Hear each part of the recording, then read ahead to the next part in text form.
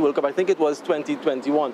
But just what he brought to the table, not only for the West Indies, but in franchise cricket around the world, he's really been a model for spinners and for the shorter format more. So I just think that his quality for such a long period of time, the most economical T20 international spinner. He's played so many franchise matches. I think he's fourth on the list on most T20 matches played. So what he's brought to the table, he's always evolutionized his game as well. So when he wasn't bowling well, he made sure that he was batting, and he's always been that exceptional talent, once in a generational type player. Absolutely. We're going to talk a lot more about him on commentary throughout the day, of course, but we're going to talk about leg spin right now. Very happy to see two leggies at the top of the leading wicket takers list. Yeah, absolutely thrilled to see that. Hayden Walsh Jr. with 16 wickets in this tournament. I'm really impressed with the way he's gone about his particular season, the googlies that he's bowled, the wickets that he's taken, along with this man. Recently made his sojourn in international cricket for the West Indies team. So 16 wickets for Hayden Walsh Jr., 15 wickets for Yannick Carrier. A couple games left. You don't know where they're going to end up, but just the control that they've exhibited has been really impressive. How do they differ then as leg spinners, in your opinion? Yeah, I think Yannick Carrier is more a run through the crease type of spinner as compared to Hayden Walsh Jr., who spends a little bit more time in the crease. If you have a closer look at both of them, Yannick Carrier, he doesn't really use too much of his body, so it's more shoulder and wrist. And if you have a look at Hayden Walsh Jr., look at his back leg, the amount of energy that he places on that ball. You see how that leg kicks up. So he exerts a lot more energy or revs on the ball, and hence he will get a little bit more turn. But what you're aiming for as a spinner is two things. You want turn, but you also want that level of pace. If you bowl too quickly, you're not going to get too much turn, and if you bowl too slowly, you might get turn, but the batters can then adapt to it. So you want maximum turn with maximum speed. In terms of the young spinners who might be looking on, there's a fundamental difference between fast bowling and spin bowling. Fast bowlers hold, that's their grip, along the seam. For the spinners, it's across the seam, and for wrist spinners, this finger, the ring finger, this is the one that does all of the work. And if you want to know about leg spin, this is the grip.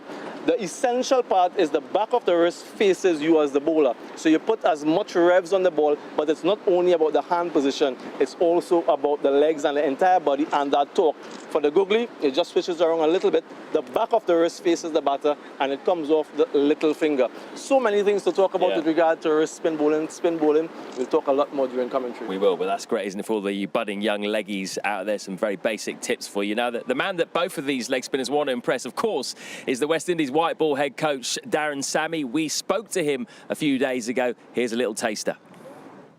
We looked at first List A cricket in England, India, Australia, South Africa, the top 5 teams in the world. What are they doing at the List A level? How are they playing compared to what we are doing over the last 4 or 5 years? And we noticed where we were coming short. Obviously, we've been stuck scoring 220 average over the last 6 years, where other teams have gone to 260, 270 plus. That's the whole thing during our interval. He's very good on the new brand that he wants the West Indies to be playing going forward. Right now, the focus is on Barbados and TNT. Barbados to bowl first.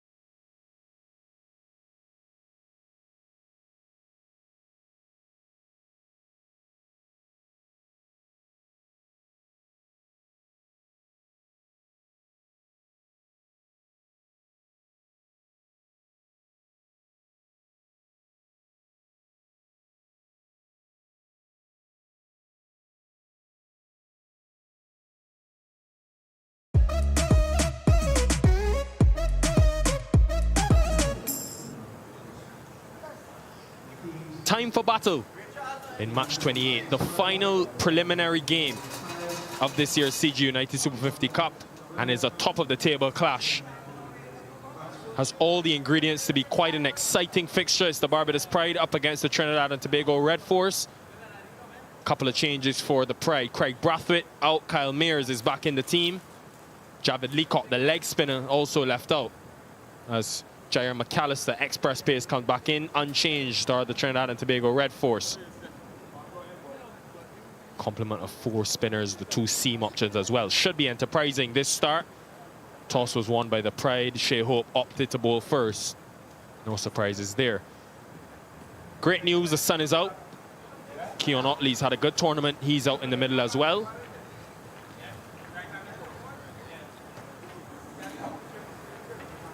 Seven left-handers in this Red Force lineup, but this is a right-hander in Tion Webster, who's retained his place at the top of the order. And retain his place on commentary is Sir Curtly Ambrose. Hello, Sir Curtly. Bit of Kyle Mears for you early with the new ball. Hello, Nickel. Good afternoon to you. Good afternoon to our many viewers around the region and other parts of the world. Kyle Mears back in the lineup. That's a huge addition to the Barbados Pride's team, both with bat and ball. He's got the knack of getting early wickets. Can he do it for the Pride? But this should be an interesting and intriguing matchup to 2 powerhouses of regional cricket.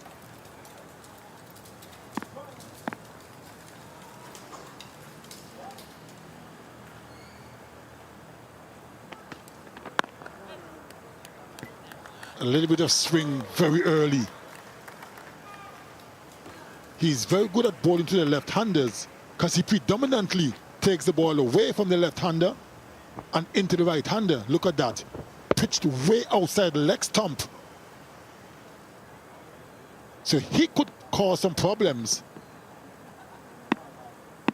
for the left-hander in Otley. I love it, Sir Curtly. I'm hearing the vigor in your voice. You're excited for this matchup. Yes, I reckon this is going to be a big one. Like I said, 2 of the powerhouses in regional cricket. And of course, they're both vying for #1 spot. Few incentives, money. Then you could play Guyana, who's not playing so well. So there's quite a few incentives. So it should be a good one. It's got 2 slips to start, Mears. And just to talk about those incentives a bit deeper, Sir Curtly, increase in prize money this year, so it's $50,000 for the team that tops the table. Then you go into the final, you win the tournament, you get another $100,000. But also, Darren Bravo made an excellent point. You go to the top of that table, if there's any rain, and it means that the game cannot be played, you automatically progress to that final, so it's important. And then you want that confidence going into the semis. A Red Force win would mean they secure the top place. The Pride need a win and just a few bonus points, just about 4. And if you win more often than not, you tend to get those bonus points. So essentially, there's a lot to play for in this game. That's why I believe it should be an exciting one for both teams. Loaded with international players as well.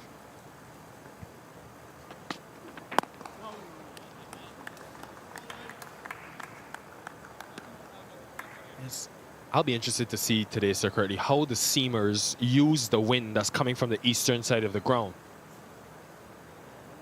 It's quite strong. Yesterday I thought it was the strongest. Today might actually top it.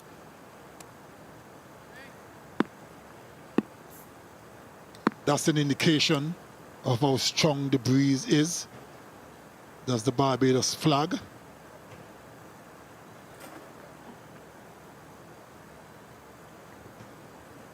Extra fielder at that extra cover position in the offside. Just 2 fielders in the onside. Disciplined start, none for none.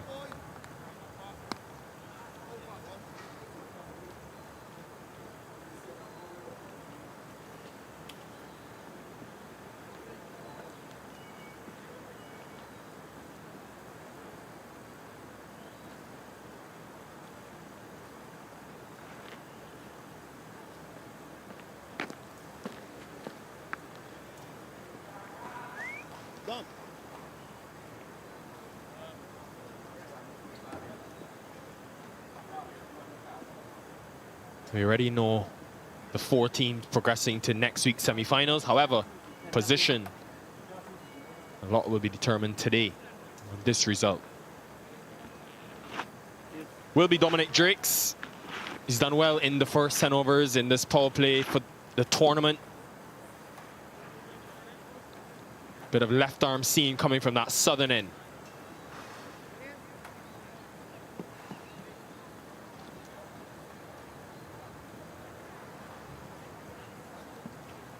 He's got that cross breeze blowing from east to west. So that should help him with his away swing to the right-handed Tion Webster. Bat first, may have been.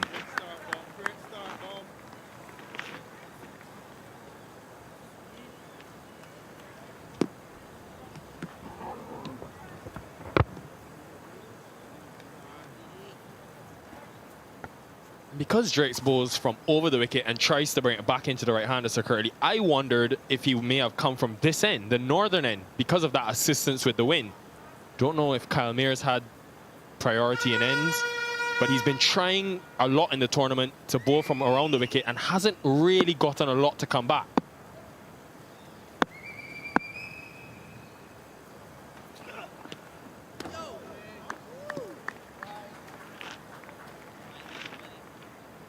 Good bounce, good pace from Dominic Drakes, but misdirected.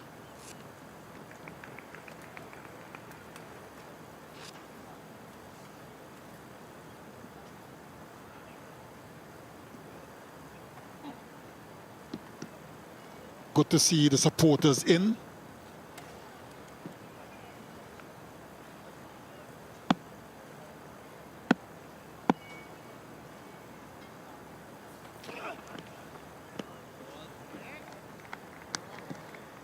Of course, another consideration would have been Akeem Jordan, who's consistently bowled the new ball for the Pride. They've got options. Jordan does like to swing the ball, likes to use that new ball and get lateral movement.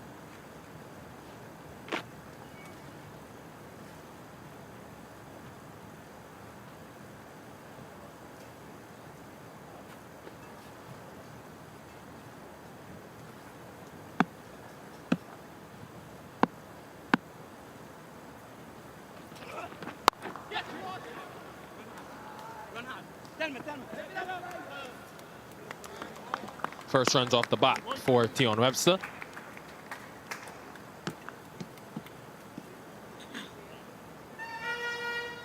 Seven left-handers are currently in that red force lineup, and probably tells you why the Pride have opted to leave out Leacock, who's actually taken some wickets of left-handers in the tournament, but they've opted for the extra pace option in McAllister.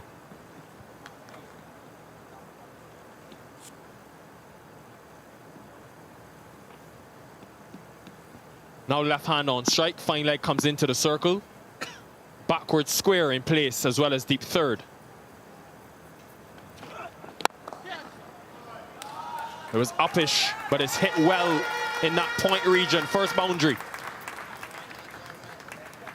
Not particularly a good delivery from Dominic Drakes, overpitched. And that was easily dispatched by Keon Otley. No protection on the point boundary, so it was always going to be 4.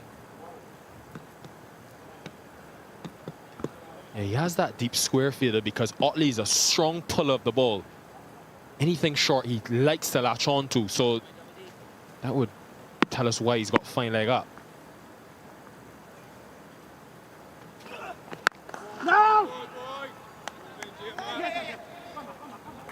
Very, very sloppy indeed. McAllister at mid-off gave away 2 easy runs. Dominic Drakes not very happy. Very sloppy indeed. Look at that. Oh, dear. That is exactly not should be done.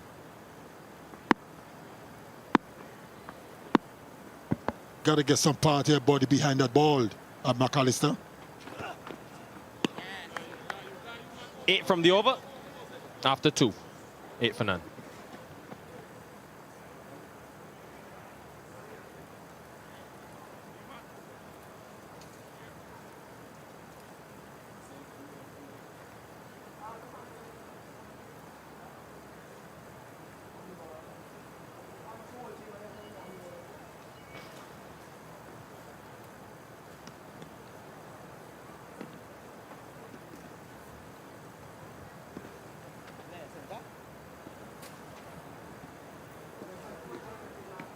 Nicholas Pooran will potentially be the first time we'll be seeing him with bat in hand. Second game for him. First one was against the Scorpions in a rain-affected game. Didn't bat then.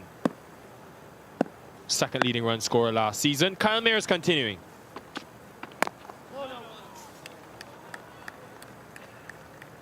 Still getting the ball to swing quite a lot, Kyle Mayers. Predominantly brings it back into the right-hander and away from the left-hander. But Nickel still got the ability to take it away from the right-hander as well.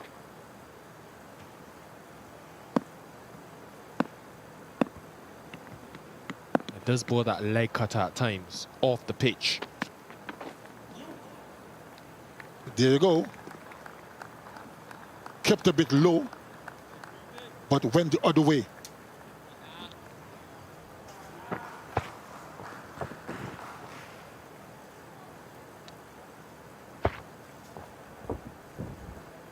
Just missed that outside edge.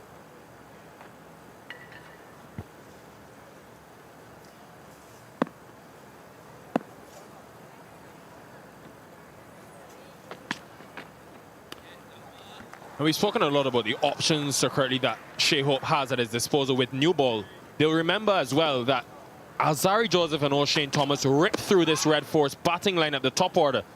11 overs, Joseph and Thomas bowled. 37 for 3 was the score. Conditions were a bit different. It was overcast, but the express pace worked. I wonder if McAllister can be an option if they're not able to get an early wicket. Certainly is an option. He's one of those bowlers who hit the deck pretty hard.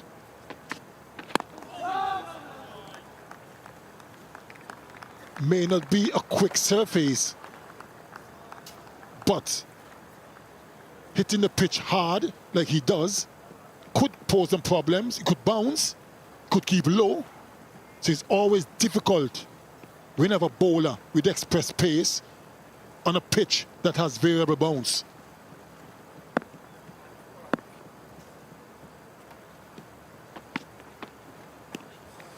Yeah, we are on pitch number 4, and just getting feedback from some of the players yesterday mentioned that it was a 2-pace surface.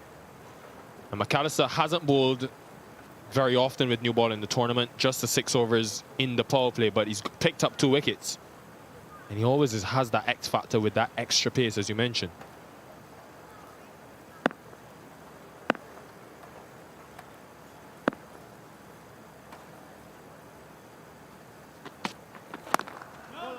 Second consecutive maiden for Kyle Mayers, 8 without loss.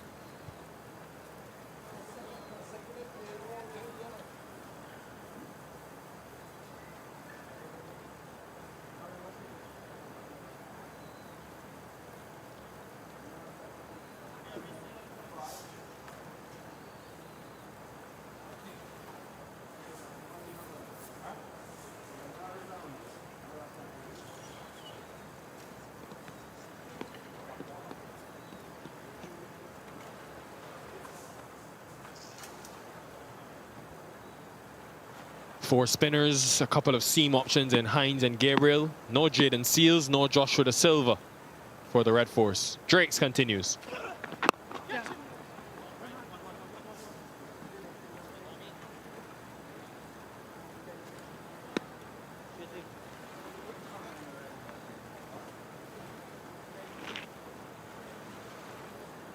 Very slow start by the Trinidad and Tobago Red Force.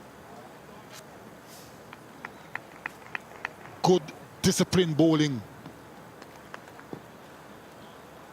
from Dominic Drakes, and more so, Kyle Mayers.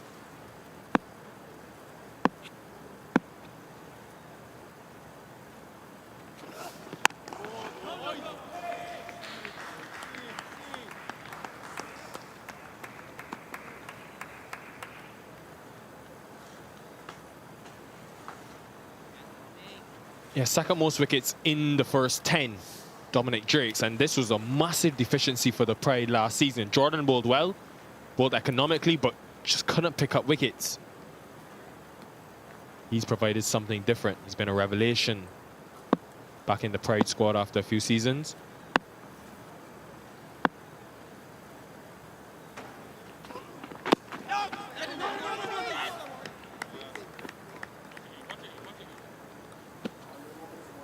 Red Force will be looking for some of those when they come out to bowl, Gabriel and co.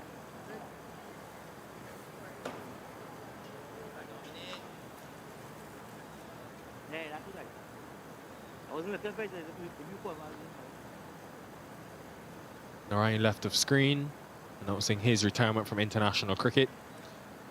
Pooran centre of screen.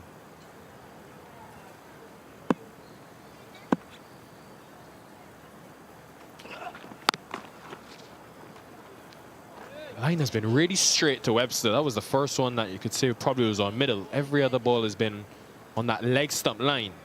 And he's got fine leg in a very fine position as well.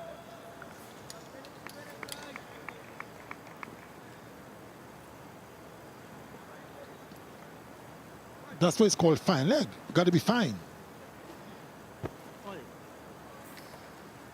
Nobody's bowling well. Dominic Drakes. Very disciplined at this point.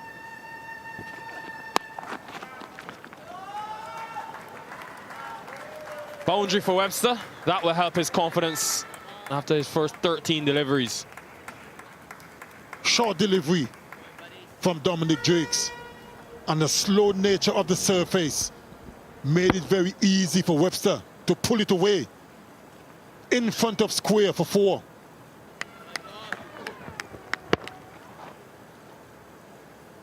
Just about spoil what was shaping up to be a good over.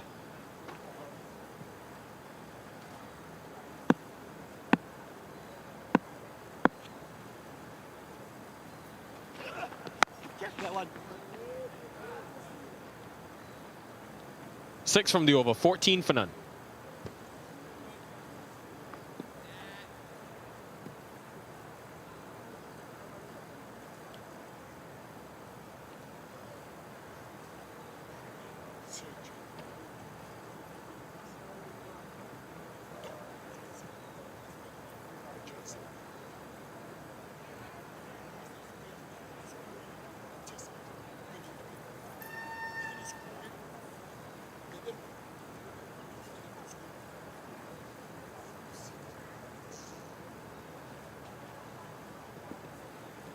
A lot of batting to come. These two, though, will want to handle business in these 6 remaining power play overs. Now, Mayers at one stage had a couple of slips. Now he's just got the one. And a pat onside field with this backward square.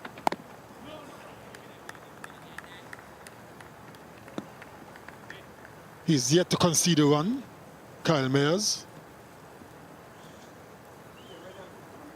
Got a mid-on, a short mid-wicket, a deep backward square, and a fine leg in the circle. That's his leg side field. He got a slip, third man, backward point, short extra cover, and a mid-off on the offside, which means he's looking to bowl a bit straight. So he's got the protection on both sides.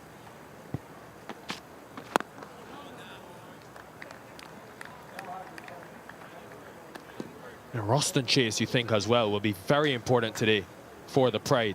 With all these left-handers they've got in this lineup, I'm eager to see as well, when Bravo and Pooran come to the crease, how Hope uses Jamel Warrican, the left-arm spinner, because teams have been very scared to use left-arm spin to Nicholas Pooran. In T20 cricket, in one international cricket, they've retained him in the squad ahead of Leacock.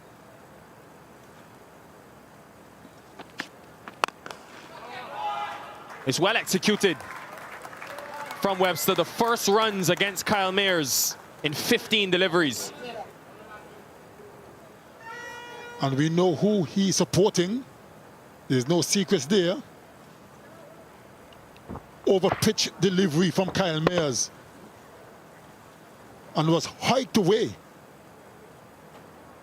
by Tian Webster for 4. One bounced into the ropes. And immediately, a field change. The third man has now come into the circle. And the mid-on has now dropped back to a long-on position.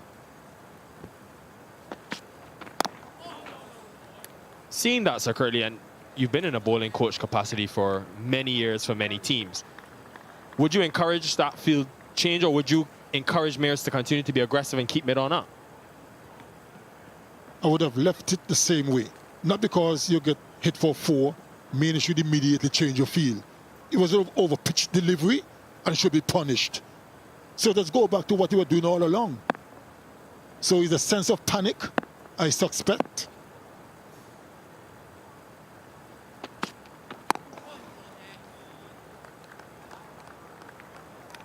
That was the only delivery that was slightly off target from Kyle Mayers.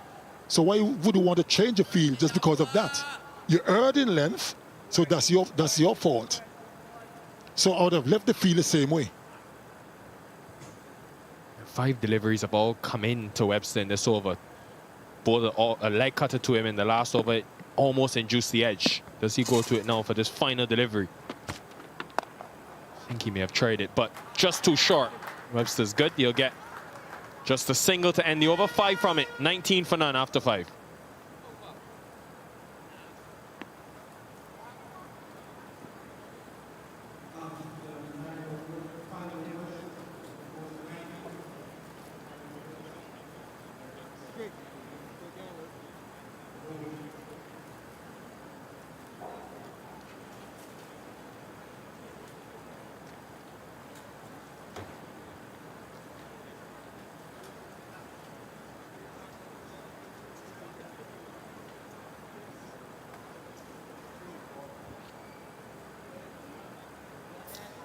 Both teams will be relatively happy with the start. No wickets lost for the Red Force. Not too many runs conceded for the Pride. Hope the rains can stay away today. So far, it's been a beautiful day. Certainly is good condition for cricket. A little bit overcast, nice and cool.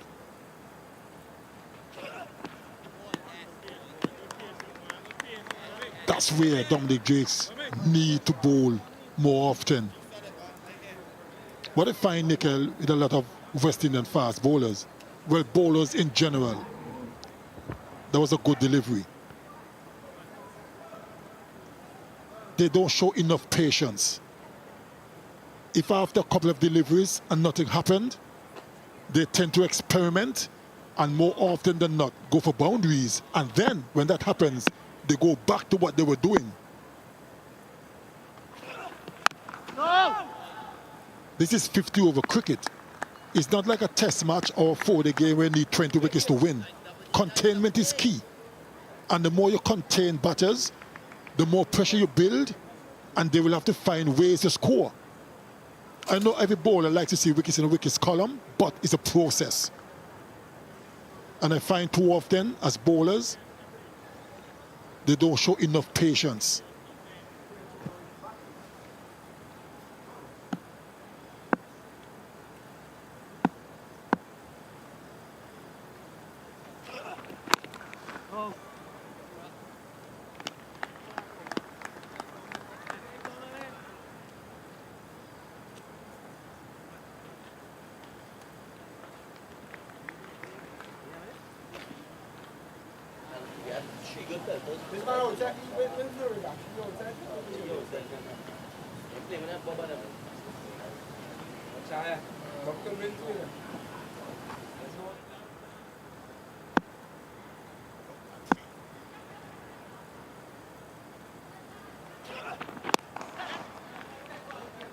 Mid-on was up again. Should be a couple.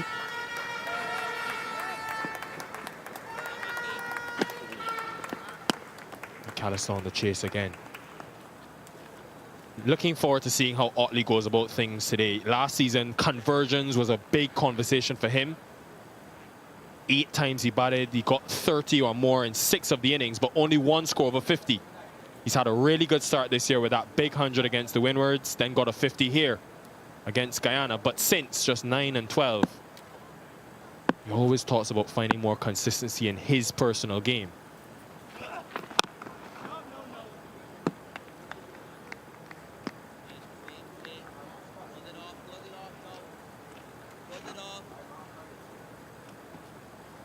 Have bowled well to him to start the Pride, especially Mears.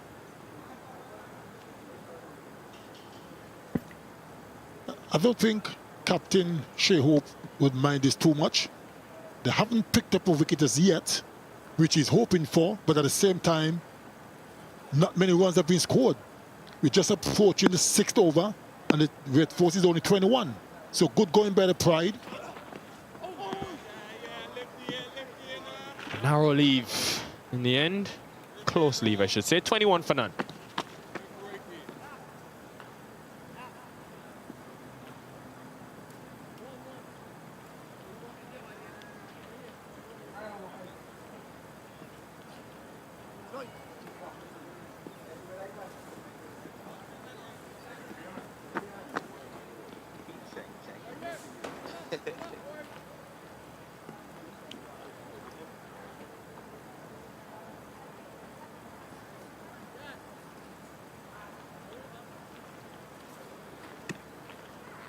Coming around to you. Okay.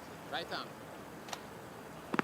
21 without loss. The Trinidad and Tobago Red Force. Barbados Pride won the toss and their captain Shea Hope decided to bowl first. That has usually been the trend here at the Brian Lara Cricket Academy. Win toss, bowl first. And it looks to be a little bit more aggressive now. At least just a little shimmy down the pitch. Kalmir is just conceding 5 runs into his 4th over, so he's been very parsimonious, consistent in the areas that he's targeting and hitting. Nothing fancy, simple plan.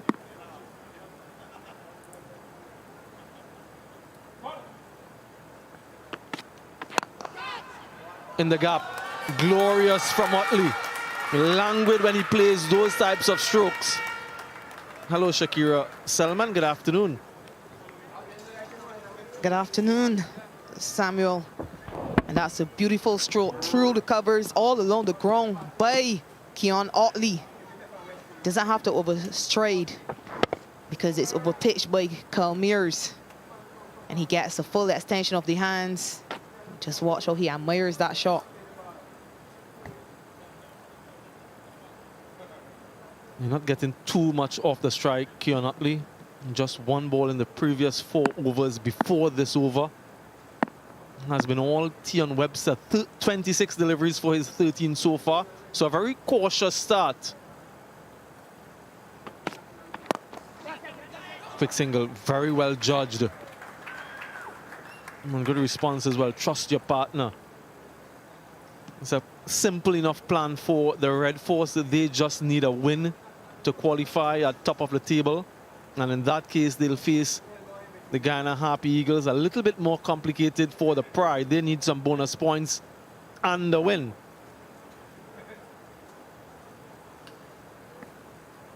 Yeah, both teams are focused on trying to get that top spot for a number of reasons. Obviously, financial incentives. Also wanting to play the team ranked in that 4th position. Dan Bravo also mentioned the fact that there could be rain. Yeah, that's the delivery. The one that just holds its line, predominantly goes into the right-hander, but he has that skill, scramble seam most of the time, and it just holds its line. Gets the outside edge of the right-handed batter with some level of frequency. Not this time, too good for Webster. Yeah, you would think that was intentional. Before that ball, he changed the field and strengthened the offside. So very good display of skill by Calmeers.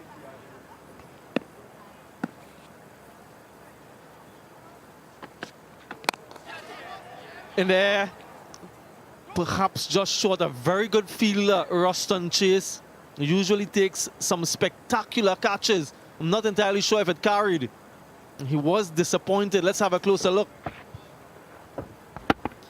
Yeah, he will be disappointed with this.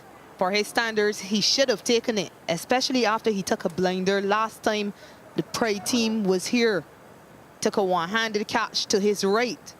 So that's simple enough for his standards. Just look at the reaction. He's very disappointed with that effort. It's an opportunity gone a-begging. Yeah, they've created the pressure and they've brought about the opportunity not taken. How costly will that be? And slow delivery to end the over. 7 gone, 26 without loss.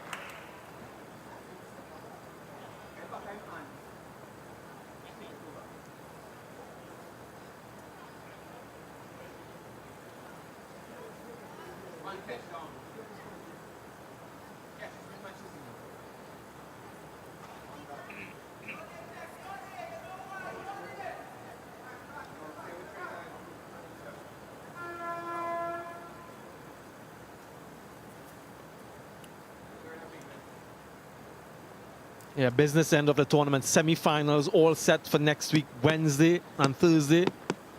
This week, rather, Wednesday and Thursday of this week, the 8th and 9th. Guyana Harpy Eagles confirmed in that 4th position. First place will play them. 2nd and 3rd place, the other semi-final. Those 3 other positions not settled just yet. And of course, the final to be played on Saturday, the big one. McAllister into the attack for the first time today. 4 wickets so far this season.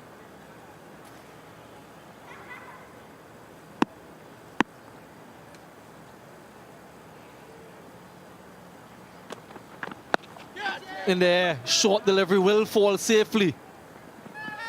Not in control. He wants to. And he gets it in the end. Good short delivery, first up from McAllister. Yeah, good hostility by McAllister. First delivery, full of energy. Extra pace and extra bounce. Almost accounting for Keon Otley. Luckily for him, fine leg is in the circle. He has a deep backward square in position and also a deep third. You only allow 2 fielders outside the inner circle in power play 1, overs 1 to 10.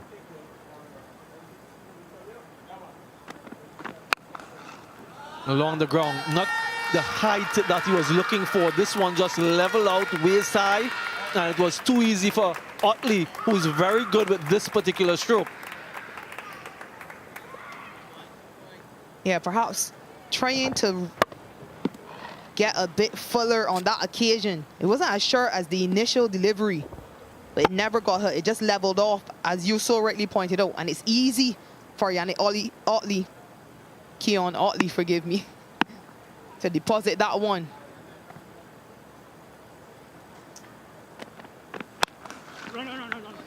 Through the offside this time.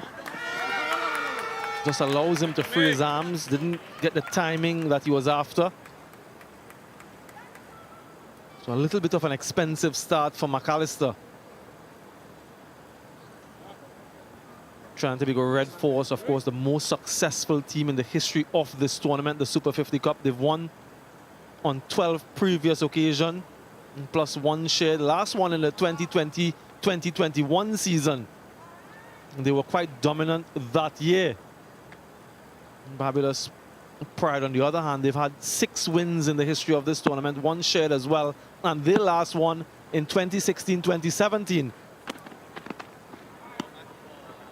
So a long time ago, wide signal, too short, too high. So lots to play for both these teams. Already through to the semi-finals, yes, but they want to make sure that they're at the top of the table for reasons mentioned previously. Yeah, I'm pretty lost to this Red Force team. in last year's semi-final. So perhaps wanting to get some revenge for that game.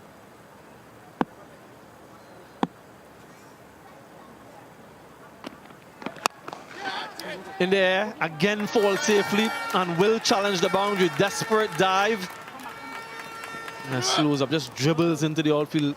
Pretty slow outfield today. Again, fortune favoring the Red Force batters. Yeah, he just seemed to be stuck on the crease. No foot movement. And trying to hit that one leg side. Takes the outer edge. And it flies just to the left of Zachary McCaskey.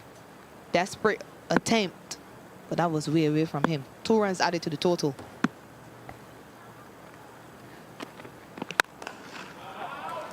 And just like Otley did earlier in the over, so does Tion Webster along the ground and full of control and authority. That was graceful. Perhaps what he should have done the ball before. But he's able to correct it on this occasion, Tion Webster. And that's gorgeous. 14 runs from this McAllister over already. 1 delivery remaining. Red Force, who were quite slow in the previous 7 overs, they've raced along now to 40.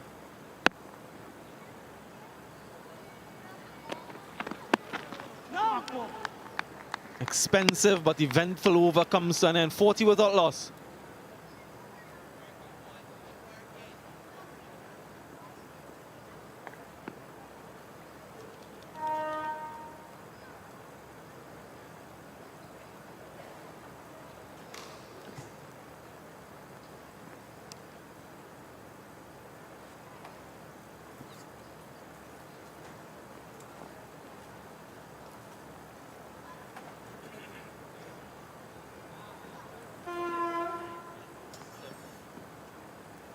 Yeah, confirmation of the most titles won in the history of this tournament.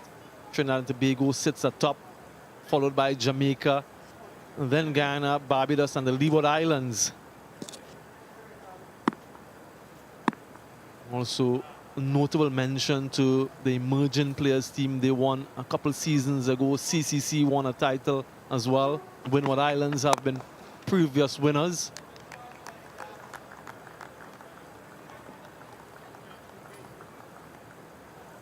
Just looking at power play wickets. Power play 1 wickets. Barbados Pride, they are second on that list. They've taken 11 wickets in this phase of the innings. Leeward Islands with 12. They're at the top of the standings with regard to that. So important that you try to get wickets in power play 1 to make it easier throughout the rest of the innings.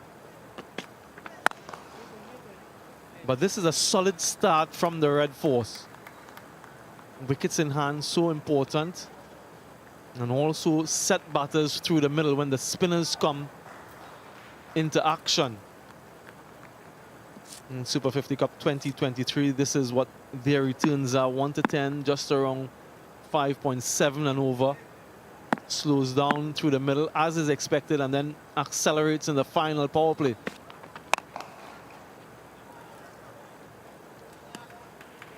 Perhaps missed out on that occasion, Otley. Short delivery from Calmeers. He would have hoped to at least have been able to beat the man in the circle at short mid wicket.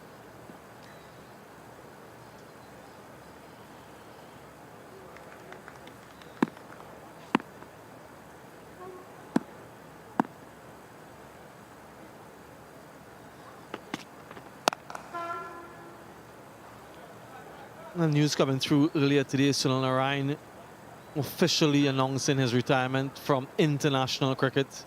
He made it quite clear that he'll be continuing to play franchise cricket. Last represented the West Indies in 2019. So for all intents and purposes, he's already retired from international cricket. So a formality today. It will be his last opportunity in this tournament as well, Super 50 Cup. Advances, climbs into that one, just 1 bounce, a few centimeters short of going all the way. Authoritative. Yeah, the 2 previous deliveries had been a lot shorter from Calmeers. Otley trying to offset the bowler and change the length. Makes 2 steps down the wicket, and he easily deposits that over the fielder at mid-off. Just one bounce into the boundary. But good, smart batting by him.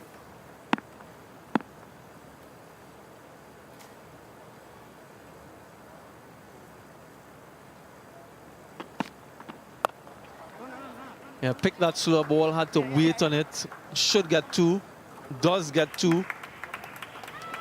So 6 runs in the last 2 deliveries to end the over, 46 without loss.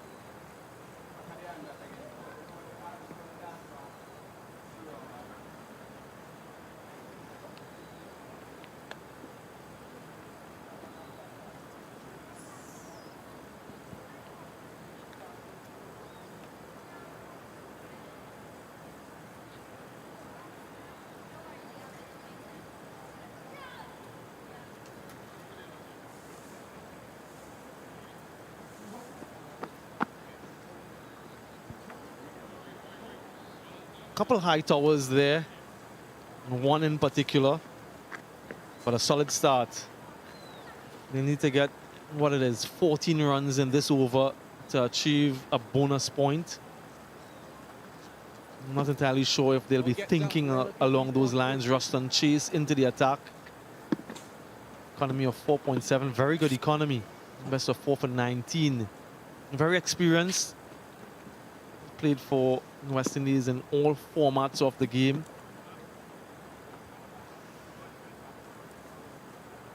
Quite guileful. Tall man, so he has a high release point, usually gets a lot of bounce, gets some drift. He's bowling from the southern end. The breeze is blowing from left to right across your screen, so if he gets any drift, it will be away from the right-handed batter.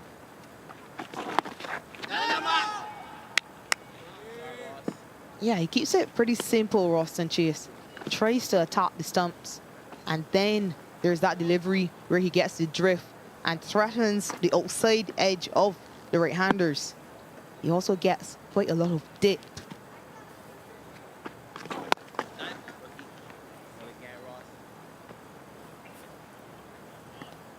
And then, of course, with that height, he gets the ball to bounce quite appreciably.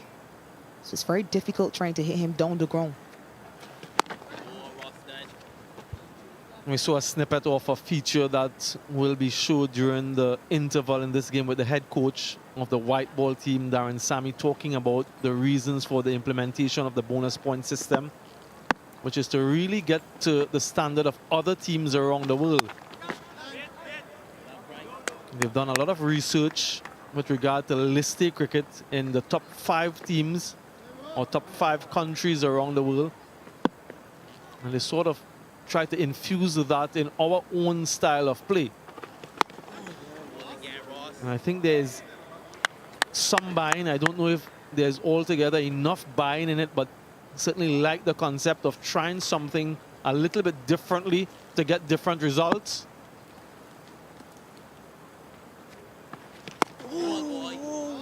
Perhaps thought about the big shot there. In the end, decided against it. A maiden over from Chase to start. 10 gone. 46 without loss.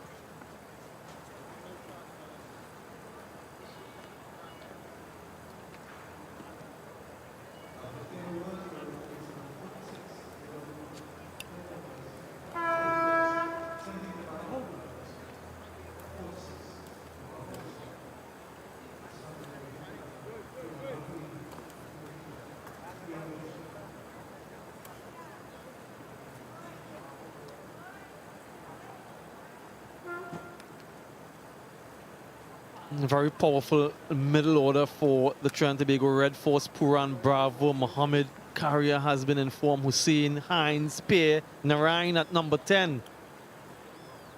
Shannon Gabriel, if you ask him about batting, he will profess that he can do the needful. Confirmation that we're into power play 2.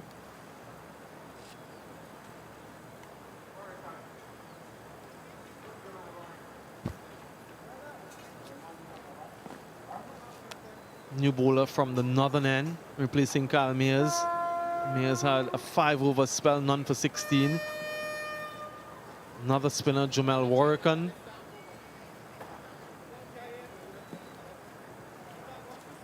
West Indian test spinner, a very experienced campaigner in red ball cricket.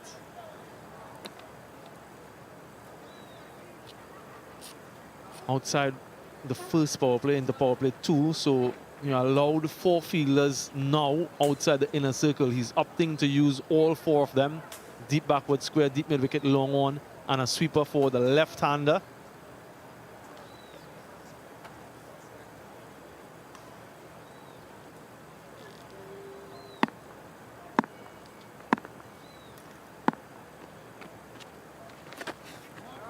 Neat from Utley.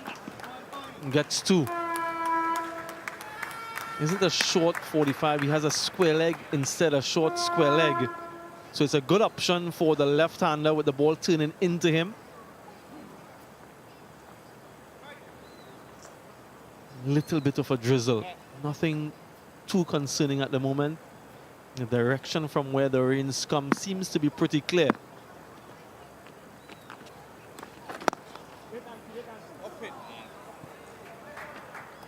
Unable to prevent that single there, Jamal Warrican. But pretty well played those first 2 deliveries by Utley so far.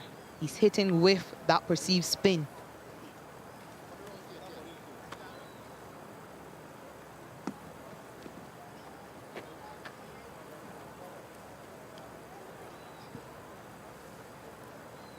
Yeah, so they'll be looking to bowl their spinners through this middle phase. Just try to stifle these red force batters to create some pressure and then an opportunity. And that should be wide. Fired in towards the leg stump, but ill-directed, and it goes all the way for 4. And brings up the 50 for the red force without loss. So an ideal start for them. Sunil Narayan played 6 test matches for the West Indies, 21 wickets, 65 ODIs, picked up 92 wickets, and just 51 T20Is. I thought that he should have played a lot more T20I matches.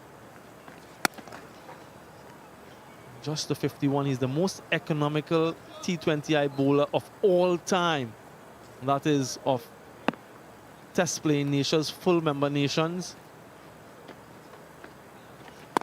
An economy of just over 6 in T20 cricket. Absolutely amazing.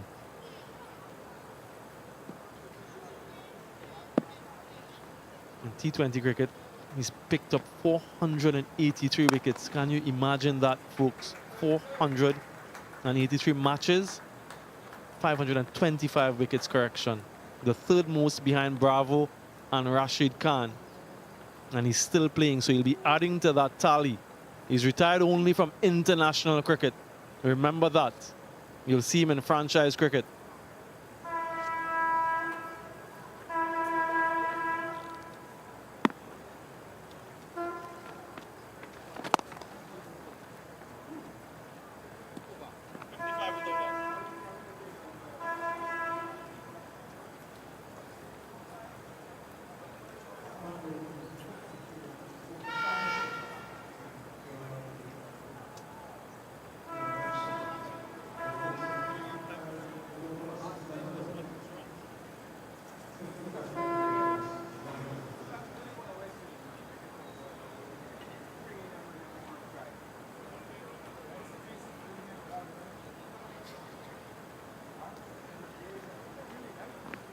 .251 runs now for Keon Utley's just gone past 250, leading run scorer for the Trinidad Tobago Red Force, 3rd on the list behind Graves and Alec Athanaze. Has this game to continue to add to that tally. He'll play in that semi-final and he'll be hoping for another one in the final.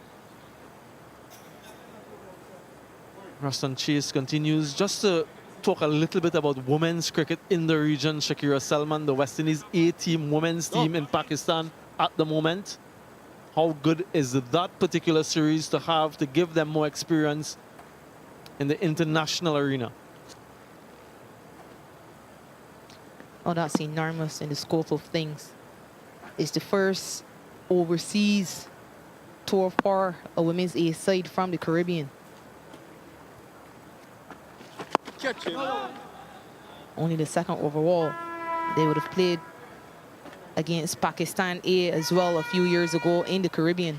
Now they're representing themselves quite well in Pakistan.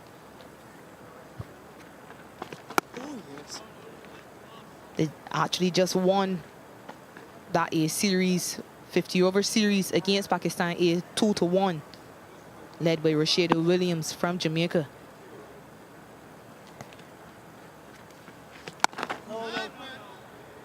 They've just started a T20 try series against Pakistan A and Thailand A. Unfortunately lost the first game to Pakistan A, but recovered quite well to win that second game against Thailand A. So they'll be hoping to win that try series and come home with both trophies. Good learning curve for lots of the youngsters. Many of the under-19 players who have taken part in the inaugural under-19 World Cup in South Africa earlier this year. They're a part of that team.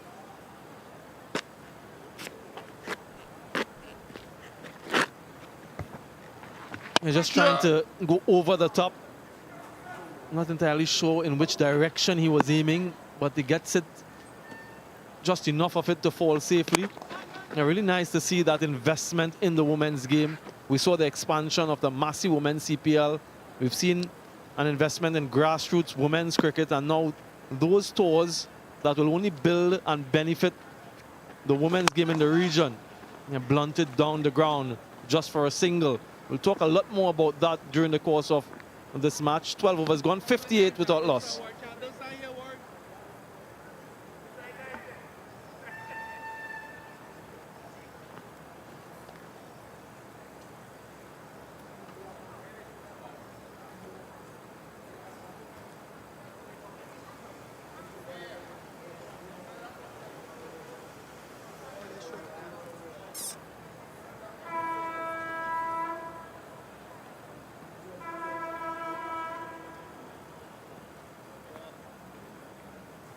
Solid start for the Trinidad Tobago Red Force, 58 without loss. Work on to continue.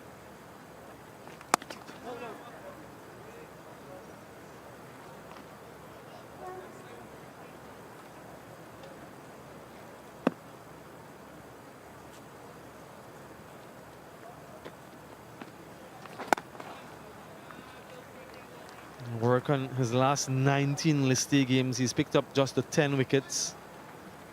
Economy has been good, 4.68. But not too many wickets, so he's a containing type bowler. Looks to build pressure from one end into the wicket.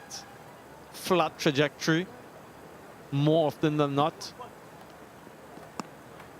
Yeah, he's not a big turner of the ball by any means, Jamal Warrican. He only has 3 wickets in this season so far. But he has bowled very economically.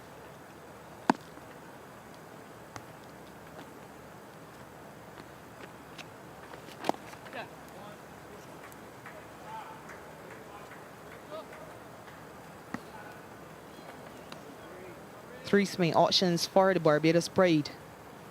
2 have started already, the third being Kemar Smith. Samuel, I'm a bit disappointed that Jabel Leacock is not playing in this game. So perhaps you could examine his skill. I saw a little bit of him from afar, looking on at this tournament from India.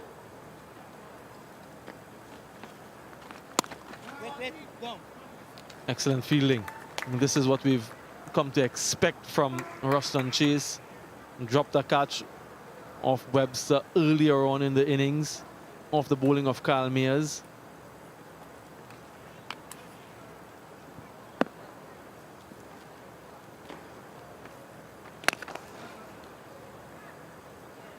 Just a couple from that over, 60 without loss.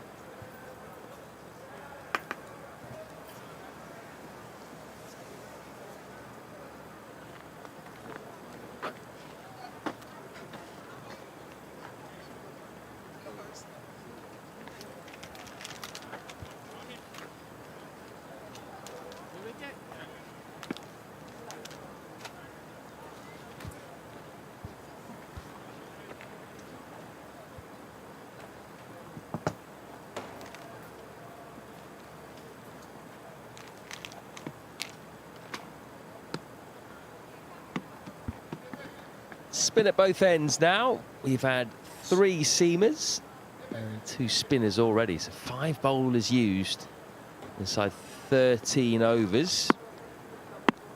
Both sides have a lot of bowling options, actually. Barbados have 8 in total. And this one operating right now, Roston Chase, may well be their trump card today, given the barrage of left-handers that TNT have. 7 out of the 11 are left-handers. Shannon Gabriel's number 10, number 11 rather, you can probably discount him, but 7 of the top 10 are left-handers. So you'd think he's going to be key. The slog sweep into the gap, 1 bounce. Tion Webster, he's had a bit of luck, but he's played some good shots in between.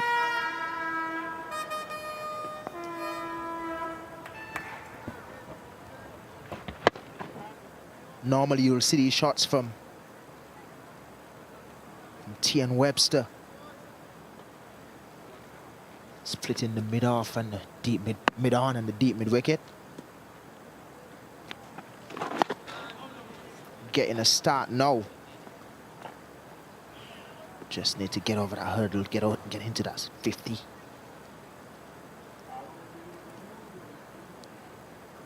The Barbados spinners have been doing a good job. Surprised that Roston Chase was introduced so early.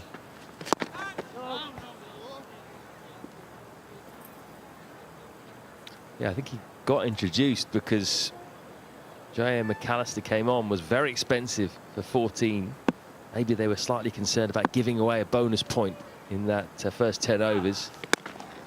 So Chase came on and bowled the 10th. Julie delivered a maiden to make sure that Trinidad couldn't get that bonus point. Catch it now. Now, is this going to be a chance? It's gone high. Taken. Kemar Smith, he made good ground there to his left, steadied himself and took a very good catch. So they have the breakthrough. The golden arm of Roston Chase again. Taking that first wicket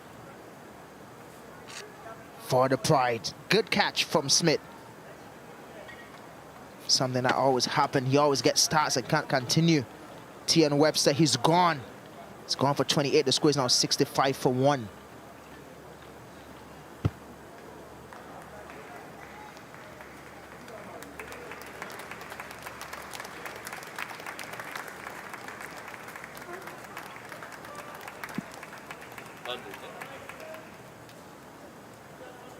Try again.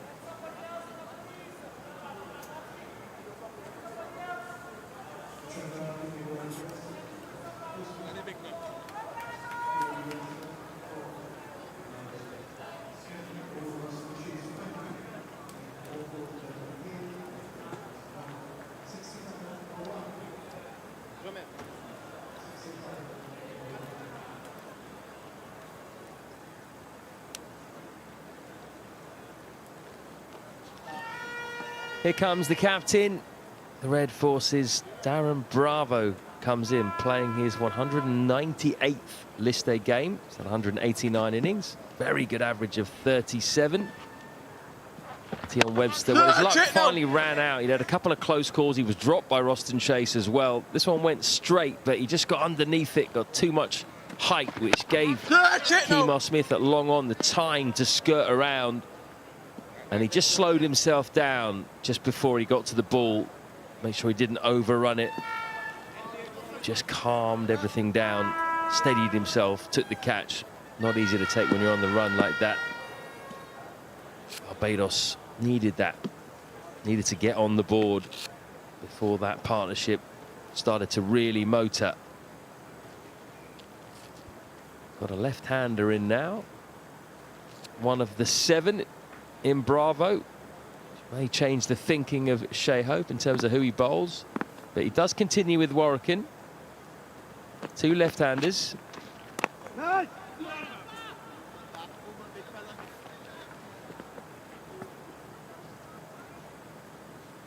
That brings up the total of 29 wickets now for spinners for the Pride.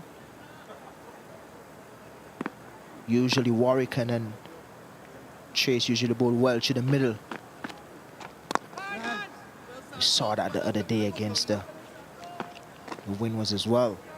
Usually really good to the middle, both taking 2 wickets apiece in that game.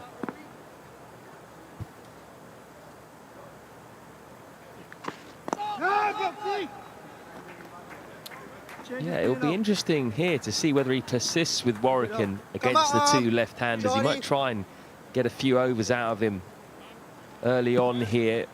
While Bravo's just come to the crease. I'm not sure he'll want to bowl him to Puran. Jamel Warwick has been around for a while, so I guess he's a smart bowler. Played a few games as well for West Indies at the test level. Usually varies pace, his length, use the crease as well. So he's a smart bowler and he's been around for a while, so he knows what he's about. Usually here, you shouldn't bowl left arm spinners to left arm batters, but I think that's a myth. But at the end of the day, it's about matchups, especially in this day and age, this cricket. He's off the mark, first ball. Yeah, I think you're right. I think for some batters, you certainly don't want the ball spinning into the bat. Some particularly really powerful batters, but you know, we've just seen Roston Chase there get out a right-handed batter. It's not a hard and fast rule at all.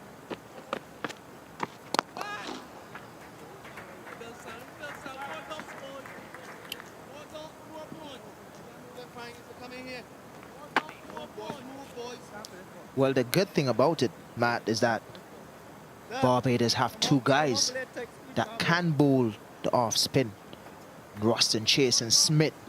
So I wouldn't be surprised if Nicholas Puran comes to the crease and they offer to go to Smith and Chase. That's massive. What a blow that is.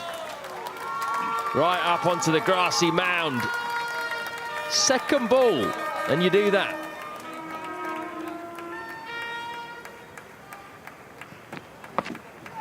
Not surprised at all, Matt. Massive 6. He's a good 6 hitter.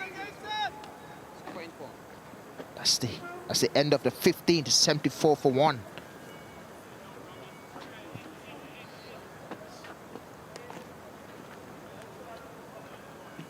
Well, we mentioned at the top of the show how star-studded these 2 squads are, and you can see that in the players that have left out. No Josh De Silva or Jaden Seals in the TNT Red Force. They've been left out of the 11. Barbados have left out the Test captain Craig Brathwaite, also the leg spinner Javed Leacock.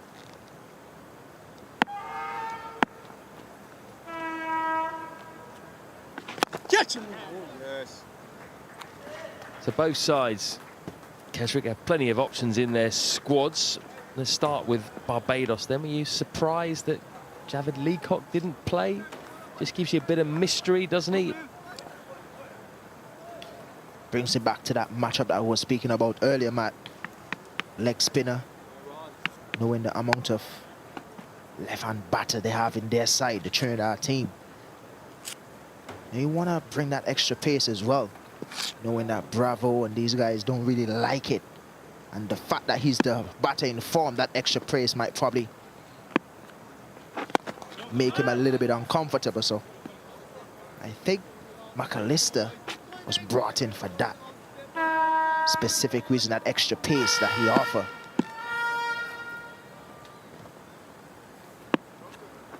Catch it. Yeah, effectively also they're playing Kemar Smith, who can offer you some lower order hitting as well. We saw how powerful he was in the game that he played live here at the Brian Lara. He also bowls off spin, spins it away from the left-hander, so going with him effectively ahead of Leacock.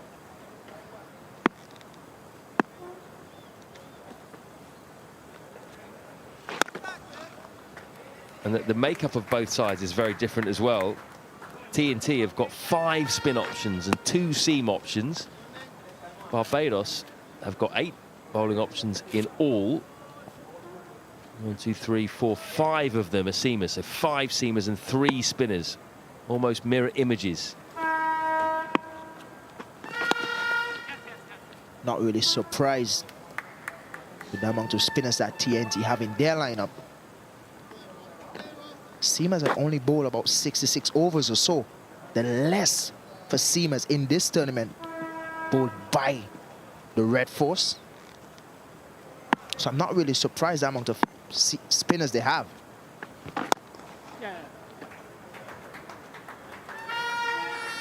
Single off 5 deliveries in that over. 79 for 1.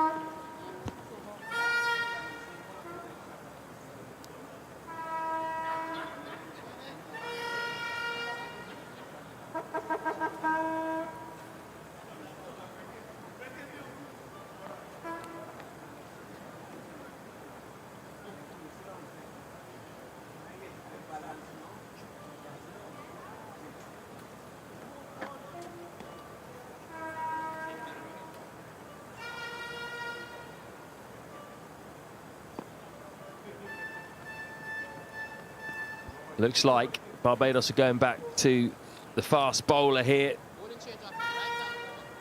J.M. McAllister was very expensive in his first over for 14.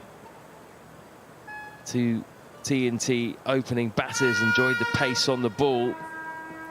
He's playing just to offer a bit of extra pace, a bit of X factor, something which the other bowlers don't have.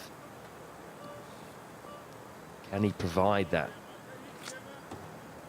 Young man, had an impressive start to his career, particularly in 4-day cricket.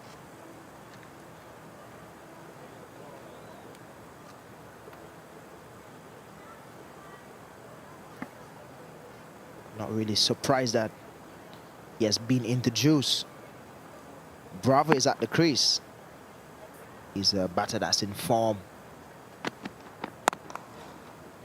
So if you can get J.M.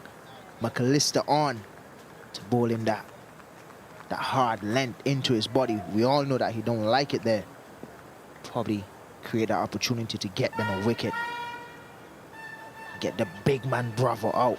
We would love to see the back of Bravo, but then who's coming next? You'd be probably more worried who's coming next.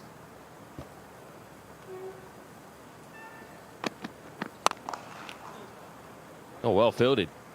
Good reflex reaction from the big man, McAllister. One thing that does surprise me, we have not seen Akeem Jordan yet. Normally the man who takes the new ball for Barbados Pride. He is very much a new ball bowler. He swings it a lot. This time gave Mayers 5 overs alongside Drake's. Haven't seen Jordan. Oh, that was in the air. Did Mayers get a hand on that? Might have been just wide of him.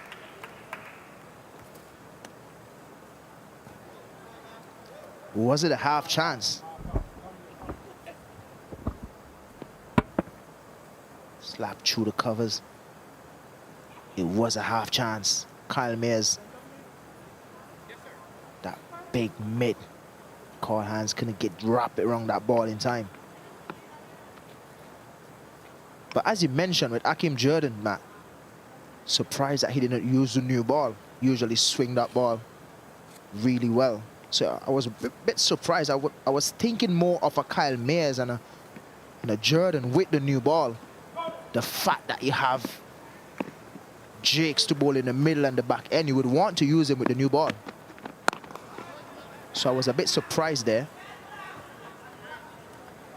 Looked like he thought about pulling there, Darren Bravo, before he changed his mind last minute. Played it with a straight bat. Yeah, it will be interesting to see if Jordan bowls at all, really, if they bring him back later in the innings. He did bowl at the death the last game that we saw here at the Brian Lara, game which they lost to the Leeward Islands. And he did come back and bowled pretty well at the back end with some change-ups and death bowling. It's in the air, but well short of deep backwards square leg. Just trotting through for a fairly slowly run single there. Aggressive start though by Bravo. Vastly experienced player, and he's now got 2,000 runs for Trinidad in the Super 50 Cup. He's second on that list, ahead of the great Brian Lara, Aaron Ganga, Lendl Simmons. Just his teammate Jason Mohammed ahead of him. 429 runs he has on the skipper. Short again. Now this could be a chance. It is. Simple catch. That's a big wicket. Keon Otley plays the pull shot very well, but this time Jaya McAllister, the bounce was just too much for him. That's the reason why they brought him back, to create that opportunity for a wicket. Easy catch. Kimar Smith, that's his second catch of the game. Keon Otley, he's gone for 36. The score is now 81 for 2. I guess the players are going to have a nice little Blue Waters drinks break.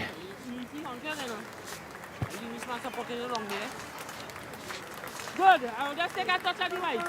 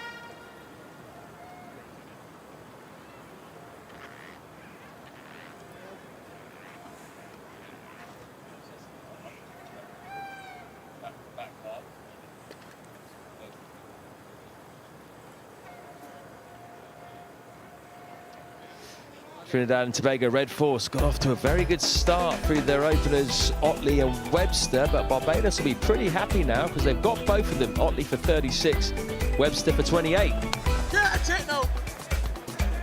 Tian Webster trying to go down the ground, didn't get enough on it, gone for 28. Good catch by Smith. Good concentration. It's not easy running like that and taking these catches. And again, McAllister hard into the wicket. Another catch by Smith. Just think he would be a bit more smart. Came back in, create that opportunity for a wicket. Good hard length into the wicket, trying to hit up into the breeze would always be difficult. Boston Chase with that wicket of Webster is now up to joint third on the leading wicket takers list. All spinners. In fact, 12 of the top 14 wicket takers in this competition are all spinners. Tells you a lot about the pitches we've been playing on. Jason Mohammed, as you saw before, the leading run scorer for TNT in the Super 50. And his career, well, it's been fantastic. Averages 40 600s in list day cricket. Time for some more seam then. So Mohammed comes out. Drakes comes on straight away, the left arm seamer. And he's got two fairly fresh batsmen at the crease. Well, Darren Bravo hit his second ball for 6 and looks like he's up for getting on with things. Yes, a bit of tail into the left-hander. I think it's a good move here by skipper Shea Hope to go for Dominic Jakes. Jason Mohammed usually starting off his innings is not really comfortable against fast bowling. Him and Bravo don't really like it on the shorter side. So bringing back Dominic Jakes and have... Oh, again, it was uppish. Just goes past backward point for 4. It was timed well by Bravo.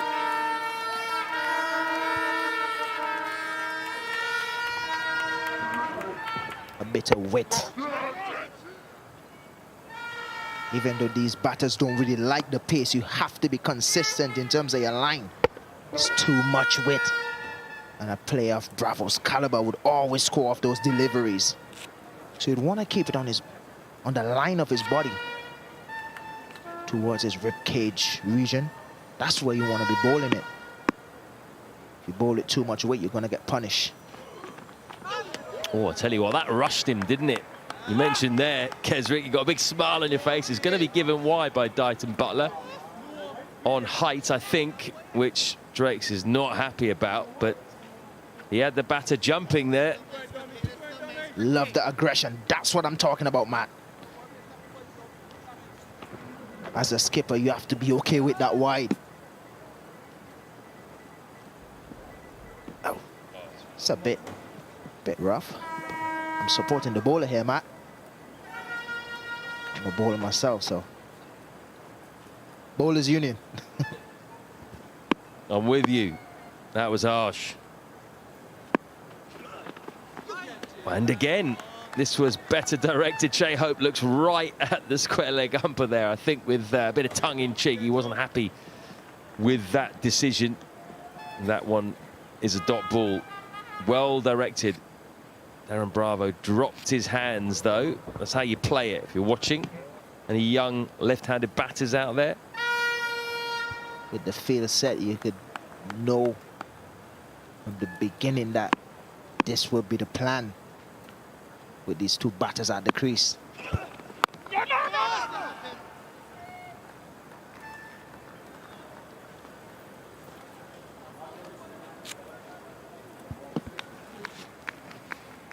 It's always important if you've got the pace as a fast bowler, isn't it? Just to show the batter that you have the ability to rush them, that you're not just going to pitch it up, slip in the odd short one, and then things start to happen.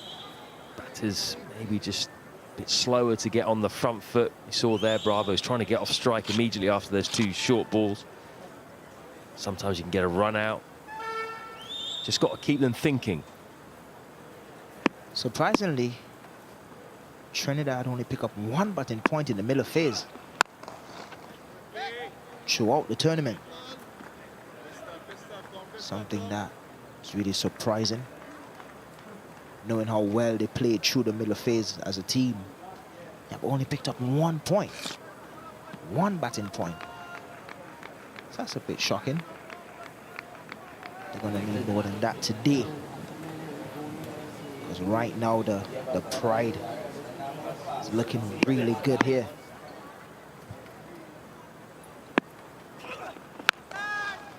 That's hit hard and high. 4-6, second 6 for Bravo in a similar area to the first one, 92 for 2.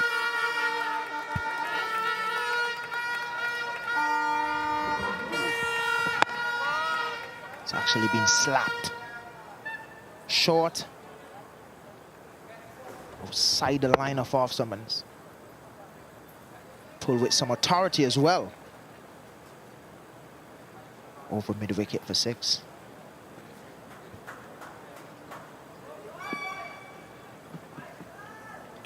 Yeah, that's middle.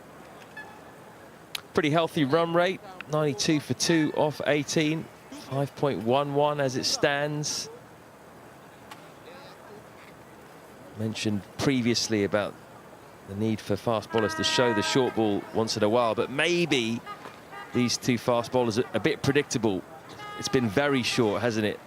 McAllister in his return over picks up a wicket, only went for 2 runs, but it was a barrage of short deliveries, really. And that was imitated by Dominic Drakes at the other end, and he paid the price, going for 6 off the final delivery. You don't want to be too predictable. It's a fine balance. Now's your bumper, Kesrick. Got a quick one? Back in the day, Matt. Right now, I just try to focus on picking up wickets. Still playing though, aren't you? You know, you're only 33. Sure you can still get it through? Definitely. But for now, I want to see McAllister get it through. There, he goes full. And Mohammed did not move his feet. That's what pace does to you.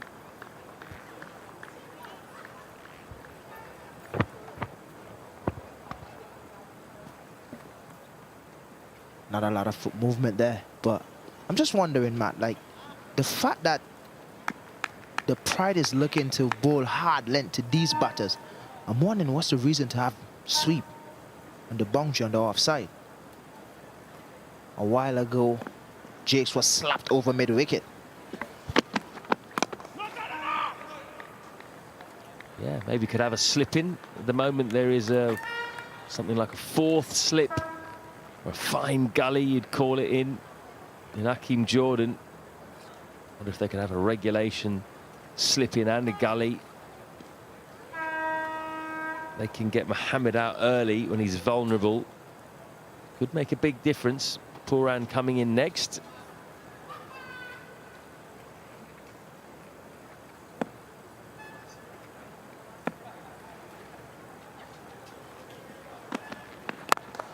Full again.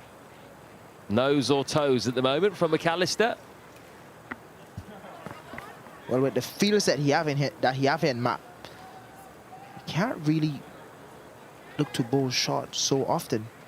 There's no mid-on, just a silly mid-on. So right now, the field that he have here set, he has to be full. Outside off stump, on top of off stump.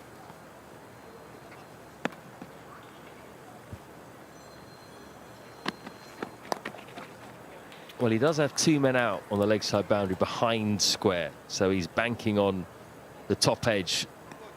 He's banking on the extra bounce like he did to Cure Notley. But if the batter is on it, gets him in front of square, then it's going to almost certainly be a boundary. Slight change of field for the left-handed Bravo. There is a mid-wicket and a mid-on for Bravo, so a bit more protection on the leg side for McAllister.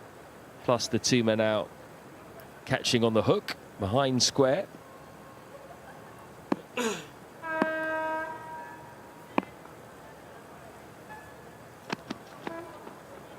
That's going to be a wide. Very short, that one.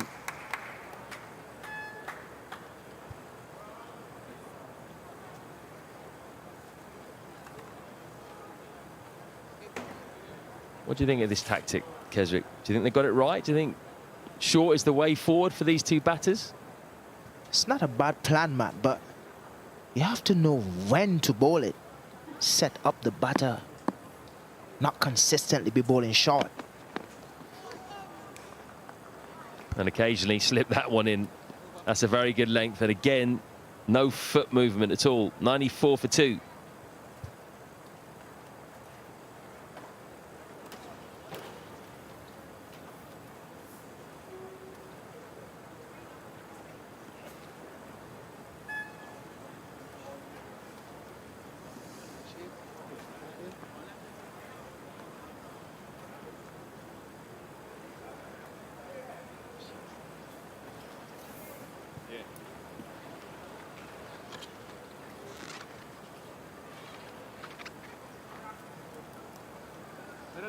Still not seen Hakeem Jordan yet with the ball. Roshan Primus is there too. Also got the off-spin of Kemar Smith. So 8 bowling options available to Shea Hope. Sometimes when you've got so many, it's hard to to know how to balance the attack, who to bring on when. Dominic Drakes is going to bowl his 5th, and he's going to come around the wicket to the right-handed Jason Mohammed.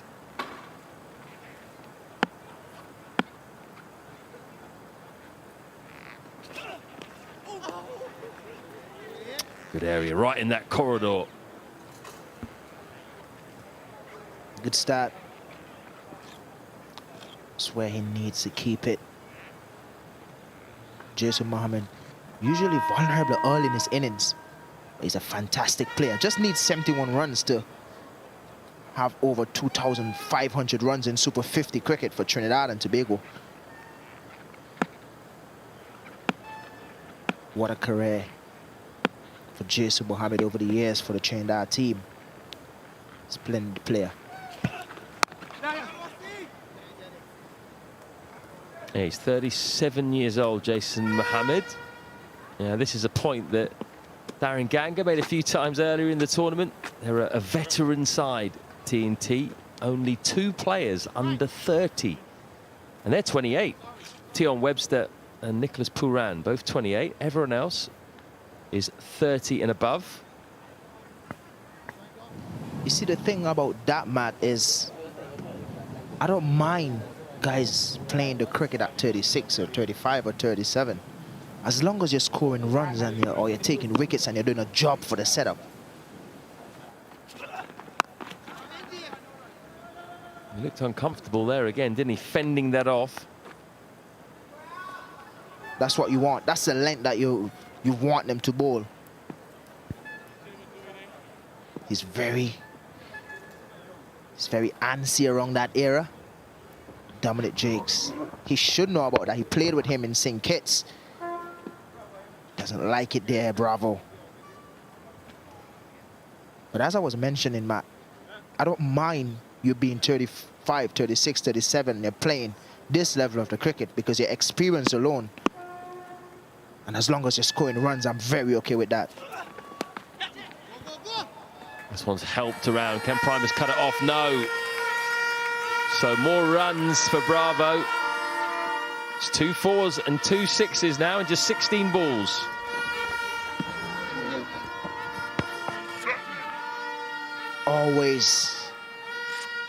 Always going to execute a player like Bravo caliber. It's a bit loose. Bravo will always score. Can hear a bit of flute in the background there, Matt. Supporters are out today. It's Sunday.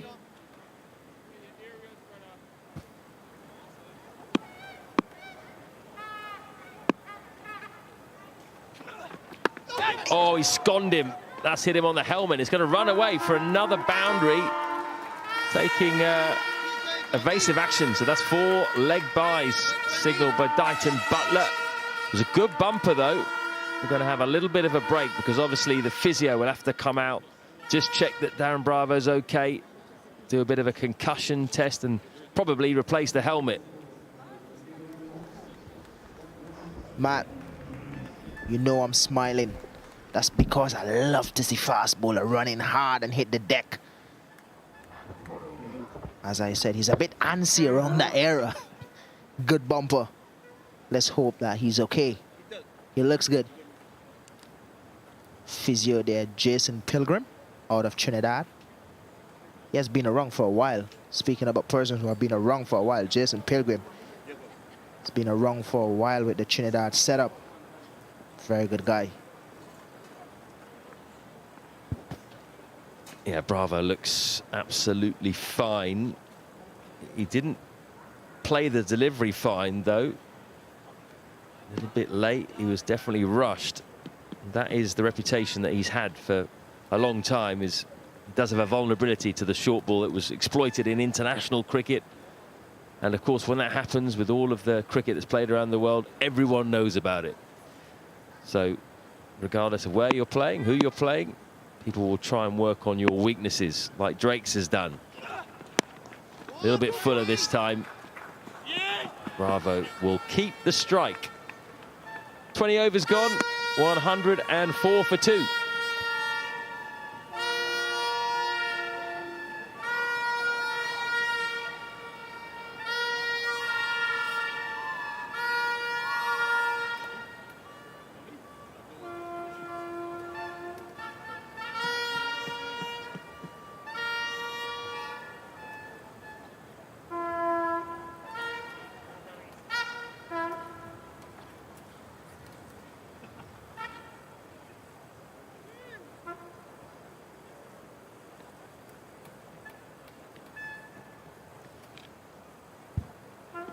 enterprising 10-over phase. Pride have got 2 wickets, but the Red Force have scored well. Been a good battle. Good examination of some short bowling as well from McAllister and Drakes. And that continues. Bravo has looked to score, though, to his credit. Samuel Badri alongside me. Hello to you, Samuel. Hello, Nikhil. Hello, everyone. Yeah, you're right. It's a clear plan from the Barbados Pride as to the mode of attack against these two. Lots of short balls. Not much in the surface to aid the fast bowlers, but they're trying. They're still getting some to rise and to carry through to the wicketkeeper. And I just suspect that that examination, as you mentioned, would continue. McAllister looked impressive. Expensive first over, but he's come back well. Definitely going down the leg side. Seen that a couple of times as well. Not really from McAllister, but Drakes. A few that have gone full and they've produced results because of that short bowling consistently. Yeah, you're right. So he's just hanging back. The batters usually tend to do that when they're facing that barrage of short ball. So that has been a plan for fast bowlers. Short, short, short, and then full. Almost worked, but not quite.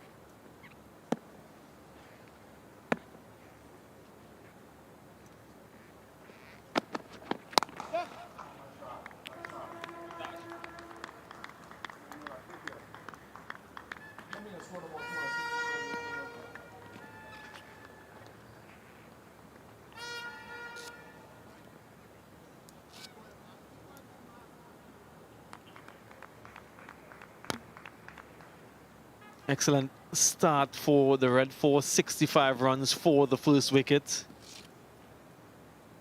Lost their second wicket not too long after. Both openers dismissed in short time. Yeah, that's the length there. That should be the length and the line that he looks for with frequency, and then the short delivery. And of course, the fuller one, just if you can catch him on his crease. But that last delivery is sort of the ideal length for fast bowlers on this surface. Just look at where it pitches. Yeah, brings the stumps into play. Bravo was almost caught on his crease.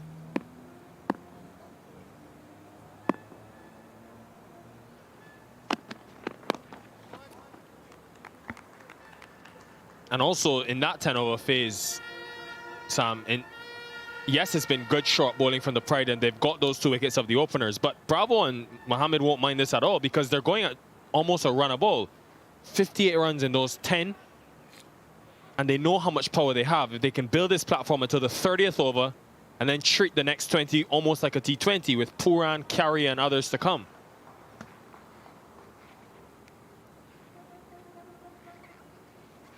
Absolutely. And hence the need to break this partnership.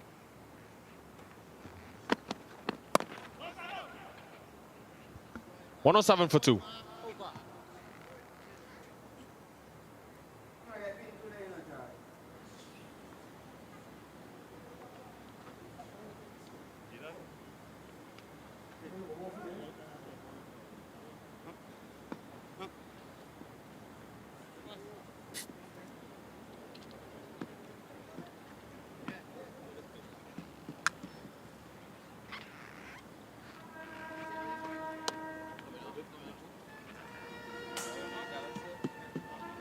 Prolific partnership between Otley and Webster. This one, though, much faster. Run a ball for 26.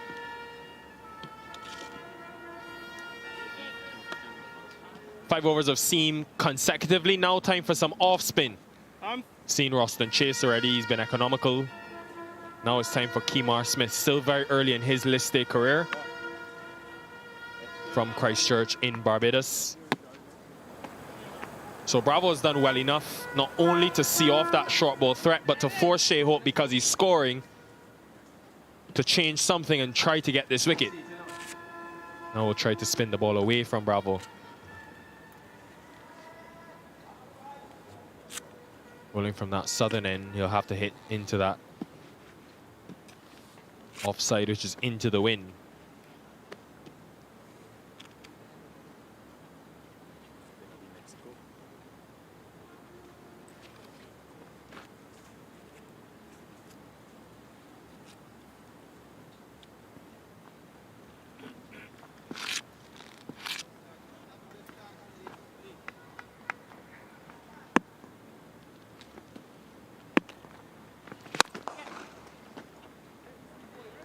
Now, those of you following World Cup action earlier today in the decimated South Africa, once again in a chase, they fell short, dismissed for just 83.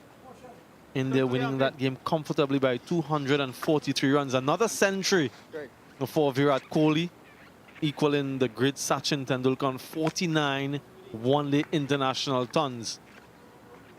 What a record he has, and he's done it in a significantly fewer number of innings. So a historic day across in India in that World Cup for Virat Kohli. And the Indian team continues to be unbeaten. That eighth victory in succession for them. Live back here, Trinidad Tobago Red Force looking for a victory of their own to go atop the standings. The Barbados Pride has that opportunity as well. And whoever ends up in that #1 position plays the Guyana Happy Eagles. Catch him now. And collects $50,000, Samuel.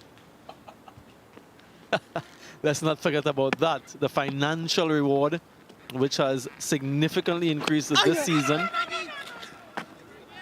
in an effort to have a greater level of competitiveness and eagerness, greater level of effort to win matches and to win the tournament. Cricket West Indies have invested significantly in terms of raising the prize money. 108 for 2.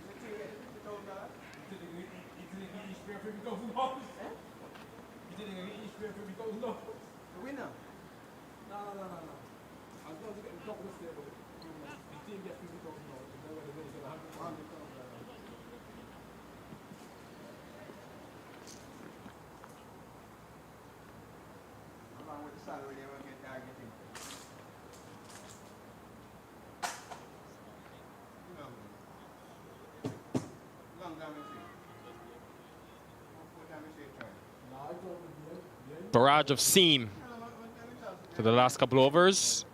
Then we just had that over of spin from Smith, starting well, just the one. Now this is interesting. Akeem Jordan spoken a lot about how surprising it was that he's not bowling the new ball for this Pride team. Hasn't really been used in the middle either last couple of seasons, but he's in now from this northern end. So just the 3 overs from McAllister in that second spell.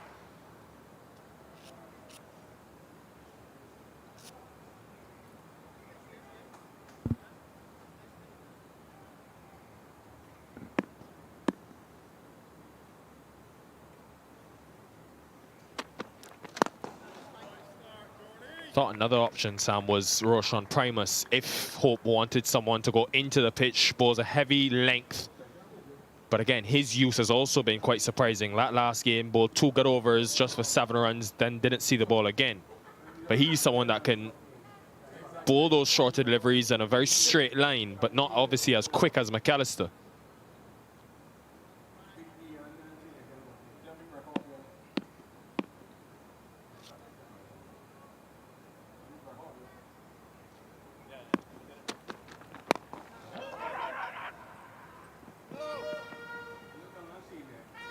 Just one. And the reason we saw that short ball plan, Sam, because teams have tried it against Bravo throughout the tournament. Think back to that Leewards game. And again, you have to be very consistent because he will score, but after a number of shorter deliveries, he went full and just almost caught Bravo in 2 minds. Got the wicket, and you can see the carry there to Hamilton. But teams have tried it and been persistent with it. Yeah, it's a well-known secret, isn't it?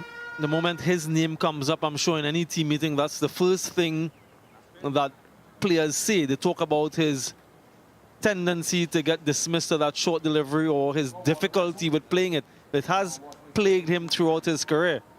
He's gotten a little bit better at it the more he's played. Has 8 centuries in Test match cricket. That says a lot about his capabilities. I just feel that And like so many people in the region, Nikhil, that he's an unfulfilled talent. There were so many expectations of him, so many references to him early part of his career to the great Brian Lara. But he hasn't lived up to those expectations. Quality batter, but unfulfilled talent.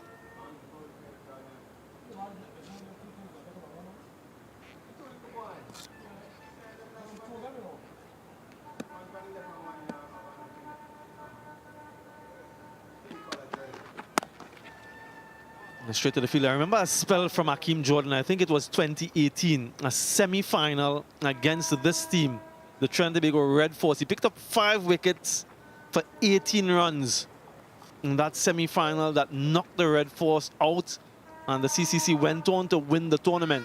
So he's already been part of a winning team. Hakeem Jordan used the new ball to absolute perfection that day at the Kensington Oval. Different requirement today with the much older ball. Good running between the wickets. 113 for 2.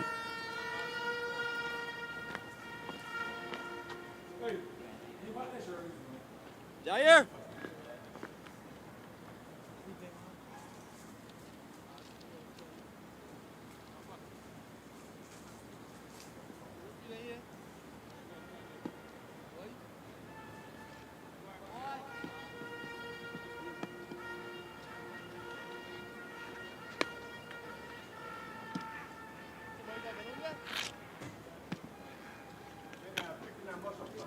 Seven options used so far for the Pride. You've seen up to 8 in a game already for Shea Hope. Still no Primus who they can go to if required. Kemar Smith will continue.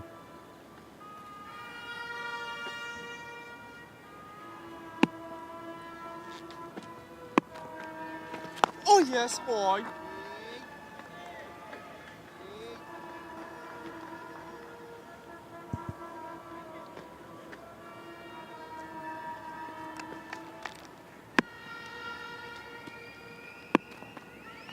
Catch him, Brookie.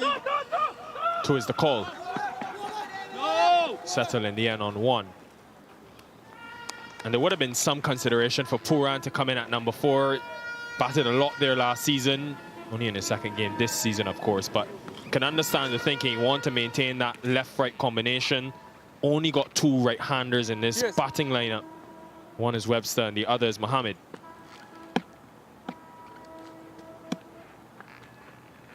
Bull.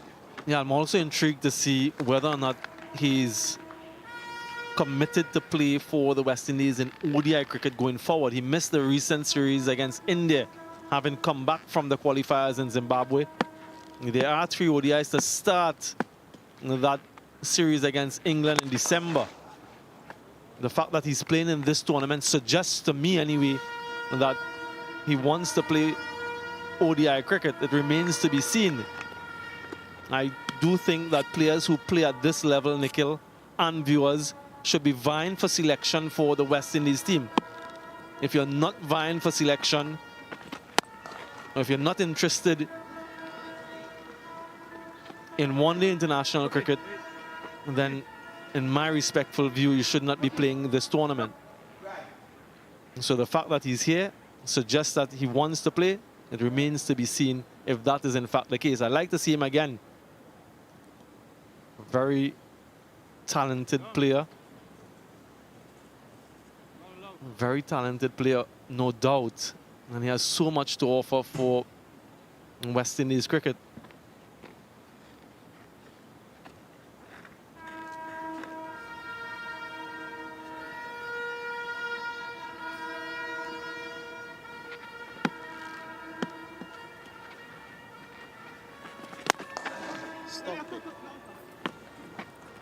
Just another single to end the over. Last couple overs have been very economical for the Pride. 117 for 2.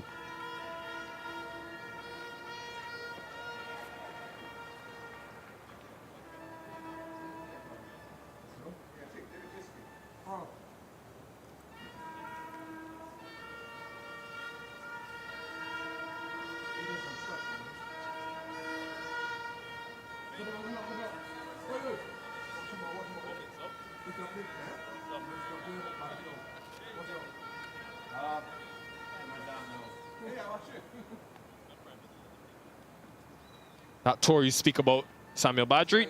Exciting times for the West Indies and the region. You're looking forward to seeing the men in maroon back in action through 1 internationals, 5 T20 internationals, but opportunities, you think, in this tournament for players to make an impression. Only 4 teams left, but you don't know what those 1 international squads will look like. Selectors are here as well, Desmond Haynes and his team.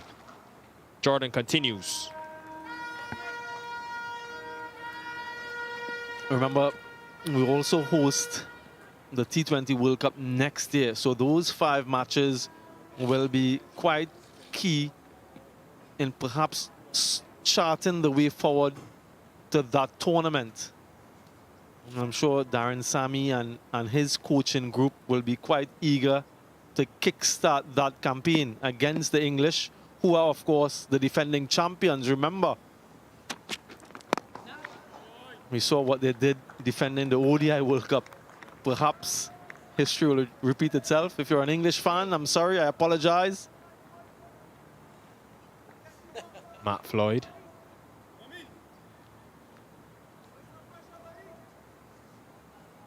In addition to that series that's impending, Nikhil, there's also a West Indies A tour to South Africa. Departure date the 14th of November, so not too long after this tournament is ended. It's a red ball tour, or a red ball series rather, 3 4-day games. Mentioned the West Indies women's A team in Pakistan. The men's team will go to South Africa, so opportunities abound.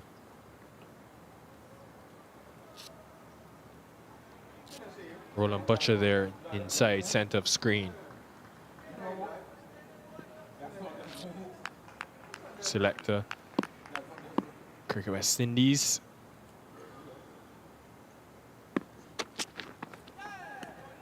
There's that short ball. And the last time England came to the Caribbean, that was some series, that T20 International series that the West Indies won. Robin Powell got 100. Jason Holder got 4 wickets in 4 deliveries. And then, of course, after that, New Year, Australia. So that South Africa A-team tour you mentioned, Sam, will be preparation for that.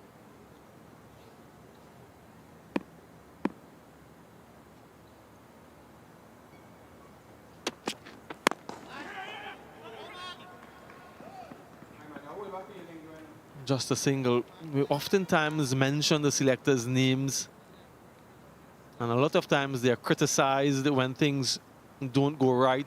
But it is a difficult job, isn't it?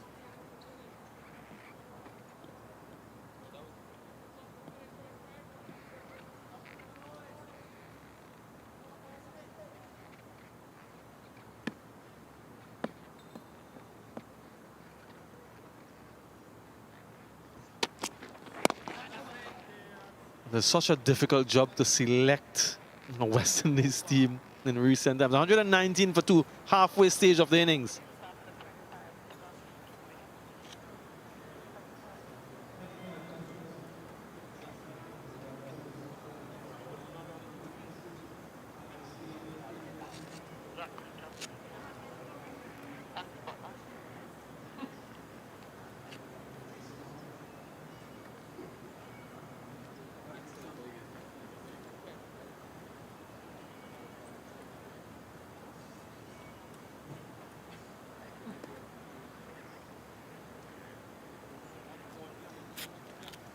Starts for the top 3.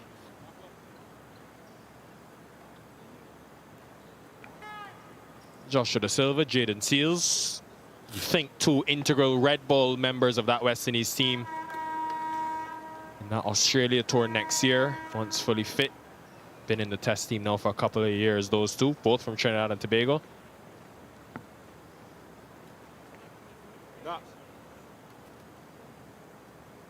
Dummy. No, this way. Just 11 runs from the last 3 overs, so the Pride have pulled things back well.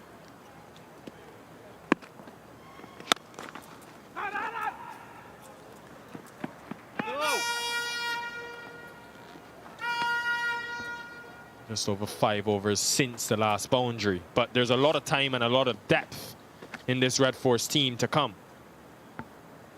Yeah, this is where the art of batsmanship really shows. You know that you have so many overs remaining.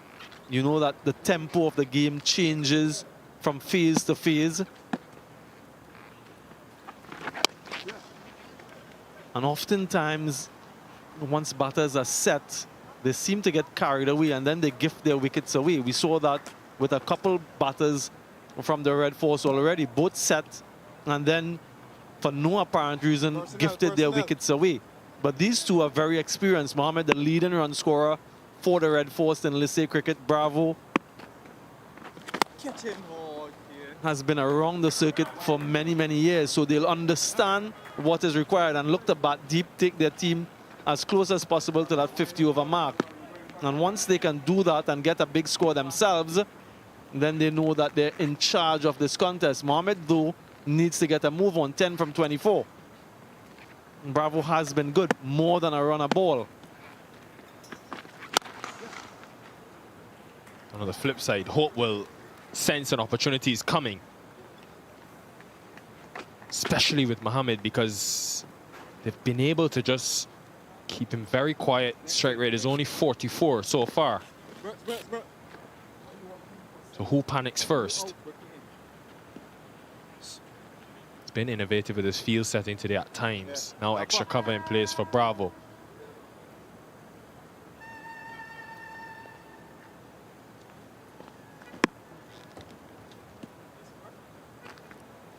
Bowling, man. Eager to see as well how the dew factor, if it comes in today, affects things. Last couple of games we've had here, there's been rain, and that moisture has been retained into the night. Players mentioned that it just helps the ball come on a touch better. Don't think we'll get any dew again. It's been pretty cool today. 1, 2, 3 for 2.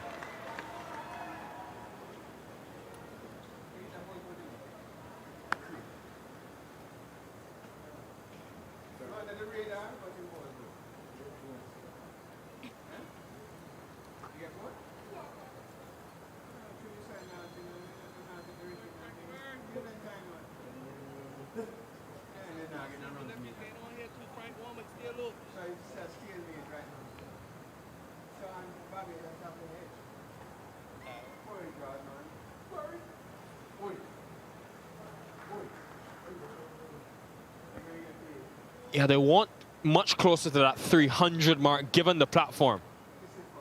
At 30 overs, teams tend to double their score and aim at that as a target, especially if they have wickets in hand. Mohammed may need to up the intensity though. That could be the start. That man there, Samuel, I'm really surprised that he hasn't bowled more, just because of the ability to hit the pitch, but also that it tends to get a bit tougher as the ball gets softer. He's someone that uses conditions. Seems to have come up a bit gingerly there. Yeah, seemed to have fallen awkwardly. Oh, on that right hand, all of his body weight landing on that right hand. Saw something similar with Hardik Pandya in the World Cup. All of his body weight falling on his right ankle. Just look at how awkward this is. Right there. His hand is under his body and all of that weight falling there. Seems to be a little bit concerned. You can see him grimacing. Might be painful.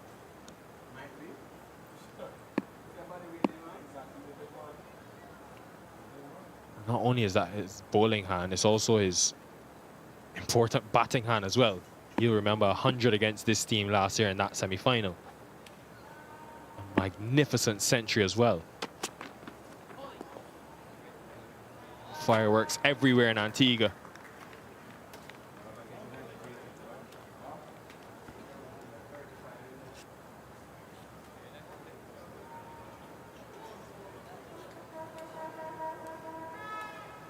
Yeah, very wayward here from Hakeem Jordan, short and wide. An issue with Darren Bravo's helmet and that strap. seem to have come loose. Bit of assistance from the umpire. The umpire these days, they have so many gadgets with them, don't they? They have things to cut. They have communications apparatus, counters. They have markers. They have it all on their personnel. He's gone full Johnson Charles style. He's lost the strap.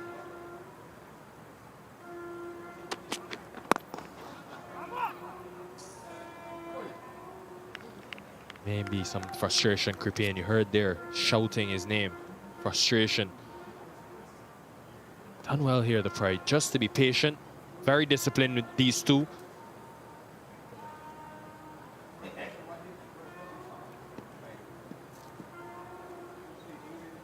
Hakim Jordan made his one-day international debut this year against the UAE in Sharjah. So he's tasted international cricket. He should get a boundary. Fine enough, there's a fielder there, but he isn't able to get around. Another boundary for Bravo. They tried the short ball, which they've gone a lot to him today. But again, Bravo has looked to score against those shorter deliveries. First boundary now in 7 overs, and the 50 partnership is up as well.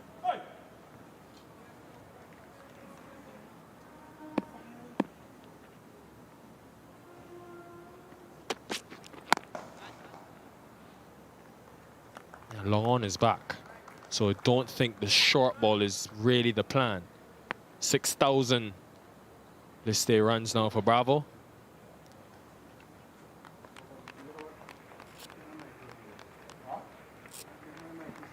Three deep on the onside, long on, mid-wicket, fine leg, and just deep point. You could probably say deep cover, actually, on the offside.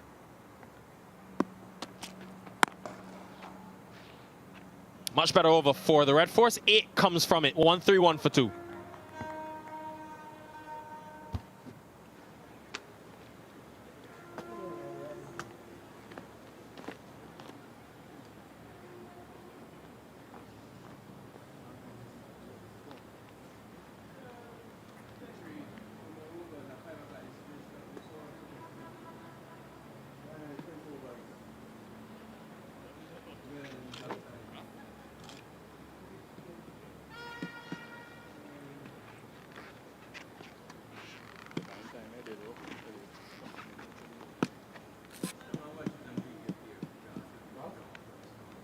Couple of 50 partnerships already for Trinidad and Tobago. Otley and Webster, 65 off 87. Now Mohammed and Bravo, 50 off 63. They are laying a good platform here.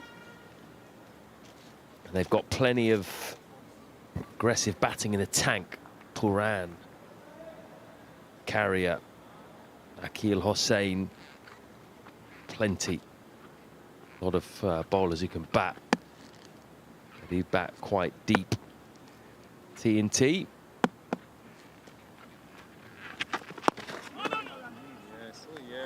And Shakira. Barbados need to win this, but they need to win it with 4 bonus points.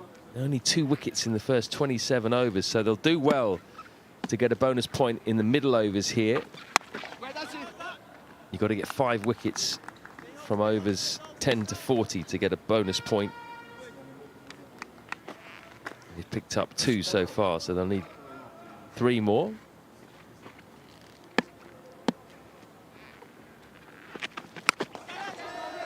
Lofted over the leg side, straight to cow corner.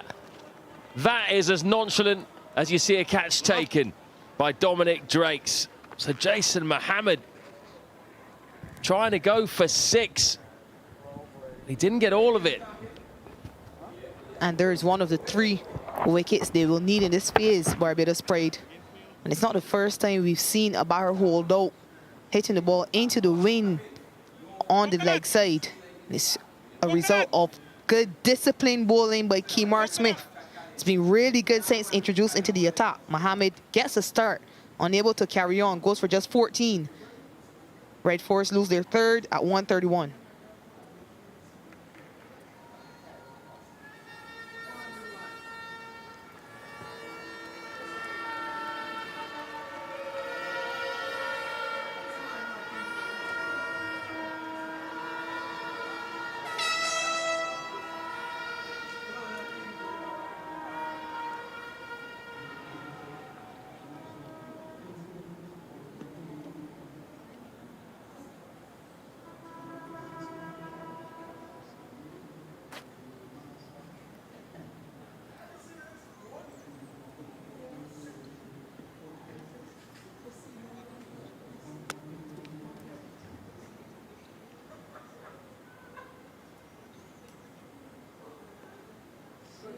Small crowd here, but they're making a bit of noise. Just a few seconds ago, the horns were blaring because Nicholas Pooran is in for his first innings of this competition. And this is why he's here. Jason Mohammed, he didn't really go all out with that shot. He didn't fully commit, did he? Just almost flicked it without thinking that there was a fielder there. Didn't try to muscle the ball over deep mid-wicket, and he came to regret it. Unnecessary. Yeah, I think he just never got close enough to the pitch of the ball. That's the reason he ended up hitting it so square, a lot squarer than he perhaps intended to. Just looked as though he wanted to place it. But no, this is the guy everyone wants to see, Nicholas Pooran. He's off straight away. He's going to come back for 2. Bravo had to get his skates on a little bit there to get back to the bowler's end. Pooran just touched and went. It wasn't easy too. Former West Indies white ball captain. You heard Samuel Badri before saying it's a good sign that he's playing in this tournament. Suggests that he wants to play ODI cricket still. Bravo came a long way down trying to get the single. And it is great to have Pooran in this competition. Initially was having a rest. Evan Lewis then pulled up with an injury. Pooran was happy enough to return. Good positive start by him. He's got 3 of his first 3 deliveries, 134 for 3.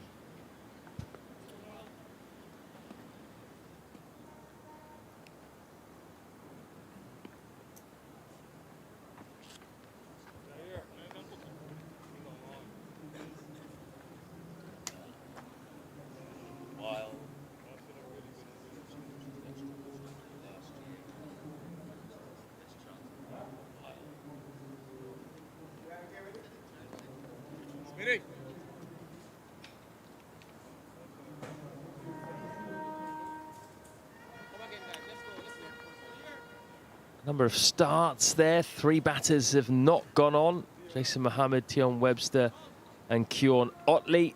I'll hope that Darren Bravo and Nicholas Pooran can go on for the TNT Red Force. Bravo's got a good start, 39 off 40. And 2 left-handers, 2 vastly experienced left-handers in, so it's time for a bit of a Roston chase. He's only bowled 4 overs so far, as ever tidy, and he's picked up a wicket. And they will want him to keep these 2 batters quiet. If you can, keep Pooran quiet. Starts with long on and long off out.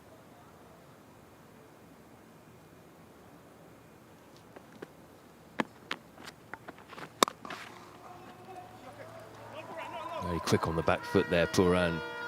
Just want to get your thoughts on Barbados in general, really, Shakira. If you look at the squad this year, looks like they've strengthened more than the most, really. The likes of Mayers, Drakes, Brooks, Reefer. Didn't see them last year. They've all come in. Chase and Brathwaite available throughout the tournament. Last year they just played 3 games and went off with the test side.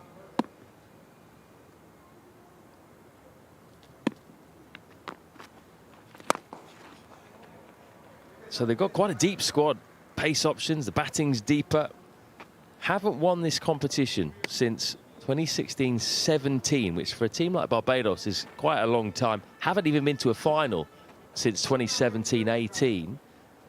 Are there thoughts back in Barbados that this squad has got the best chance to lift that trophy in some time? Yeah, certainly. 9 players in this entire Barbados Prize squad have represented the West Indies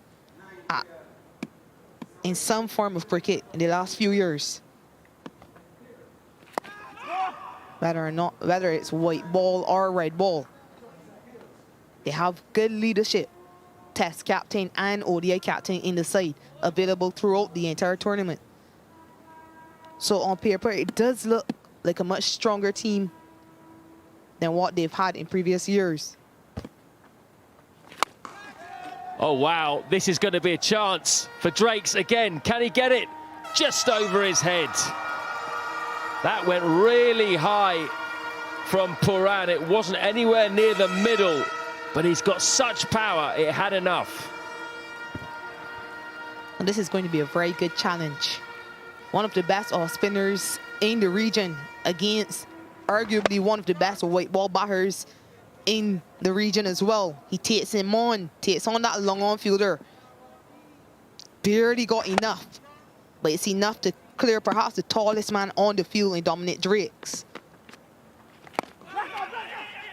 Amazing, really. He got the power on that. Initially, I thought that's just gone straight up in the air, but it just kept on going. 143 for 3.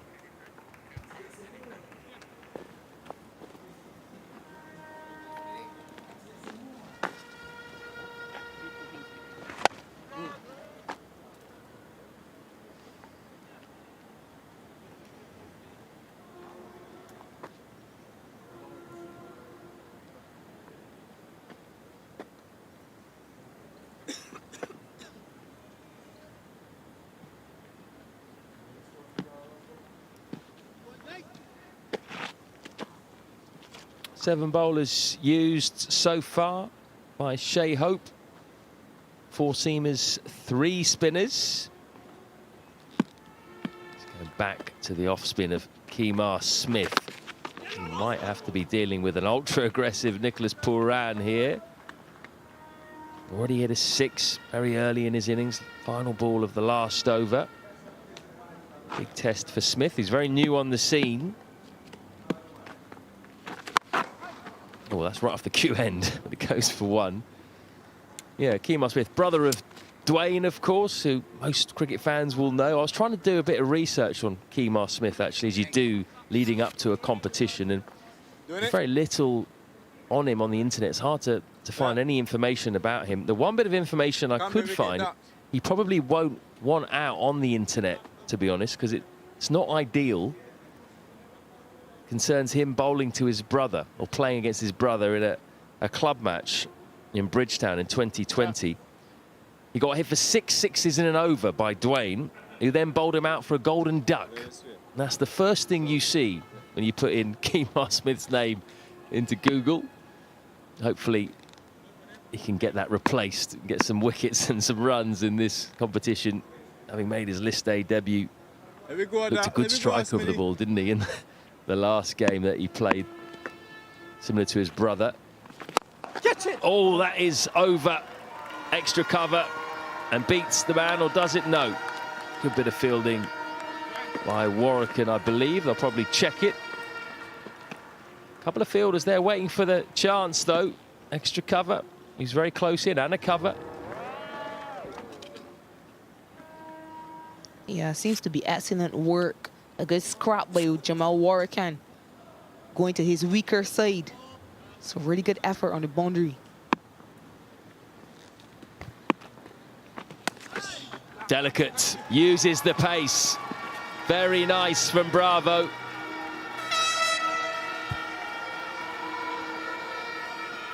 And that boundary brings up the 150 for the Trinidad and Tobago Red Force.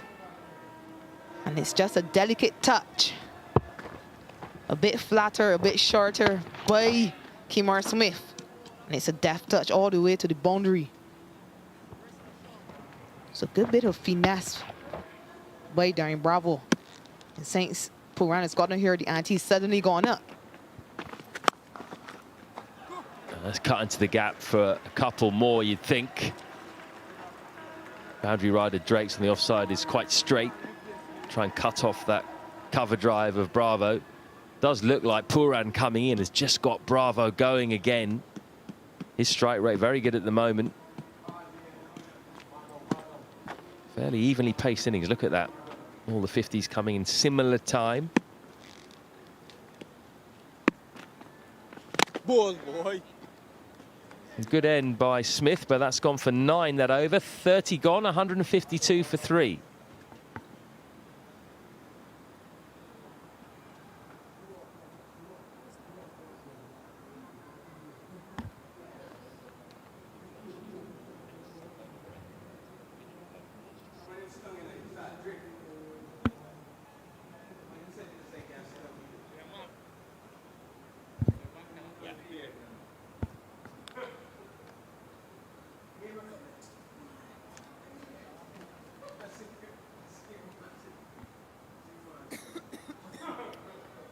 This pitch looks a good one. Same pitch that was used yesterday.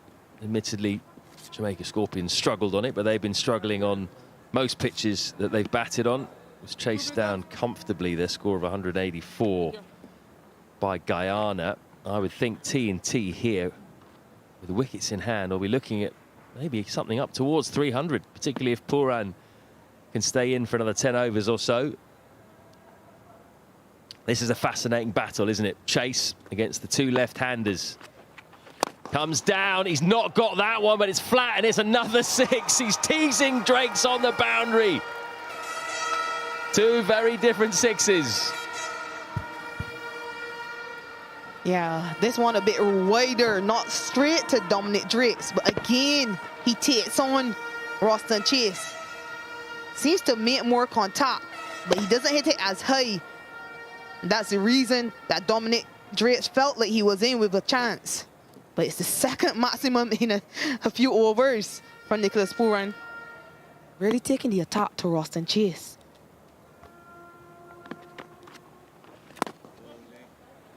Just slows up the pace there, does Chase. Yeah, those two 6s, the first one went about 100 feet in the air. That one went about 10 feet in the air. Both of them, same result. Top edge out. Big, big wicket. Chase held firm, and he's got rid of Pooran. Bit of extra bounce. You can hear a pin drop now.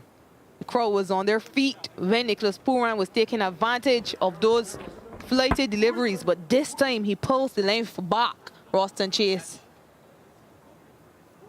And he's only able to find the fielder at backward point, Nicholas Pooran. Oh. Fielder looks to be Kemar Smith with his 3rd catch of the innings so far.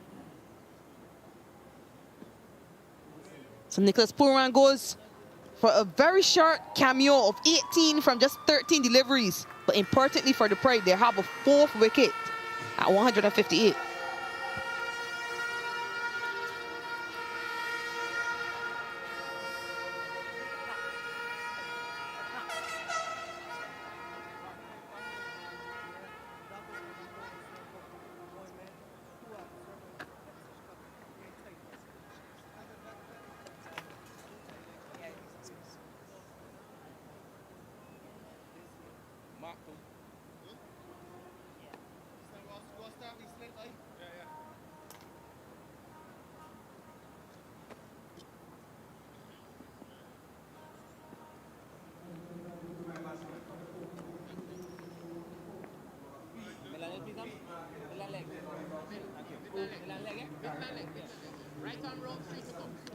One left-hander goes, another one comes in. Yannick Carrier having a special tournament so far. Second leading wicket taker with 15. He's also not been dismissed yet with the bat. Scored 147 runs, including 171 not out, his highest score. Job to do now.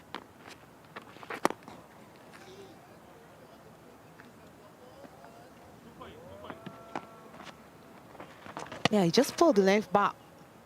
Nicholas Pooran trying to run that ball past 3rd man, but it's full of risk. And forgive me. The fielder taking the catch was in front, Shamar Brooks, and not Kemar Smith. But Roston Chase winning the battle. He's a tall man, Chase, isn't he? Just got a bit of extra bounce there, which meant that Pooran couldn't get over the shot. It's a pretty soft dismissal for him in the end. And it's relief for Barbados, because the mood that he was in, 18 off 13 balls, if he'd batted for 40 balls, he would have done some real damage there with plenty to come. As it is, now just another wicket away really from being in a pretty good position here, Barbados. That's got past backward point. Will get cut off by the sweeper out at deep cover. 2 more to the score, and that's a 50 for captain Darren Bravo. What an experienced player. what a servant he's been for Trinidad and Tobago over the years. While he's still there, they'll have hope of a big score, that's for sure. 161 for 4.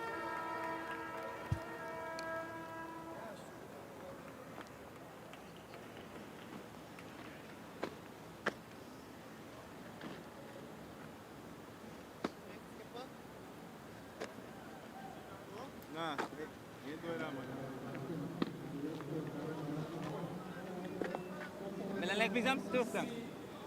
Smithy, this one here in front.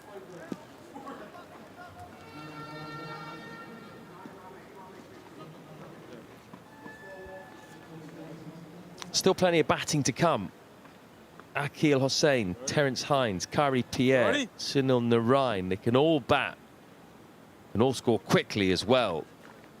Maybe Carrier will just sort of knock it around, get them up to about 40 overs or so alongside Bravo, and then the engine room can come in, the likes of Akil Hossain, Hines, Narain. They can have a real go. They do keep wickets in hand. What do you reckon, Shakira? What they're looking at here, 300, if they keep the wickets in hand?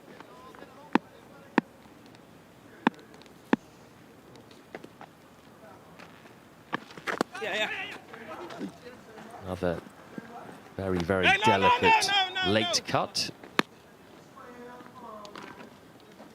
Yeah, I'm sure Red Force is still thinking 300 is on, even after the dismissal of Nicholas Pooran. And that's because of the form that Yannick Carrier is in, particularly their captain, Darren Bravo, also going well. He's gotten a start. And if he can continue, perhaps they can get past that 300 mark. Lots of wide open space there.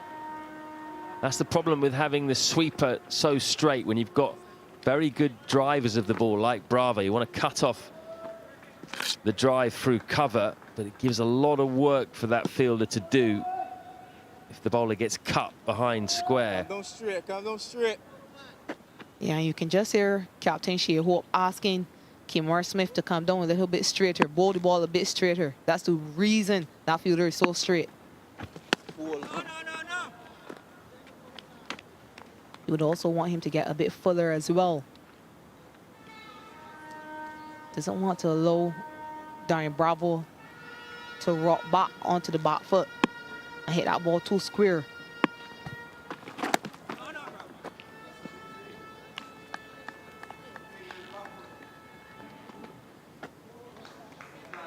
Wonder how Bravo will approach things now that Pooran's gone. Pooran coming in had just freed him up again. You might feel now he needs to rein it in a little bit. That's battered through the offside for a boundary. You can't bowl there to Darren Bravo. You'll get put away. 168 for 4.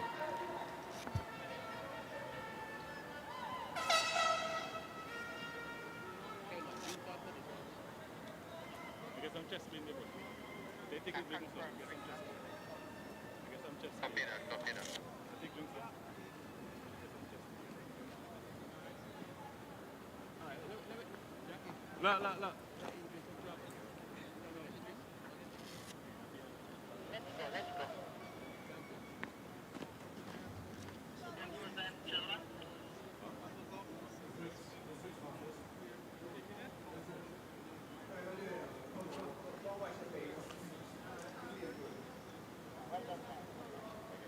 Just a bit of a break here. Darren Bravo's sitting down on the grass. Physio's come on to check him out. I'm not sure what it is, possibly a hand or something like that.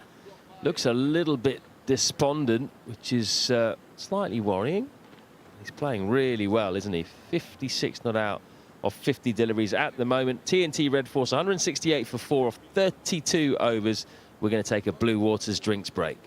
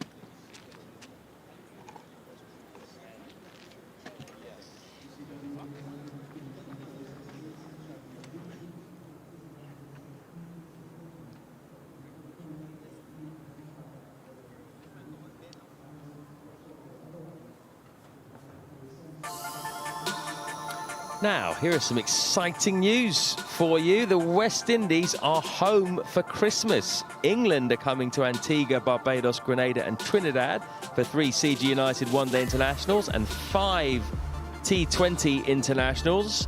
The games run between the 3rd and the 21st of December. It's the first home series for the West Indies during the festive season for many years. And tickets are available now via the Windies ticket service, brought to you by MasterCard. You just need to visit tickets.windiescricket.com. And if you do that, you can enjoy a 20% saving when you buy online. Got to get them quickly because it's going to be busy, that series, isn't it? Always is. Darren Bravo's been sitting down all the way through that drinks break. He's just got up, maybe a slight wrist or hand issue. Started brilliantly today. That was his first scoring shot, 6. He's played well off the back foot, had a couple of uncomfortable moments against the seamers, but whenever they've bowled anything loose, he's putting them away. Deft touch that off Kemar Smith, and then that was the last boundary he hit, just a bit of a loose delivery outside off stump, and that's his strength. He scored very quickly, 5 fours, 2 6s, strike rate 112. Trinidad and Tobago in a good position here, 168 for 4, 18 overs to go in this match. If they win, they haven't got to worry about bonus points. If they just win the match and get 4 points, they will top the table and play Guyana in the semi-finals. What have you made of the bowling, Shakira? Yeah, perhaps not enough penetration from the Barbados Pride. They were unable to get a wicket with the new ball. Calmeers opened the bowling ball 5 overs for just 16 runs. Dominic Drakes got a bit of tap when he came back. McAllister 1 over initially, but came back with a very hostile spell. Got that important wicket of Keon Otley. Roston Chase, as ever, 2 wickets for the Pride so far. Kemar Smith, the next wicket taker. And it's going to be trialled by pace again. The aforementioned McAllister is back into the attack. Means that Darren Bravo's going to get his helmet on. Looks like he's okay.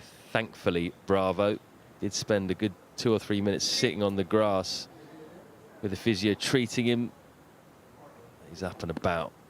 Now, what we're going to get here, more short deliveries. Starts with a just back of a length ball outside off stump. Good time to bring McAllister back, do you think? Yeah, he's probably had sufficient rest so he can come back with a good energetic spell, maybe of hostile bowling once again to Darren Bravo. He did cause some problems in that second spell. So perhaps some more short stuff from him. Just hoping to get Darren Bravo and get 2 new batters to the crease. Yannick Carey has only faced 5 deliveries so far.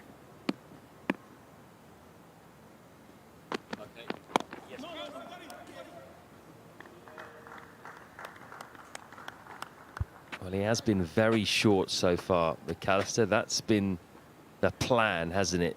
Not just from him, to be fair, but also Dominic Drakes. We saw him pepper Darren Bravo with his history of struggling occasionally with the short ball, particularly in international cricket. So there's still 2 fielders out on the hook, both behind square. We've seen Keon Otley already dismissed in that manner. Up and over, straight. Stand and deliver 4 more, lovely. Yeah, I'm almost certain that's not the length that McAllister was expected to bowl, both mid-on and mid-off in the circle. So it's a pretty low-risk shot from Darren Bravo, and a man who's been in for 52 deliveries now, but it's class. High front elbow and all the way over the top. It's a lovely strike. Memories of what we used to see when he first burst onto the scene.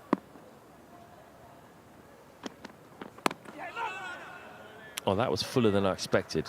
I didn't expect that ball to be in his half after that shot.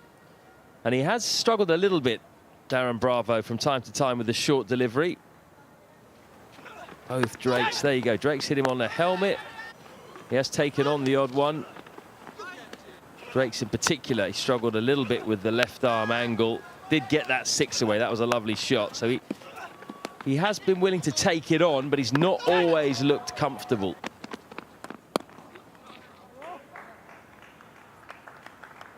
Why do you think he has struggled against the short ball? Yeah, he just seems to get himself in a tangle. Even when the plan is clear, like it's going to be a barrage of sharp bowling, just doesn't seem to be able to decide from early enough whether or not he's going to get out of the way or take it on. And just ends up being in a tangle. He's just whacked that. Didn't move. And he's going to get 1. Shouldn't have picked up 1, but Drakes has misfielded. So Bravo keeps the strike. 174 for 4.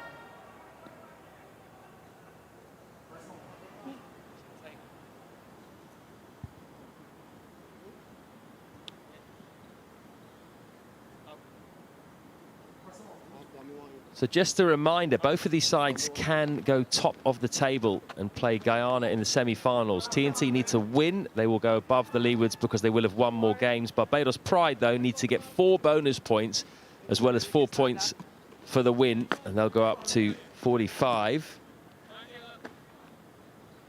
The 4 bonus points that Barbados Pride need. They can get 1 if they pick up 1 more wicket in the next 7 overs, because they've picked up all 4 of their wickets today after the 10th over. And if you pick up 5 between 10 and 40, you get a bonus point. So that would be quite important for them if they do want to top the table, get a potentially slightly easier semi-final against Guyana.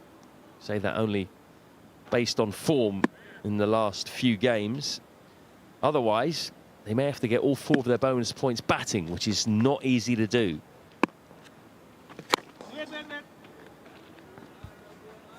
Yeah, and they're perhaps aware of just how many points they need to get to top the group, Barbados Pride.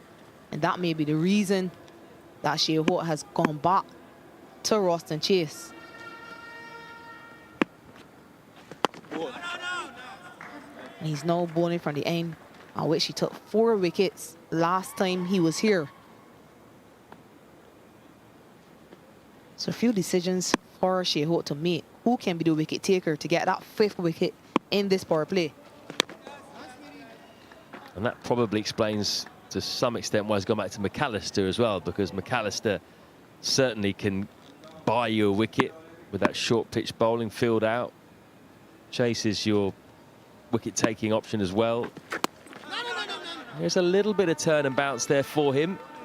Haven't seen a huge amount of turn today, but just now and then something to keep the spinners interested. And maybe the spinners from this right force team, I'm sure they're watching and smiling. And there again, actually quite well played in the end by Bravo. 5 dots to start this over from Chase.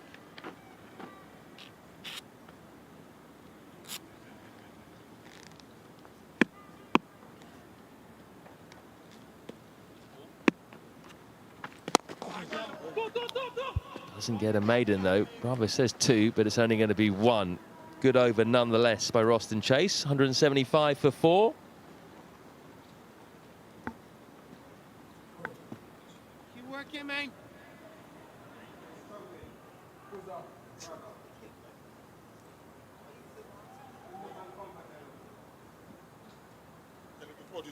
Serious.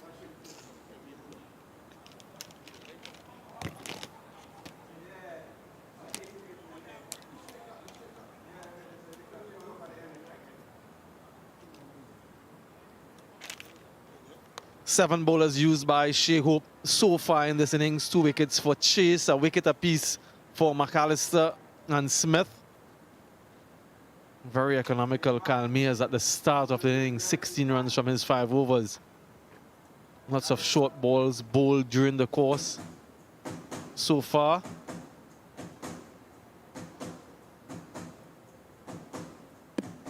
Last 30 balls, 32 runs scored for the loss of 1 wicket. Short again, but that was hit with some ferocity. Magnificent strike from Bravo. Hello, Sir Kirtley. What a way to be welcome. Hello, young Badri. That was savage. We all know he's not the best hooker, but he will pull like he just did. That leveled off. And that was hit with some tremendous power. The fielder at the backward square had no chance whatsoever. What will McAllister do? What will be follow-up delivery? Not a short delivery. Didn't get any sort of connection, so just a single. Become a little bit too predictable with the short delivery for my liking. Has been bowled with a lot of frequency. Has to be used strategically. Yannick Carrier, leading wicket taker for the Trinidad Tobago Red Force, second on the list. Really nice to see his returns with the ball. And an increasingly important member of the one-day international team. Another short delivery, another pull shot. I'm not so sure if it's the right approach. It's a very slow track. And at this point of the game, Bravo is in good form, batting well. Carrier just come to the crease, but I think you need to change your approach. I agree with you, young Badri. Use your short ball sparingly. Use it to set up Bravo.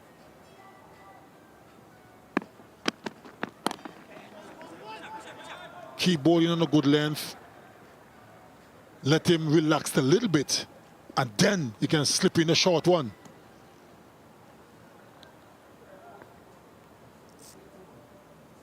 Yeah, the thing about that short delivery, if it doesn't bring you a wicket, runs are usually scored from it. Either the single or you can be pulled for 4. Most 50+4 scores in Super 50. And Shivnarine Chandrapal, 26 at the top of the list. Darren Bravo makes the top 5. Directed needed. That would have been interesting to see. Darren Bravo sent him back quite wisely so, but wasn't on target. Let's have a closer look. Quick to the ball, to his right. Good, powerful throw. It might have been gone if that was on target. Probably would have. Would have been really close for sure. But at the end, no harm done. A ring of fielders saving a single on the offside for McAllister.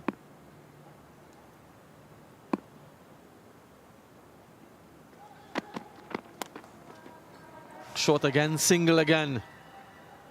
9 runs coming from that over. 35 gone, 184 for 4.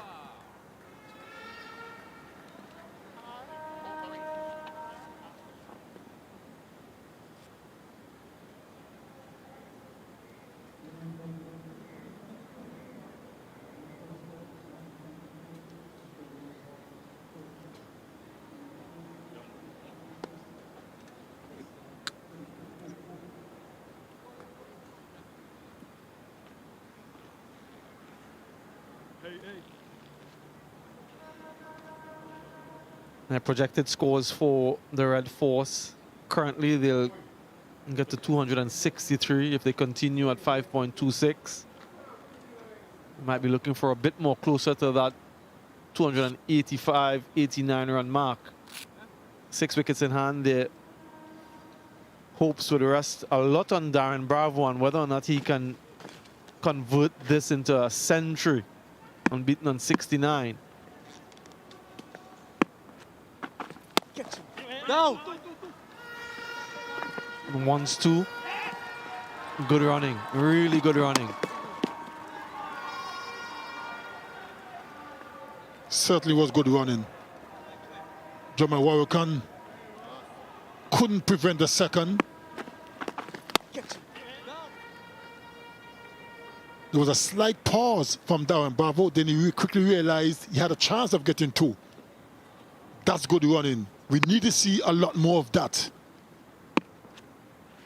Catch it.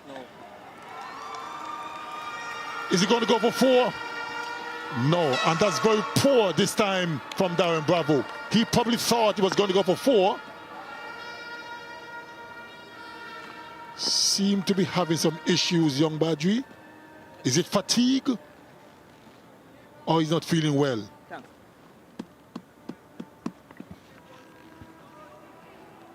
We were just praising them for their running between the wicket. You were just saying you wanted to see some more of that. And then the very next delivery, the ball goes all the way down to wide long on where it should have been an easy 2. Instead, it's a labored single. Nice cool day today. Has been cloudy throughout. Nice breeze coming across the ground. So it's not hot and humid. So I'm not entirely sure what the issue is with Darren Bravo.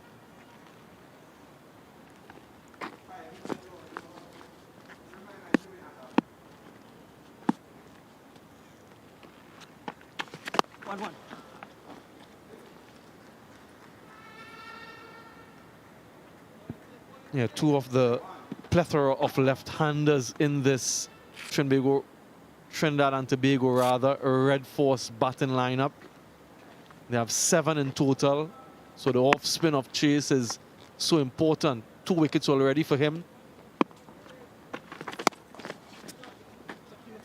And wants to again. Yeah, this time he gets it. Seems to be okay. 36 overs gone, 190 for 4.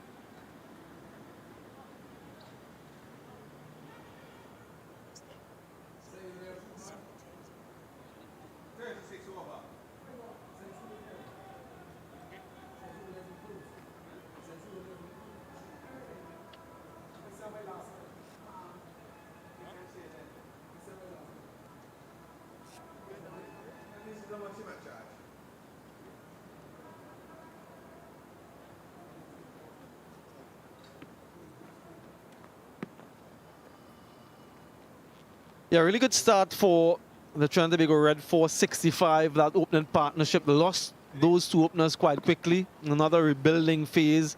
And then they lost 2 wickets quickly again, Jason Mohammed and Nicholas Puran.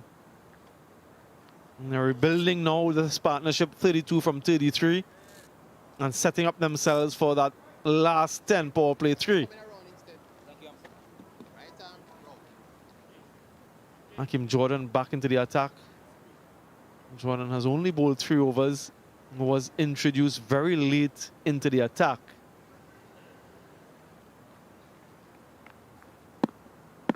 Wrong the wicket to Carrier.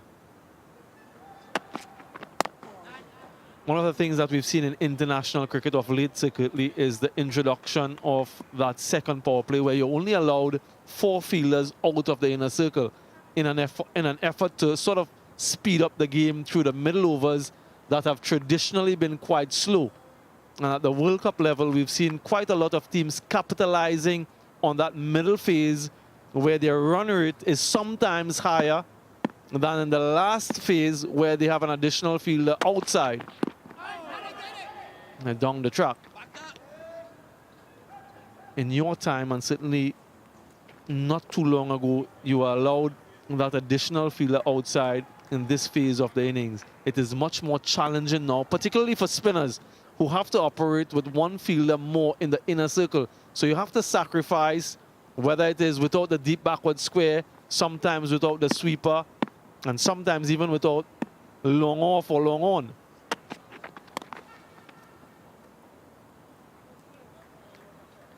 Like I've said many, many times before, that cricket today is predominantly a batsman's game. The rules and regulations favor the batters and bowlers suffer. Come on, young Badji, tie your dogs. What's wrong with you?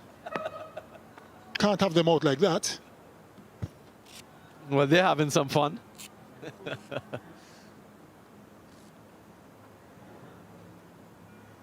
Just wide of long on at the moment is where they're positioned. Hopefully the ball doesn't go in their direction. There's so many different things you see on a field of play. I remember looking at a game in Sri Lanka not too long ago, and there was actually a snake slithering along the grass not too far from the fielders. Seemed to have been quite commonplace. The reaction wasn't too much of a surprise. Luckily, it was Sri Lanka fielding at the time, so it seemed as though they were quite used to that. Imagine that, a snake next to you on the field of play. What's the funniest thing you've seen secretly? Well, I can tell you one thing. If that was us West Indians in the field, we'd be scampering. We're not used to that. I've had a few funny moments in cricket when I played, but they weren't animals. They were more humans, but we won't get into that. Not suitable for live TV. A dot to end the 37, 193 for 4.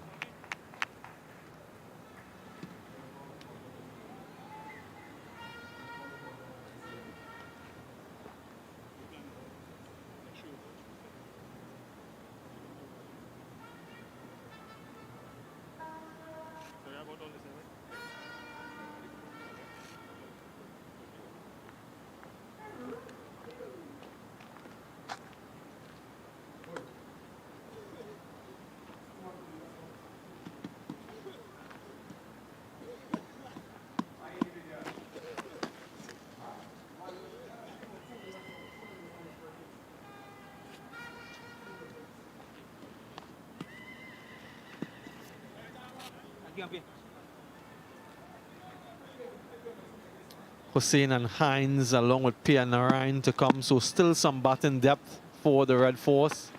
Oi, oi, oi. I'll tell you another funny thing I saw recently in that World Cup secretly. Bangladesh against Afghanistan. Mujib went out to bat, and before he faced the delivery there was a pause in play, a delay. He went out to bat and he didn't have his protector on, no box.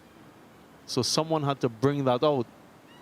One of his teammates had to go into his bag and get his personal piece of equipment and carry it out to him. That's the first thing you put on, don't you? If you're playing cricket, you put that protection on. Well, I can tell you something. My first tour to Australia, good running once again. Carrier and Bravo, they're pushing for every extra run. My first tour to Australia with the West Indies senior team in 1988. I went out to bat at Melbourne without my protector as well.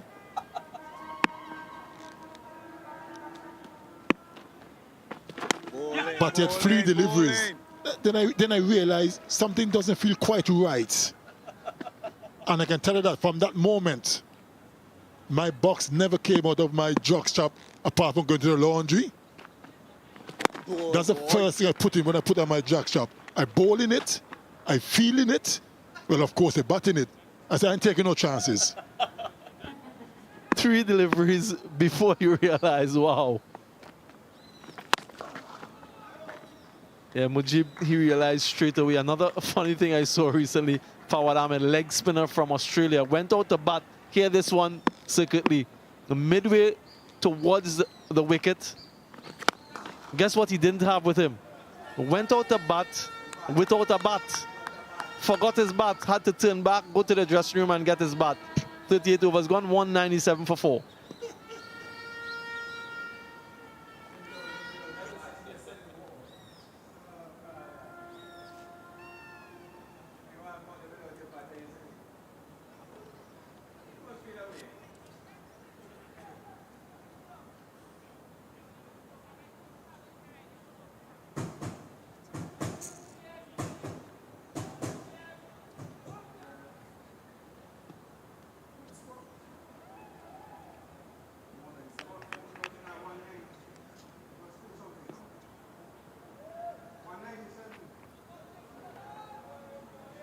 15 extras in innings so far.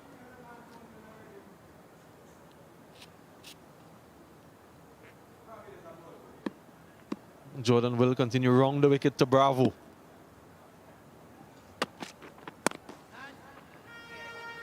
Finds the gap.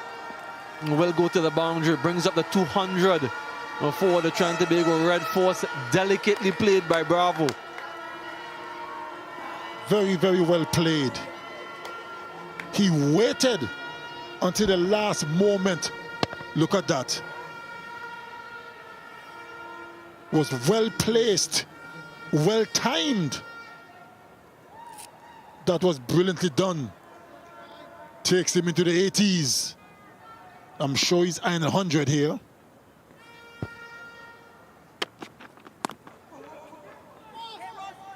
Quick single. Ruston Chase needed to hit. Didn't.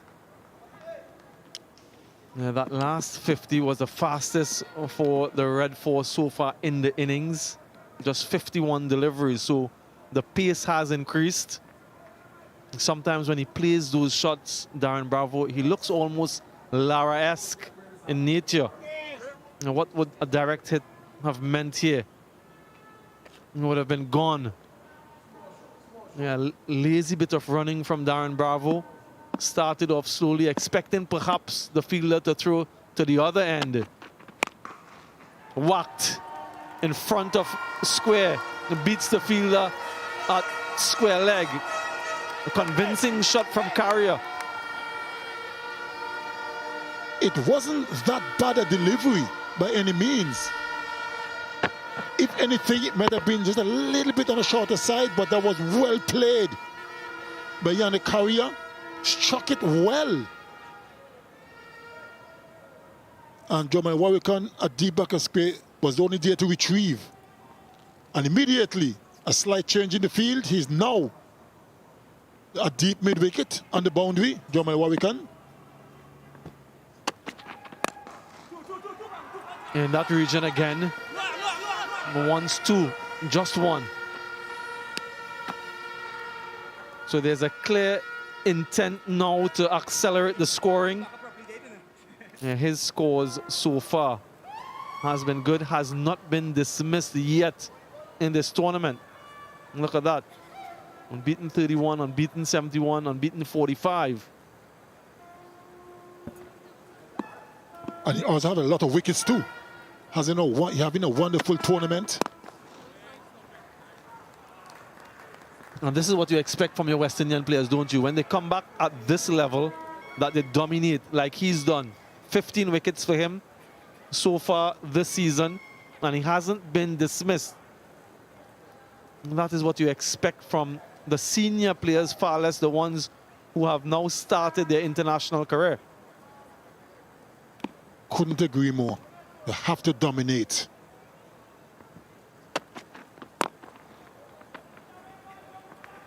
Gets the single, retains the strike. Darren Bravo. A 50 partnership as well between these two. 39 gone, 208 for 4.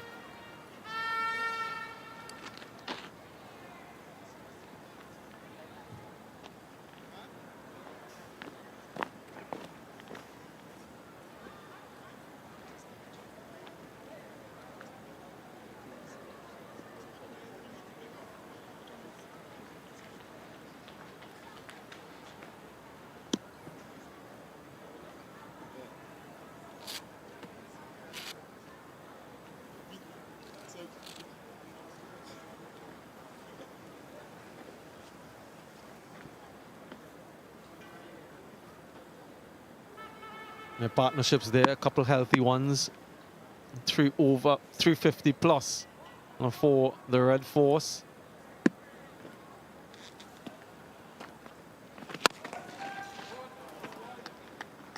Kimar Smith back into the attack. He's looked very much in control of his of his deliveries. Nothing fancy, just looks to bowl wicket to wicket more so into the surface. Yeah, Darren Bravo on the cusp of a significant score here. He knows that he's only 16 away, so he looked to pace himself. It's the final over of power play 2. After this, the fielding team is allowed an additional fielder outside the inner circle.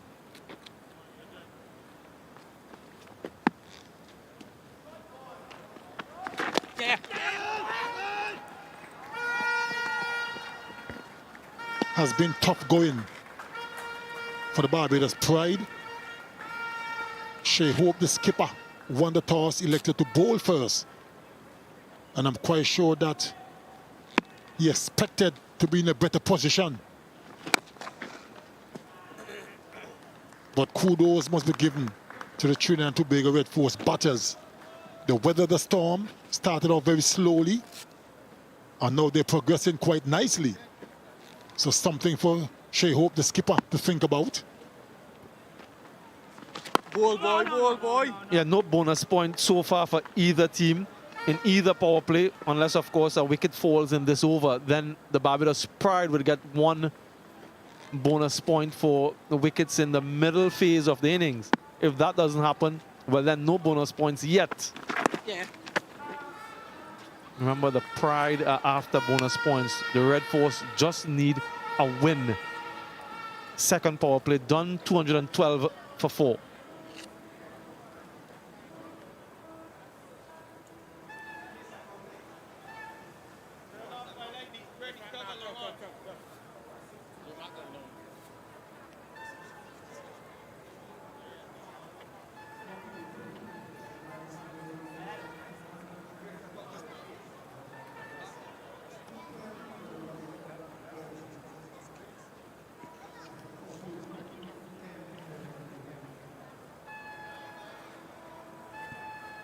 Yeah, the Red Force in power play 2, 166 runs, but they lost 4 wickets, and therefore no bonus point confirmation that we're in power play 3.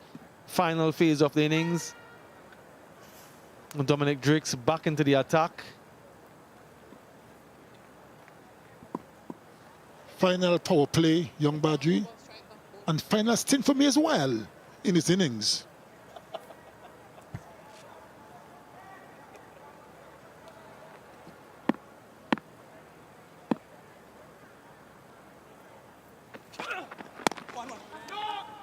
Quick single. Well judged. There was a collision. Had the fielder thrown at the non-striker's end, there might have been an opportunity for a run out. Dominic Drake said that he stood his ground. He didn't move. He's still arguing his point with Yannick Carrier. Yannick Carrier appeared to run straight into him. Let's have a closer look. Dominic Drake's in his follow-through, doesn't change direction. Just look at that. Carrier runs straight into him. And you can see the result of that. So there's an opportunity there for a run out at the non-striker's end. He's arguing that point right now. And quite right. He's saying to Carrier, I've stood my ground. You're the one that bounced into me.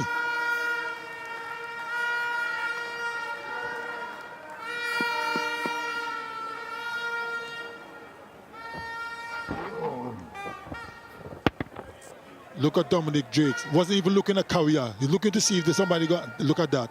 So that was Carrier's fault. And Drake is quite right to point out, I am here standing, you ran into me.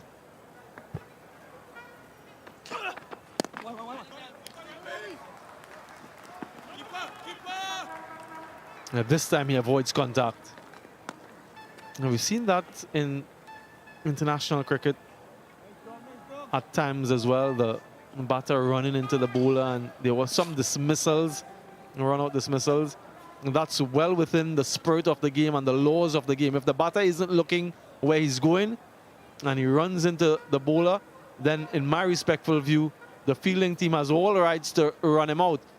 Yannick Carrier didn't make an attempt to get to his crease even after the incident. But there wasn't an attempt for a run out then.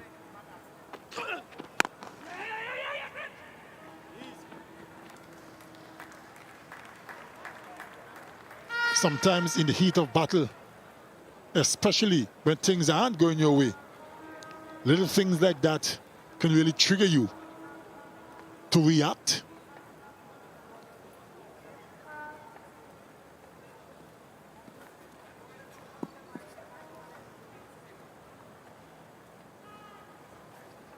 The Pride desperately need a wicket here. Need to break this partnership. It's building quite nicely. 58 from 62 deliveries. Bravo looking in good form. And Carrier hasn't been dismissed yet in this tournament. So lots for Shea Hope to think about.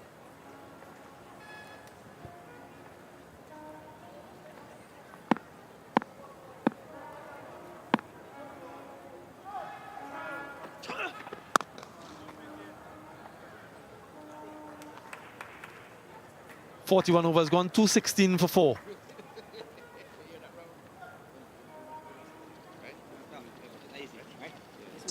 It's just black guy.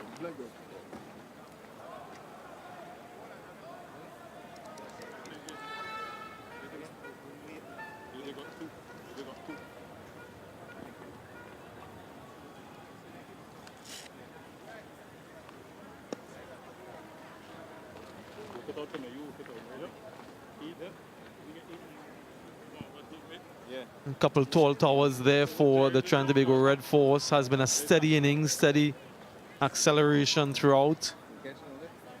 Really nice to see the spirit in which this game is being played. Yannick Carrier and Dominic Drakes just fist pumping to indicate that all is well. The umpire as well acknowledging same. So no hard feelings between those two. Yeah, Darren Bravo, his first 100 in Super 50 was way back in 2010 in Spanish Town, Trinidad Tobago against the CCC, unbeaten 104. His last one in 2019 against the Windward Islands in Port of Spain. Ball, man. So an opportunity now to add to his tally. Has been an innings of real responsibility and maturity from the captain. Has been faced with a barrage of short deliveries, has withstood the storm and capitalized when given the opportunities to free his arms. 8 fours and 2 sixes in the innings for him. That might be another one. Fielder in the deep. And just a single.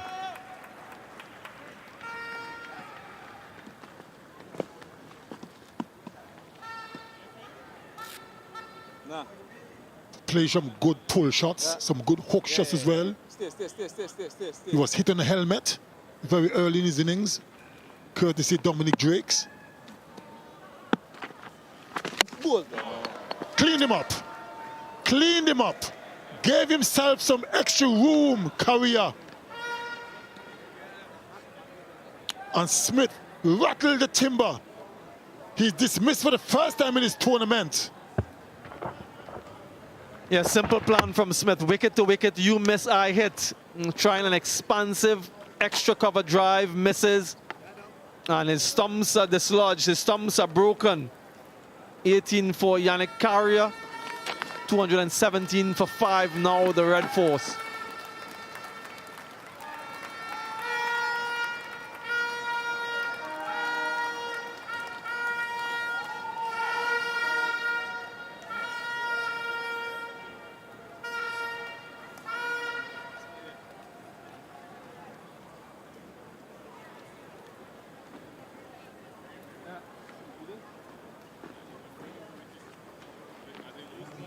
Yeah, I know. Come back here, look. Look.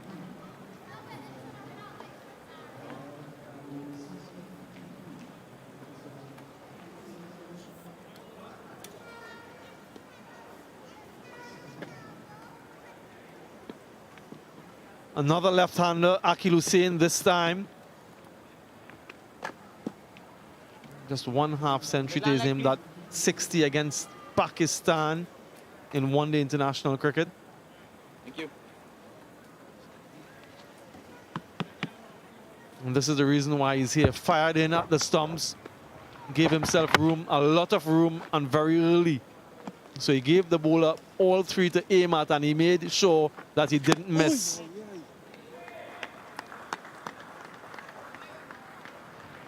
Good, flat, straight delivery. Carrier missed it completely, and Smith celebrates. Oh boy. It's been a good spell, you know, from Smith. And Shea Hope has utilized his off spinners really well. We've spoken about the number of left-handers in this Red Force batting lineup. And they've done a good job in tandem. 42 overs gone, 217 for 5.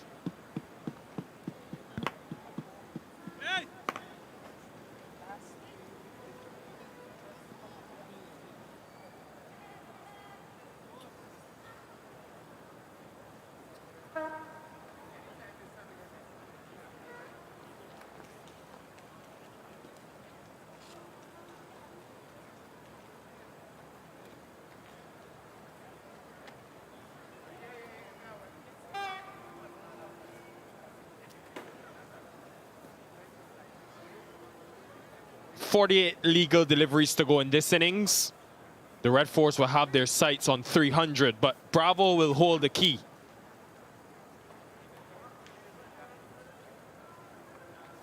Terrence Hines still to come.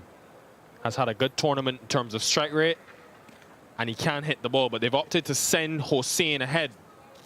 So 2 left-handers at the crease and left-arm seamer in Drakes. This is interesting from Hope, and it tells you how much he wants the wicket of Bravo, because Drakes is usually someone for the latter half of the last power play. This is really well played. Dexterity from Bravo. He's into the 90s. Hello, Kesrick Williams. Hello, Nikhil. You may just want to think that the Red Force is getting a lot better. Guess it's from the crowd. It's in the stands. You can hear the flutes and the noise. Bravo looking good. Barbados have to be very mindful that Trinidad is really good in the back end. It has been really good. So they have to be very mindful here. They have been going about 7 or so for over. Yeah, you mentioned that, because what they've been good at is not losing wickets in the last 10. You always hear on these surfaces especially, which can be slow, not the easiest for scoring, having a set batter in the last 10 is of utmost importance. They've got Bravo today. At other times it's been Jason Mohammed. And it's allowed Hines, Hossein, even Sunil Narain, obviously Yannick Carrier as well, to come in and hit boundaries with regularity. And it's, of course, getting that momentum from the second power play, going into that third power play. So just 5 wickets down. They still have a lot of batting left.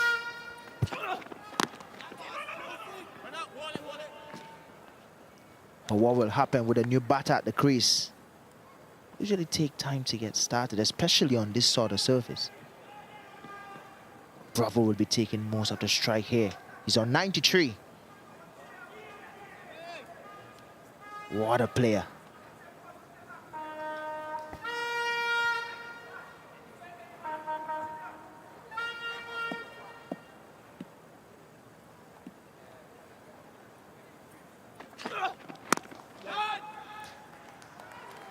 Single taken. And where does Hope go now for these remaining 7 overs? Expect Kemar Smith, who's bowled well, to bowl his final. Has the option of Mears, does have McAllister as well, and Roston Chase, who's been used at the back end of the innings and can bowl in that phase. I would prefer to see a little bit more of Roston Chase in the back end, though, Nikhil. With the experience. They also have Russian primers. This could be 2. Easy 2. And credit to Bravo there, because Hossein wasn't really thinking about the second run. As soon as Bravo placed it down to deep third, he took off, and he's still struggling.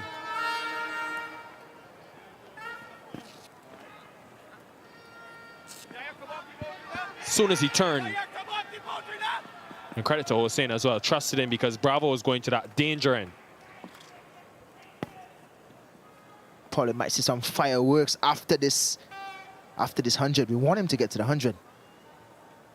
No points yet, no bonus points yet in the game, but we possibly might see one couple balls from now.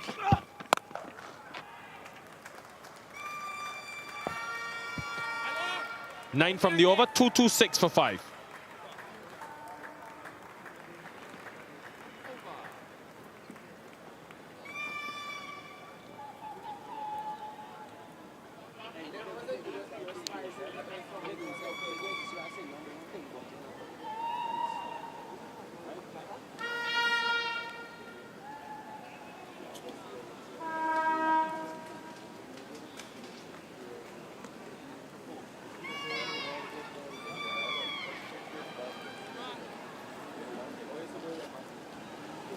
Yeah, that current rate increasing the last 10 or so overs. Still have Narain to come. Terrence Hines right of screen. They'll want 11 and over from here to get at least 303. It'll be Smith.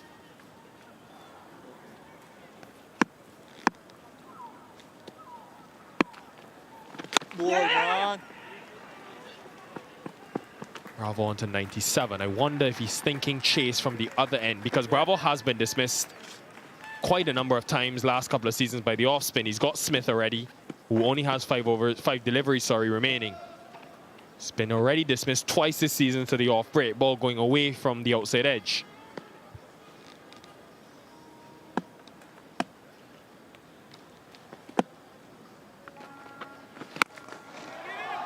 Came across the stumps and deposited it into the onside. Really good from Akil Hossain. That's Something you will see from Akil Hossain ever so often, coming across the stump. Depositing that over the mid-wicket boundary. He's a good player of spin as well. Him being a spin bowler himself.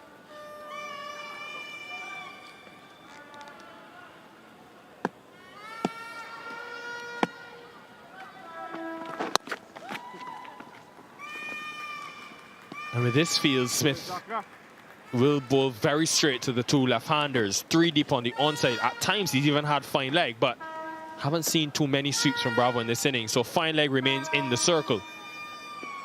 Point is in the circle as well as short third. Just wondering if you would have preferred to see him coming over the wicket and pushing it across both left-handers, having them hitting in the wind. Both players likes to sweep and likes to play that over the mid-wicket boundary area. So not a quick single. Getting there easy in the end. Bravo is now on 98. He looks knackered, to be honest. That's all right. Push it through, skipper. Come on, fight for your country. Definitely is some difficulty though, whether it's illness or an injury, we're not sure. But pretty much from the time he's got to 50, he's been struggling, but he's still battled on. 2-3-5 for 5.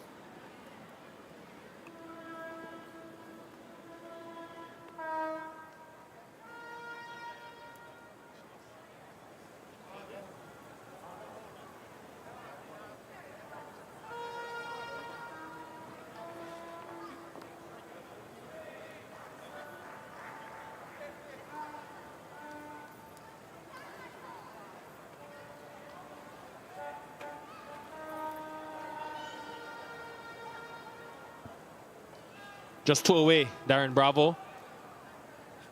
From another list, 100. Double figures for every other batter in this Red Force side, except Akil Hossain. Will be a point of emphasis going into the semi-finals. But the main focus now will be these 36 deliveries. How many can they get? 300 will require 11 and over from here. Drake's replaced by Jordan from this northern end. Bravo, 2 away.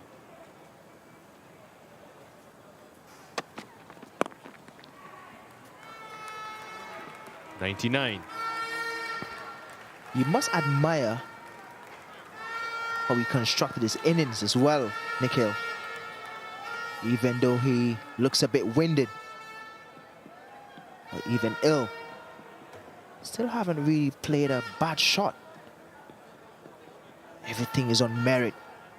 So I must commend his effort and the way he constructed his innings. Playing like a true skipper.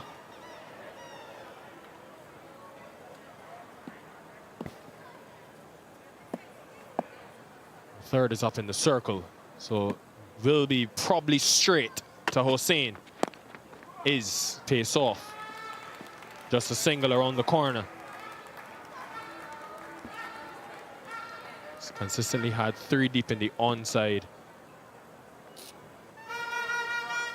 as well as long off and deep cover.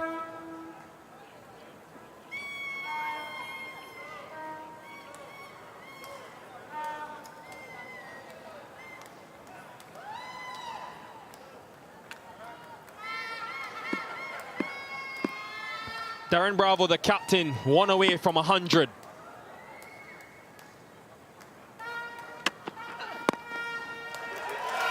That will be it. It'll be a single, but it's been courage and resilience to the highest degree from Darren Bravo. A 9th list day century in front of his home crowd in just 95 deliveries. He withstood an examination of fast bowling and passed with flying colors. Really well played from him. Love how he constructed his innings. True skipper's knock, especially in front of his home crowd on a lovely Sunday. Chance, big chance. No. Drake's playing safe with that option. But that knock from Bravo Kesrick, because of what he had to deal with early, short balls, a barrage of short bowling from McAllister, Drakes and others. Showed his temperament and how good of a player he is. The experience he gained over the years playing international cricket. He was never bothered with the short balls. Played every ball on merit. Struck it well, but Smith does well. The time as well, more than a run a ball. 95 deliveries. The first 50 came in 46, second 50 in 48. Minimized dots, and when they've lost wickets at the other end, he's ensured he's a set batter going into the final phase. Very important. Speaking of the final phase as well, Nikhil, that Barbados has been the best team in the final phase of the game with the ball. But when you have a batter like Bravo on 100, who is probably one of the best 6 hitters, it's the end of the 45th over. It's 240 for 5.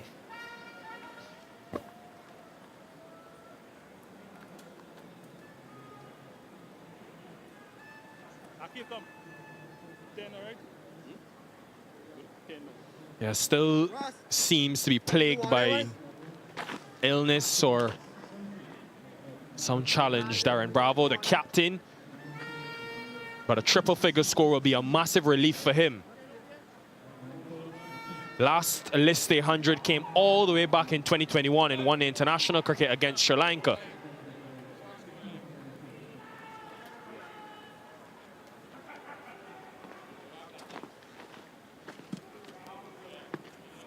Five overs to go. 60 from here will take some getting, but with Bravo there, Hines to come, it's possible. Roston Chase has 2 overs remaining. It just feels, Kesrick, like another close, thrilling game again between these two sides. Was in the semi-final, we could be in for another one. I'm off my seat already, Nikhil. Doing Bravo, what an innings today. I think we're gonna see a little bit of fireworks in the back end here. He's good at spin. Probably one of the best 6 hitters we have here in the Caribbean. Over 187 sixes in T20 cricket. Well bowled, boy. And that right there is premeditation from Bravo, because he sees the field obviously hitting into the wind, and knows Chase is gonna bowl much flatter and wider. So he's trying some innovation, Kez. What about that? Not Bravo like. Don't really see him playing these sort of strokes. Usually back his 6 hitting ability and go down the ground. So if he's doing something like that, I guess Chase wouldn't mind. Surprised that this man and Scream there, who was there a while ago, Primus, haven't really bowled in this game.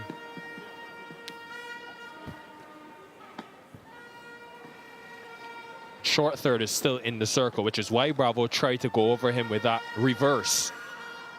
How does Hossein find the boundary? Expect it to be full and wide again from Chase.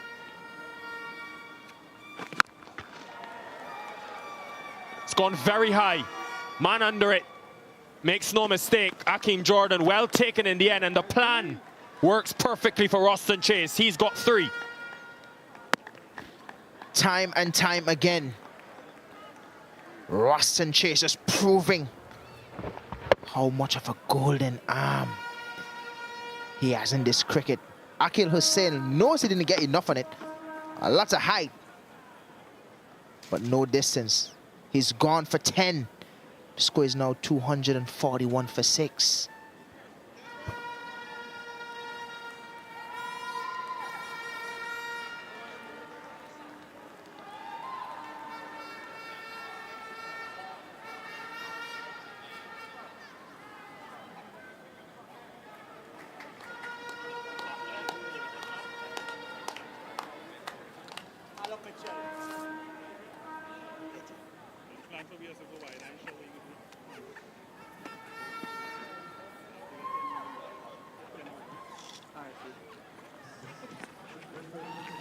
Leg. Leg.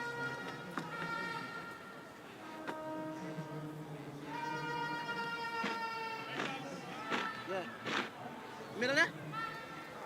All-rounder Terrence Hines. He's shown us on multiple occasions this season that he can strike the ball. His batting has improved drastically, something he's worked hard at last couple of years. His list day strike rate is above 100. And he's averaged over 35. Roston Chase, though, yet again producing the wicket.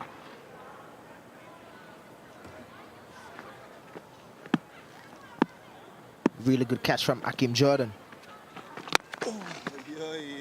Time and time again, we see Hines walk into bat and kick on.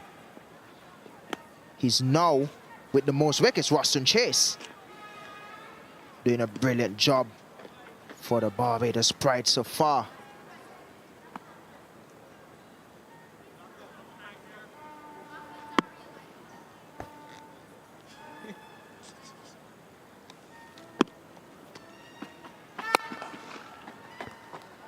It's a really good over in the grand context of the game. Just 3 runs and a crucial wicket. 4 to go, 2-4-3 for 6. It's been the day of Darren Bravo, and he'll be hoping he can finish the job for his team. 48 of his 100 runs, though, only came in boundaries, so he's had to toil hard. A first 118 list day innings, and boy, do they need it, trying to get that #1 seed. How important it is. I've gotten 1 point for that 100. Trinidad is not really studying the points right now. Just winning this game is what's important. Utley. Every batter so far got a start. Utley making 36. Jason Mohammed just 14. Nicholas Puran, a quick fire 18. Yannick Kara, the man who's in form, just 18 today. First time he got out for the tournament as well, Nikhil.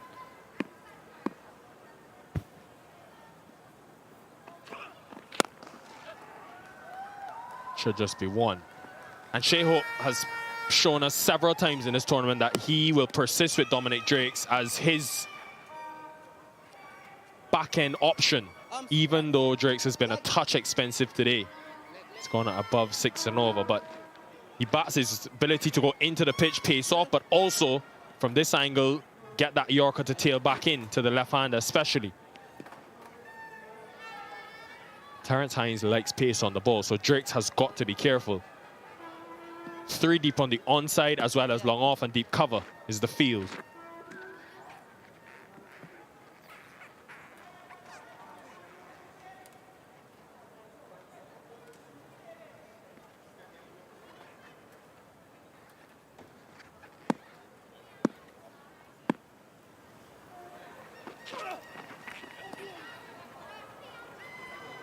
Starts with a wide now.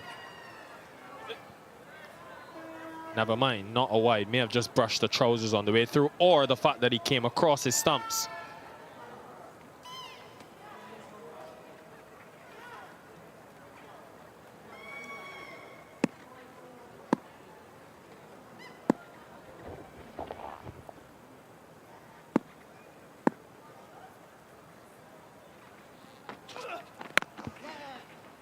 Because you would have had many battles against Bravo in T20 cricket, especially.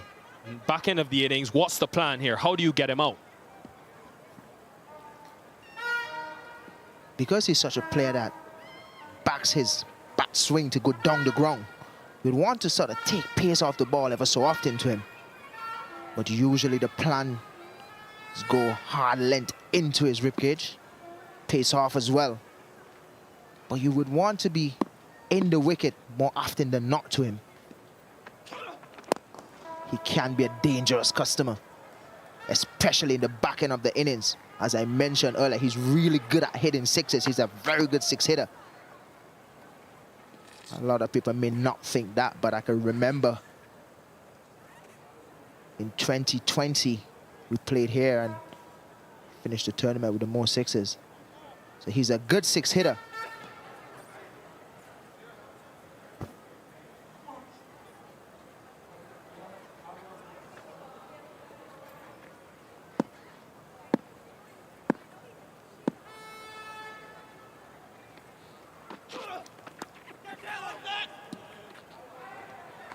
Again, brush the pad on the way through. I don't think Hines will mind this too much, this plan to go into the pitch and at the body, because if he gets bad on it, a few options here. Fine leg is up, so that line is risky from Drakes, but also is with the wind, and it's pretty heavy, that wind blowing across from the eastern side of the ground. Hit a few sixes. I think it was 2 sixes in that Leeward's game in that leg side.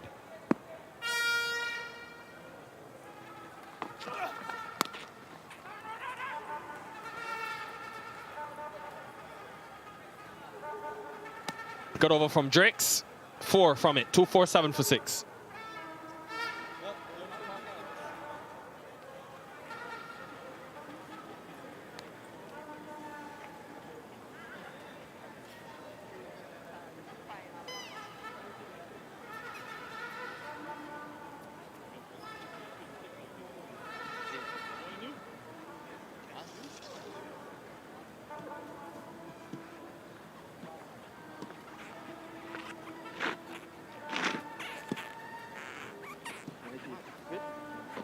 Been quite interesting in terms of the intent from the Red Force.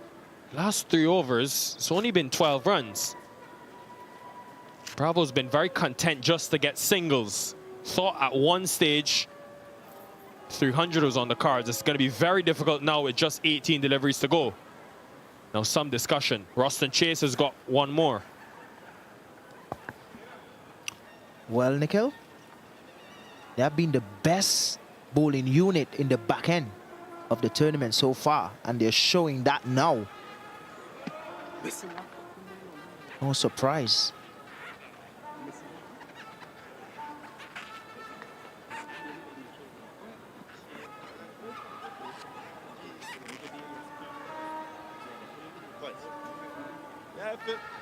Now this is interesting from Shea Hope. A change of ends for Jordan. First time now we'll see him from the southern end.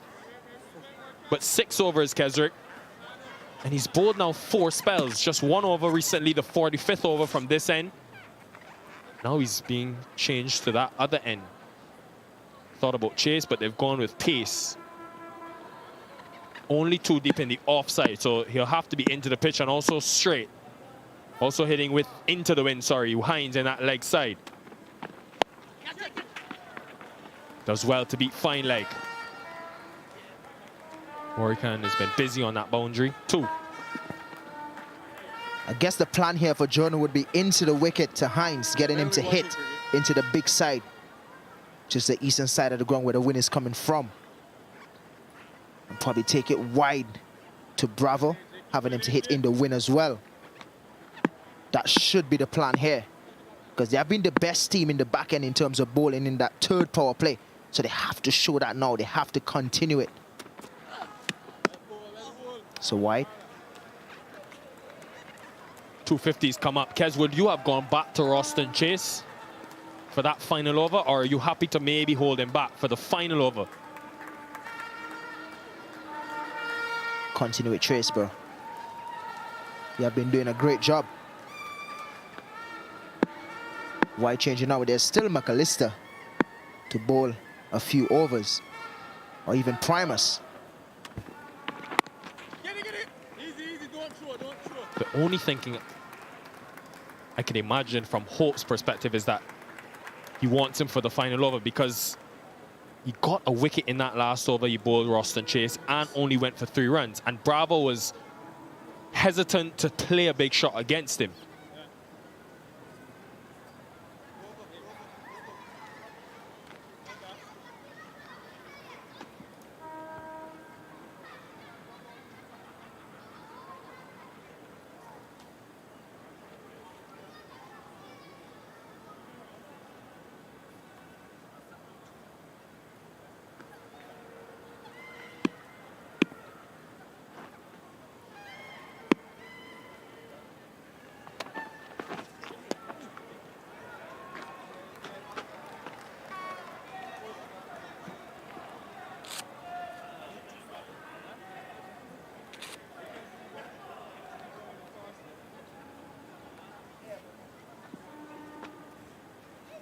From the first 2 deliveries.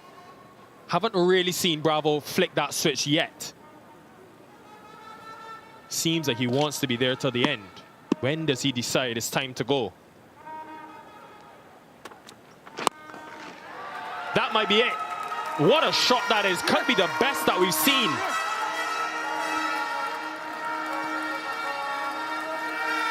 Take your cameras out, folks. I told you about his 6 hitting ability. Hits them with such ease. Just a flick of the wrist, you would just mention it. But we were having a conversation a while ago about why Chase didn't bowl the over before.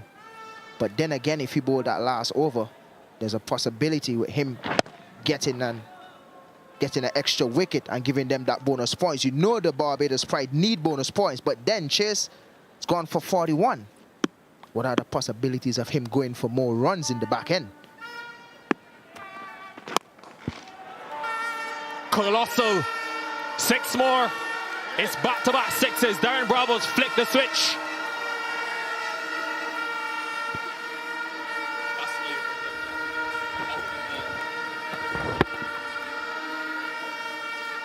And it's hitting with the wind as well. Jordan has missed his line a couple of times. Plan is from over the wicket to go across him. Twice he's been straight and Bravo's accepted. Pressure now, 2 balls to go. 17 from the over. Well, the field is set for him to go wide. He's still going straight. It'll be 3. This is powerful from Darren Bravo. I told you about his 6 hitting ability. He's showing that now. That's the 3rd one. The plan is to go wide, Nikhil. As a bowler, you must be confused when you have a batter like Bravo striking it the way he is now. 1 delivery left. Where would he go? Or where should he go? And I feel for Jordan as well, because it's not easy to just come in and bowl an over. 23 runs from the first 5. Does he have another? No, he doesn't. Anticlimactic end, but he'll retain the strike. It's 24 from the 40th over. 271 for 6. Oh, Jordan.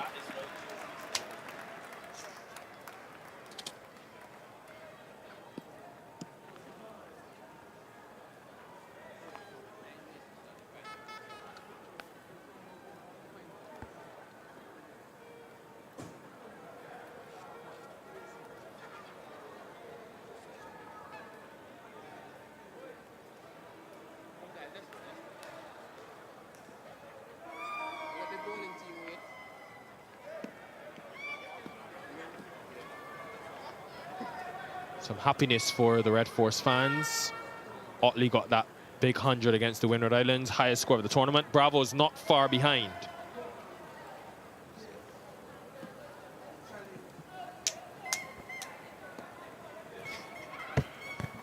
Will be Dominic Drake's to bowl the penultimate.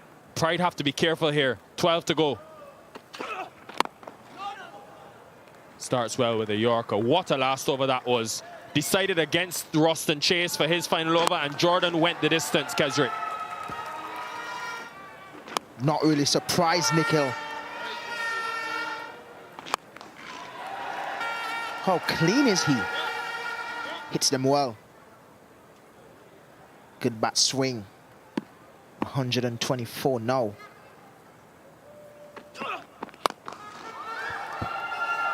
This one could be taken. No, it's not. It's another 6. This is robust striking from Darren Bravo.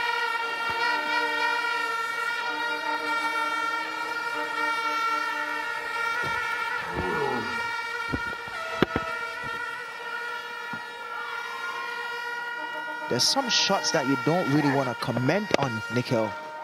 You just have to sit and admire. So good. 30 runs from the last 9 deliveries now. The power of 6 hitting, Kesrick Williams, as you know well, changes the game completely.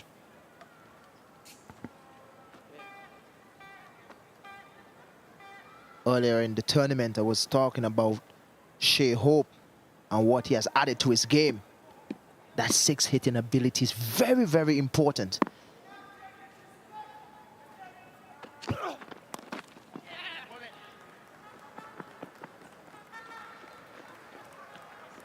That's the length that you need to be bowling to him, Jakes. Into his hips. Or pace off. You have to do it ever so often. You have to do it at the right time as well. And Kes, we've harped a lot on the 6s and the 4s, and rightfully so, but I love that last column, the dots. 43 dots is under 40%. He's just been able to constantly take over the strike against the faster bowlers. He's got boundaries against his spin. It's been constant pressure on the Pride. And now he's collected his reward at the back end with the 6 hitting. Excellent distribution.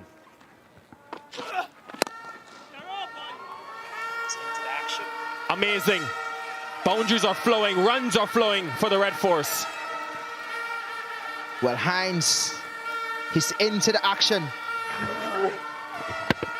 Over cover. Giving himself some room. Spanking that one. Over cover, and we know he can do it continuously as well. I always mention he's an underrated cricketer. I love to see him play cricket.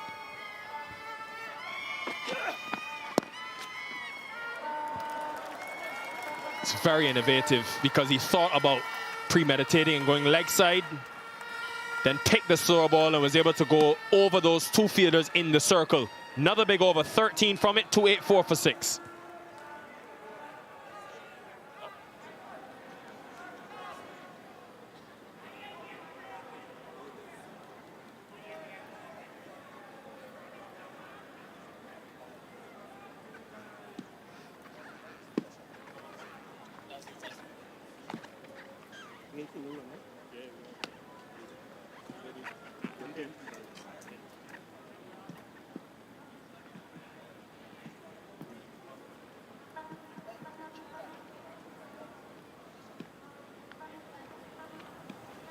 .284 for 6.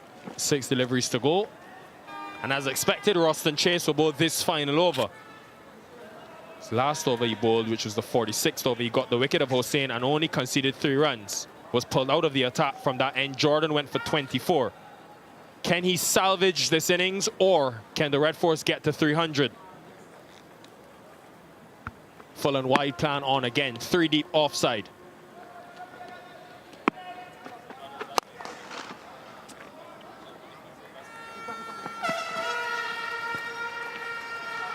As we mentioned earlier, Nikhil, Roston Chase entrusted with the last over.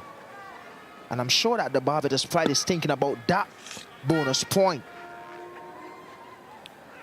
So therefore, if Ruston Chase picks up a wicket Jordy. and keep it under 50 runs, here he picks up a bonus point for the Pride. And we know that they need bonus points in this game.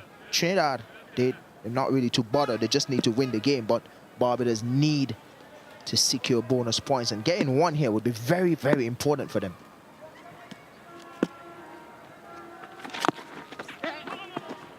It's well bowled by Chase. Full toss, but it was extremely quick. Remember, Chase is not new to this role. Think back to the qualifiers in that game when the West Indies lost against the Netherlands. Chase bowled, I think it was 3 overs in the last 5. Game that went to the super over. So Shea Hope has used him in one international cricket, in list day cricket at this stage. So far, so good. 1 from the first 2 deliveries.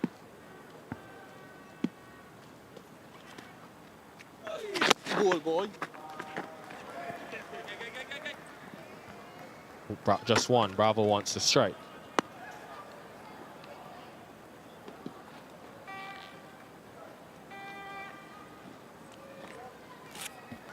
So far, so good from Ruston Chase. Needs to keep it under 50. So he has 3 for 43 now.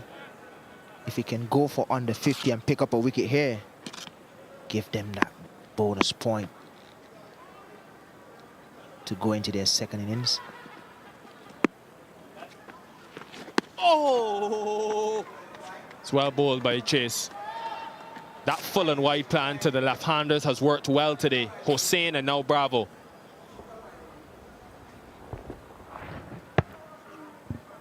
See leg stump. That's why it wasn't given a wide. Leg stump was visible. He came across his stumps. Missed his length. It's been pummeled again by Bravo. A 7th maximum.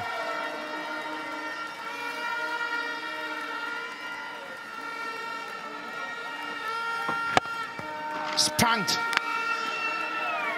Full toss. You do not want to be bowling that to Darren Bravo, sorry. Sure, Dwayne is probably looking on right now. Loving the innings from his brother. Playing a captain's knock. 1 delivery to go. Field stays the same. Point is just brought a bit finer. Wide again. Bravo will remain unbeaten. What is his highest list day score ever? 139 it is. And what a stellar knock it is. Battled fast bowling early. Ensured he was there going into the last 10. And has got his team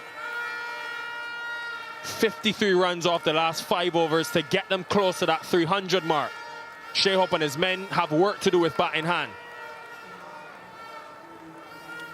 That's the reason why they have been so good in the back end. Always have a batter in the back end, but been striking it to the middle with that momentum coming into that back end to score these runs. Really well done from the skipper. Played a skipper's knock today. They're not too bothered about the bonus points now. They just need to come out and win this game. The Prides, on the other hand, will have to try secure at least about 4 or so bonus points in their batting innings. Well done, Michael. Well played. 39 runs from his last 18 deliveries. Bravo flicked the switch beautifully, and he gets the applause from his team. The standout today, never panicked, waited till the very last minute to go big, and picked his matchups really well. A stellar knock from the skipper, getting to 139, well supported as well.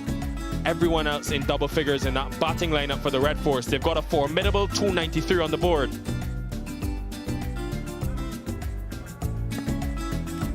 Kyle Mayer start things off. Bowled really well at the start. Dominic Jakes a little expensive, but Chase with the golden arm. 3 for 50. Warwick expensive as well. Kimar Smith 2 for 46. Not bad at all. But Jordan kind of went for a lot of runs there in the back end. Kind of harsh for him as well. Not accustomed to really bowl in the back end, but that's cricket for you. Every time these two sides meet, it's always a thriller. Last season in the semi-finals, they met. The Red Force narrowly got over the line. It should be very interesting. The Pride, they'll have to come out hot with Kyle Mears and company. They'll need close to a runner ball to get that 294. A lot more for you in terms of some analysis after the break.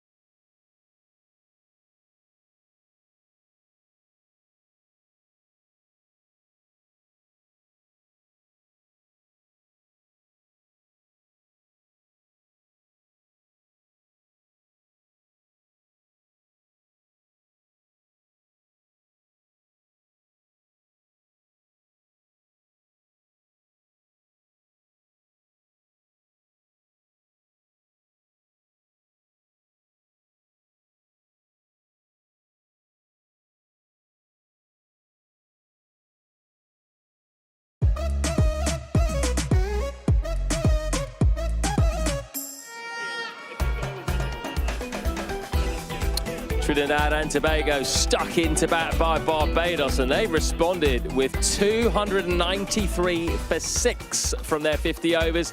Darren Bravo, the skipper, the star of the show, he smashed his highest ever score in list A cricket, 139 not out off just 113 balls. As you can see there, contributions all the way down that list. Every batter got to double figures, and that is a pretty good score that the Pride are going to have to chase down, and they're going to have to get some bonus points too if Barbados want to finish top of the table ahead of Trinidad. Shakira's alongside me. We haven't seen many big scores on this pitch, and no one's chased down a score that big yet. Yeah, it was excellent by him by the Red Force. They constructed the innings so well, and what was important is they made sure one of the top batters backed through to the very end. Darren Bravo led by example. Oh, he was excellent today. He really was. Let's have a look at that innings, shall we? Because he had a really good strike rate, didn't he? 139 of 113 balls. But would you say that it was actually quite a restrained, sensible knock until the last 3 overs when he went ballistic. Yeah, I thought he timed it perfectly. He felt like he needed to be there to the very end if they were going to get a big score. And there was that barrage of sharp bowling where he was kept a bit quiet around the 17th over for about 5 overs. But then he really got going and capitalized, especially using the dimensions of the field.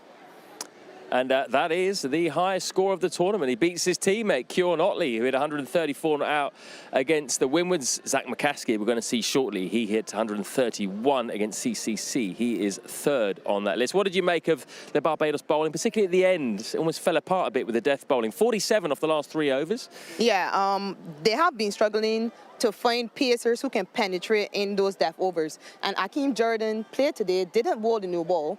And then he just came in the middle, had to come back at the back end. But what was puzzling for me was the fact that he bowled a pretty good over from this northern end, which went for 5 runs. Then he was taken off and brought back from the southern end, ended up going for 24. And that was the over that really got Darren Bravo going at the very end.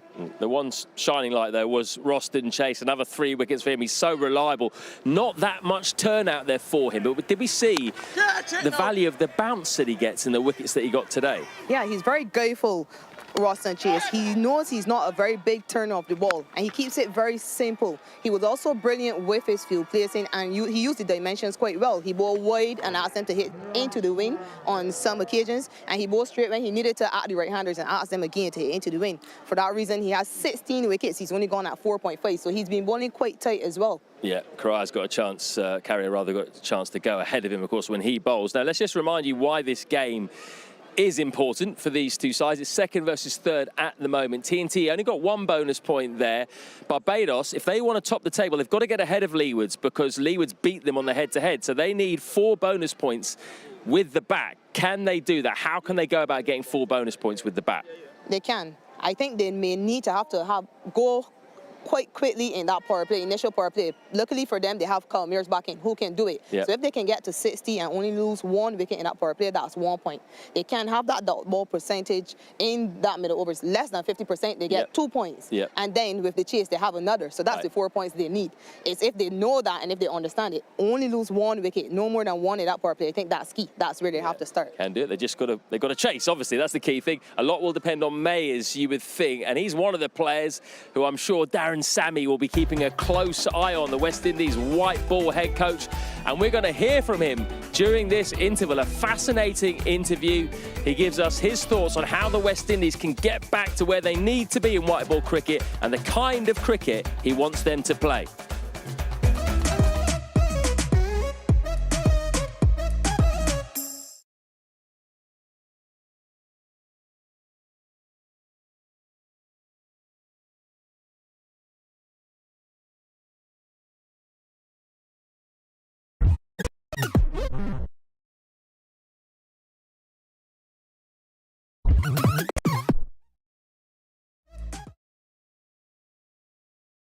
Darren, good to see you. From your point of view as the West Indies white ball coach, have you enjoyed what you've seen in the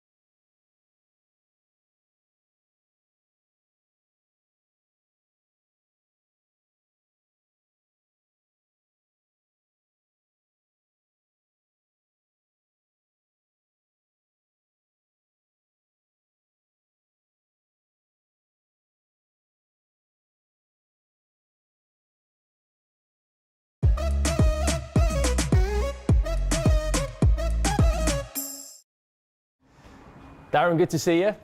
From your point of view as the West Indies white ball coach, have you enjoyed what you've seen in the Super 50 so far? I've enjoyed bits and pieces, but the general idea is to give direction to our cricket, and we have to start somewhere. So, new CEO, new director of cricket, new president, new head coach, you know, putting our heads together and coming up with a plan as to how we could start preparing for World Cup 2027. So, yes, it's a start.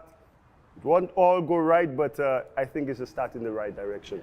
It's obviously great to see the CCC and the Academy doing really well, but how important also is it that the experienced international players play in this competition? We've just seen England on the verge of getting knocked out of the World Cup. Their players haven't played much domestic 50 over cricket in the last couple of years. Look, the transition is always important, you know, to have the experience mixing with the youth, you know, the countries who do it well, when you know the experience is on the way out, to start blending the youngsters, to get that last bit, to welcome to international cricket from the senior guys. And I thought India has done it quite well when they removed Sachin and Virat, Sachin, Sehwag, you know, Laxman, you bring in Kohli, the Rainers and the Rohit Sharmas. You know, so the countries with that system where they get it right, you know, it gives the newcomers a wealth of knowledge that they can't get from any coaching, but they get it from the senior players as well.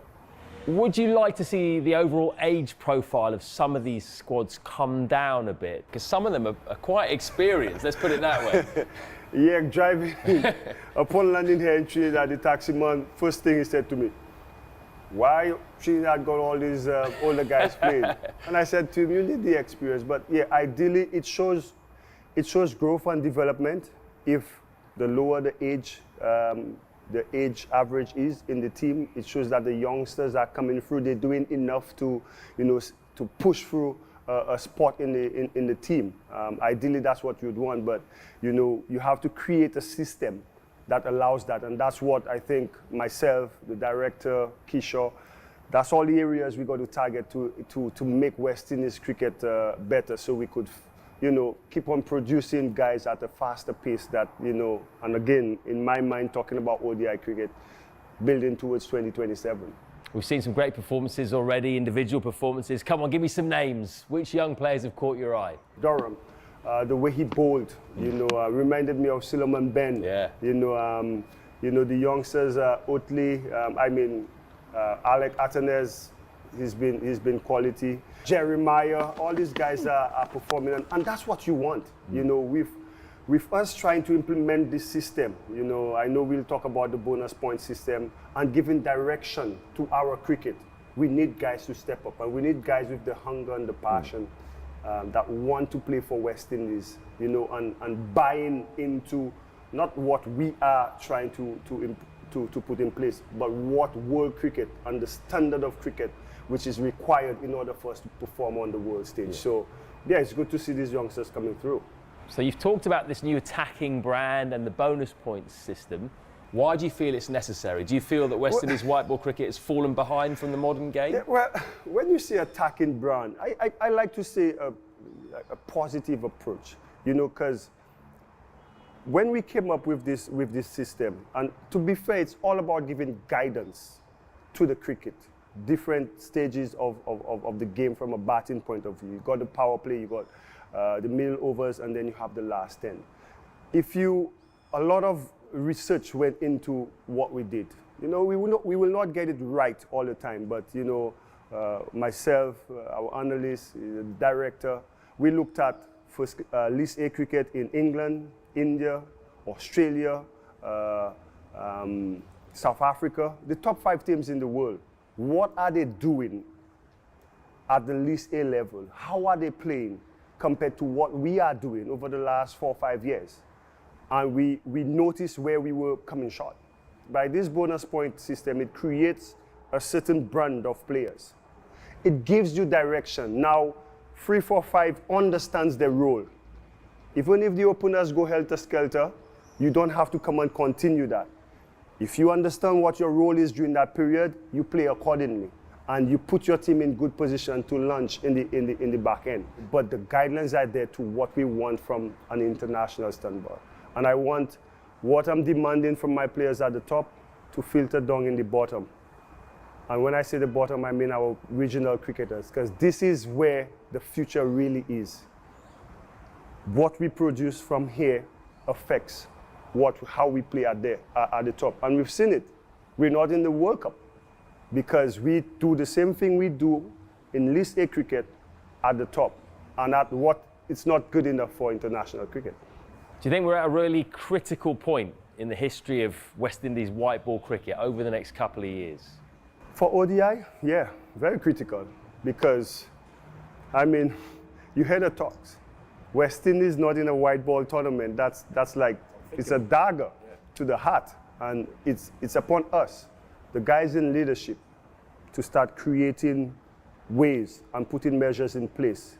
For us not to just say, man, this is how we play, this is what we are. No, we have to be able to shift the needle. And I think with Miles Bascom, you know, the knowledge he brings of what he wants to do, meshed with what I'm looking to do, the mandate the president has put in place. But again, I will say it takes on our franchise system. Things has to change. Yes, we need better pitches. Yes, we need better facilities. Yes, we need a better fitness level. And demanding all these things from the players. We from the top now have to put systems in place in order for the development and the growth of our players to continue. You know, but we have to start somewhere. And I think where we could control is putting guidelines in place first of how we want the cricket to be played. And now it's up to the bosses now to make sure when we come to Trinidad at the Queen's Park Oval, the wicket is good. The groundsmen need to be able to prepare these surfaces that allows the brand and style of cricket that we want. And that slowly, hopefully, we could get. Not slowly, but quicker. Yeah. Next up, of course, it's England in December. 3 ODIs, 5 T20s. Is that going to be a real marker of where your sides are at the moment? But is it also a good time to play England in ODIs? Listen, you know, you don't want any team to, you know, especially as defending champions, you want to go out there and perform and try to hold on to your title as long as possible. But it shows that any team, anytime, you know, if you don't do the basics and you don't stick to the plans and you don't have the confidence built in from the players, because right now England lacks a lot of confidence.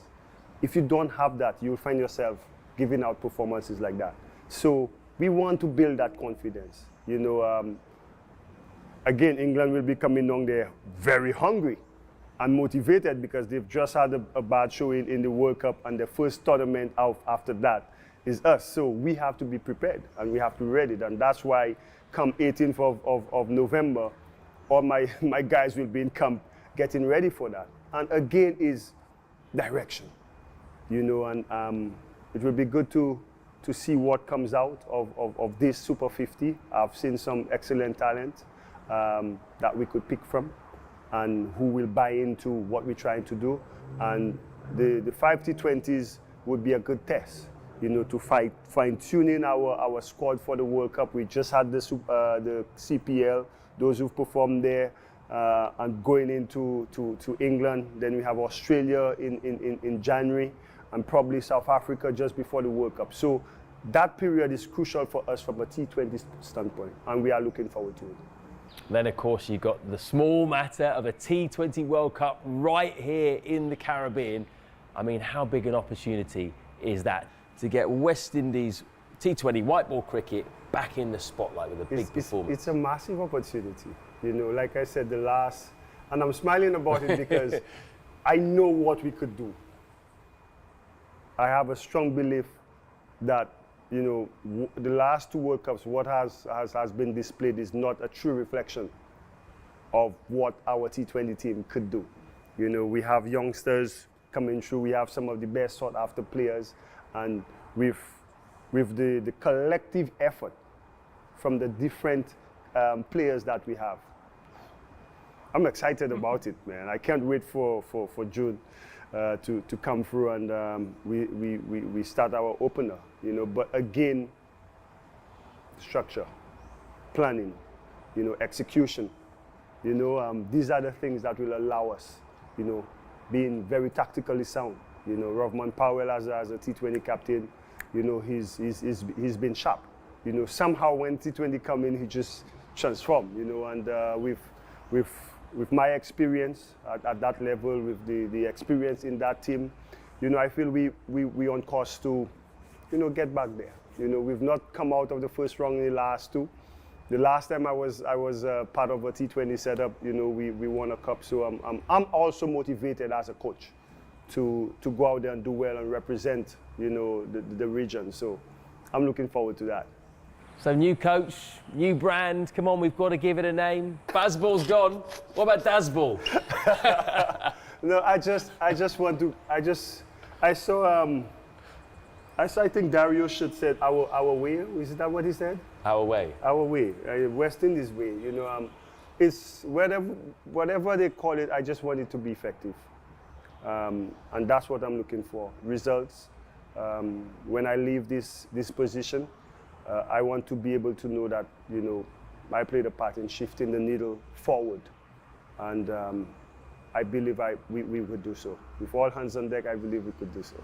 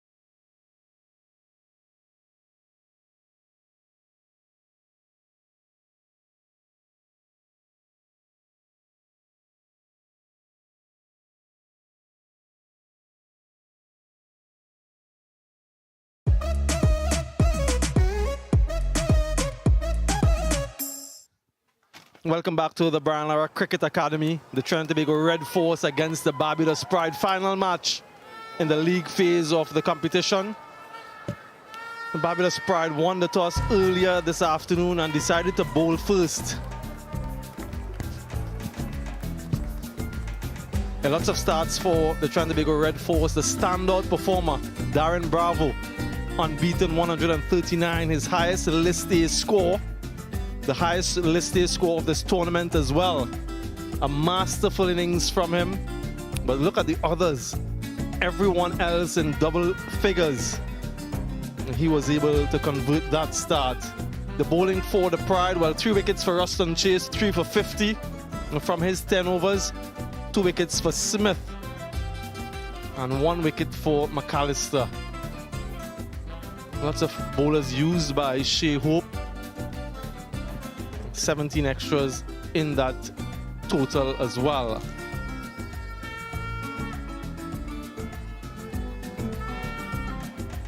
Confirmation then off the target. The Barbados Pride, they need 294 to win. Also need a couple bonus points along the way to get to the top of the table. Returning to the team, Kyle Mears, very destructive at the top of the innings, 4 centuries for him. Already scored a century in this tournament. Zachary McCaskey, he too has a century, 131. So both these openers have registered centuries already in this tournament. And they'll be looking to perhaps emulate what Darren Bravo did earlier today. Shannon Gabriel entrusted with the new ball.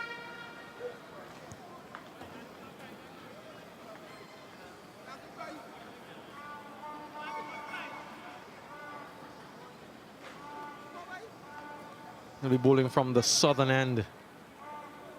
A really impressive total on the board for the Red Force. At one stage, they were looking perhaps at 260, 270, but Darren Bravo, in those final few overs, an exhibition and 6 hitting. Clean striker off the cricket ball, a natural 6-hitter when he's on the go. First ball off the defense for the Red Force.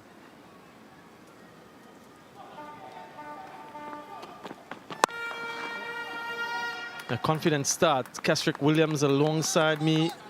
Good evening, Kesrick. What do you make of that innings in totality from the Red Force?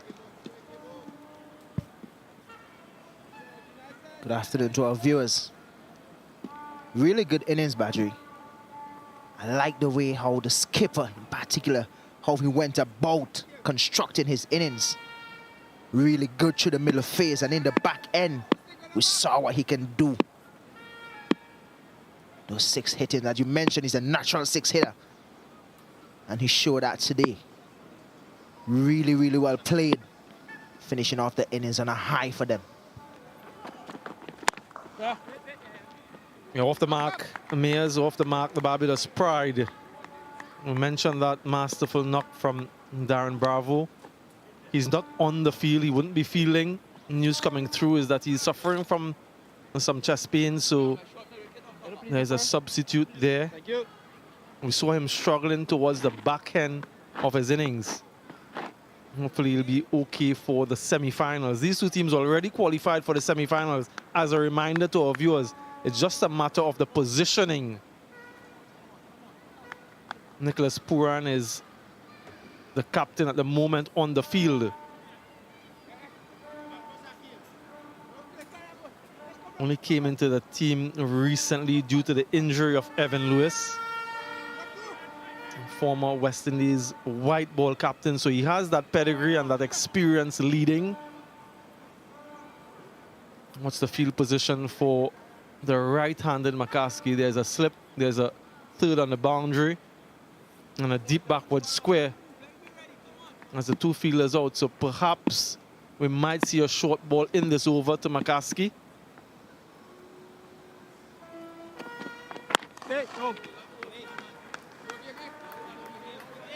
Yeah, these two have been in some good form, haven't they, Kesrick, for the Pride? I mentioned those 2 centuries. How impressed are you with McCaskey in particular? We know of Kyle Mears and his international exploits, but the younger of the 2, McCaskey. Looked really good, Badri. Saw him play that innings and it was well done from him. He scored 120-something runs off 122 balls or so. So a really good innings. Looked a good player. still young, still raw. Still have a bit of work to do, but what I'm seeing here so far from him looks like someone we could think about for the future.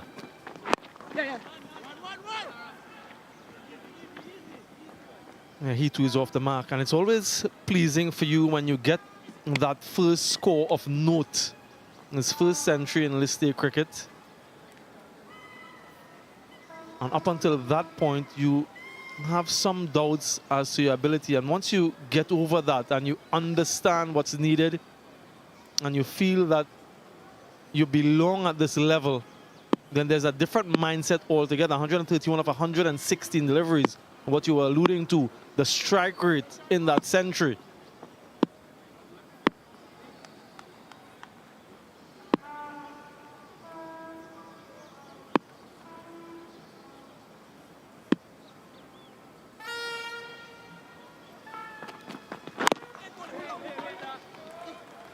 Barbados, of course, will be very mindful of the position that they're in. If they want to get to the top, they would have to pick up at least about 4 points here. So if they want to get to the top of the table, they will have to pick up at least 4 points here and win the game, so they know what's ahead of them. Trinidad obviously haven't been the best team bowling in that first power play either. Only 66 overs or so from the Pacers, the less in the tournament from the Trinidad and Tobago Red Force. Shannon shared the most wicket last year. He needs to come up chumping this game for the TNT. Yeah, wafted there from Mears. Got to end the first over 2 without loss.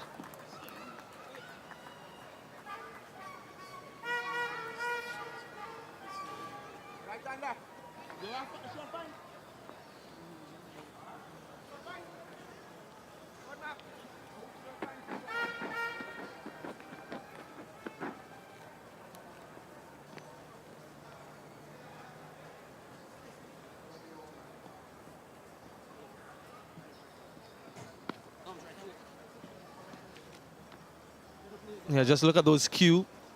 All of those queues at the far left, the top 4 qualified. The Pride on 37 points, so 4 points for the win will carry them to 41. But they need a few more to get to the top of the table. The Red Force, it's simple. They just need the win. Already secured a couple bonus points. Guyana Happy Eagles and the Leeward Islands Hurricanes are the other 2 teams in the semi-final. So they'll be looking on intently to find out exactly what that lineup will be in a couple days' time. Terrence Hines from the northern end.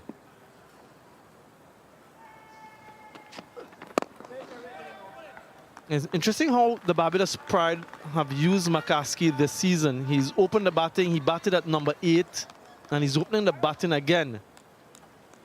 In addition to that, they've used several different pairs at the top of the order. 4th game in a row that they have been different opening partners for the Pride. Mears and Brathwaite, Brathwaite and McCaskey, Hope and Brathwaite, and now Mears and McCaskey again. Something that you've seen with quite a number of the teams. They've changed their opening partnership quite regularly. Inside edge. Something that I would like to mention as well, Badri, is that the Barbados Pride have picked up 2 points in the power play while Mears was opening. So they have picked up points in the power play while Mears opened the batting. So good signs here. He's back. And they do need points if they really want to get at the top of the table. Good to see Terrence Hines opening the ball as well. They haven't been doing too well with the ball, TNT. But what's good about them, though, Badge, is that 3 teams in this tournament have taken all 10 wickets in the middle phase of the game. TNT is one of those teams. That's because they have bowlers like Yannick Carrier, Sunil Narain, and Akil Hussain to bowl those middle overs. Yeah, some swing there for Terrence Hines, just a hint of away movement.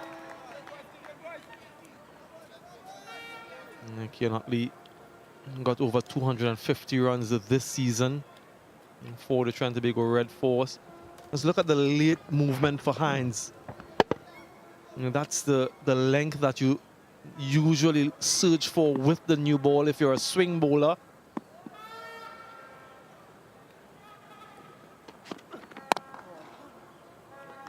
Five dots in a row.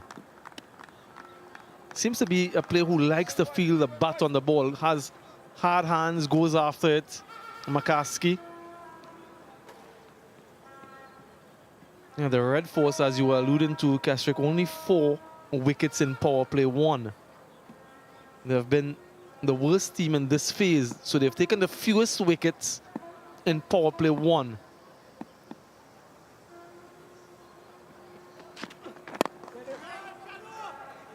Maiden over to start from Hines. Remains 2 without loss.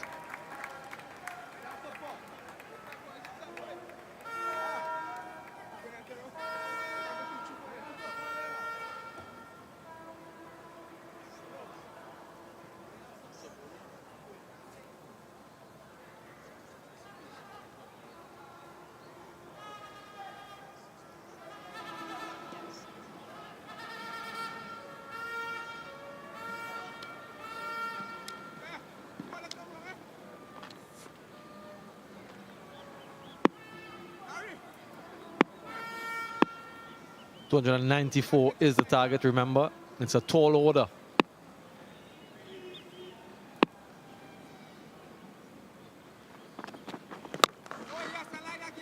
Keswick, what's the key to a chase like this? It's 294 rather that they need. They need the win. They need a few bonus points. Somebody gets 100, that gives them 1. What's key? If you were in that dressing room and you were to address the Barbados Pride batters, what would you say to them? Well, Badgie, there's so much complexity to this game now. It's according to what you want as a batting unit or as a team. If you want to go and win the game with bonus point to get to the top of the table, or you just want to win this game and get that momentum to go into the playoff. So there's a lot of things you have to think about with this chase, because you can tell Kyle Mayers, listen, we're going for the batting points because we need it to get to the top of the table. Obviously, you know the financial benefits of that. Or you can tell him, listen, we want to win the game and then we think about the points after, because we need that momentum to go into those semi-finals. So it's according to what you want. Then you will know how to approach the game.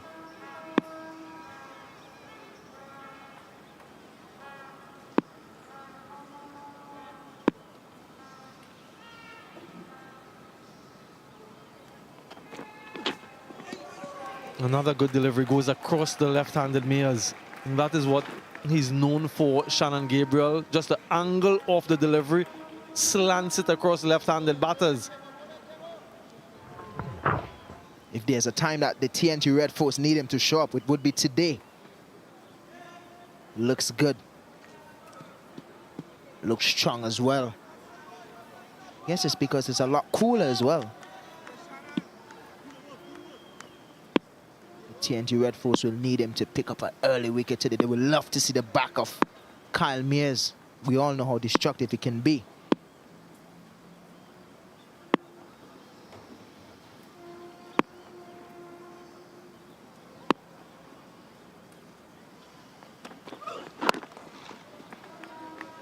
Yeah, so a win for the Barbados Pride without sufficient points to overtake the Leeward Islands Hurricanes would mean that these two teams would be pitted against each other in the semi-final.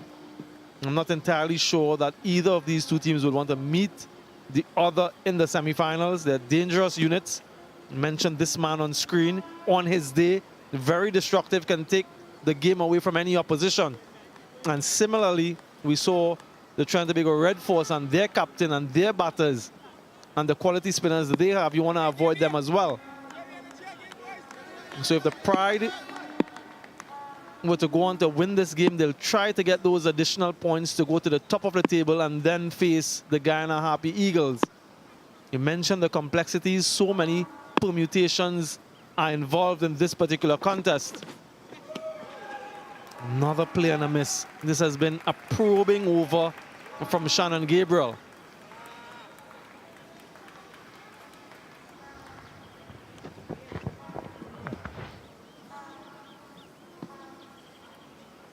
What the Pride would like to do is try to get as much runs if they're thinking about getting to the top of the table and looking for batting points. They will want to try to get as much runs in this power play because the red force is really a force in the middle overs. You have to go to battle with Sunil Narain. You have to go to battle with Yannick Carrier, who's at the top of the table in regards to wickets, and Akil Hussain, who is doing pretty well for them. And also throwing Kari Pierre in there as well. 2 without loss, a maiden again. Shannon.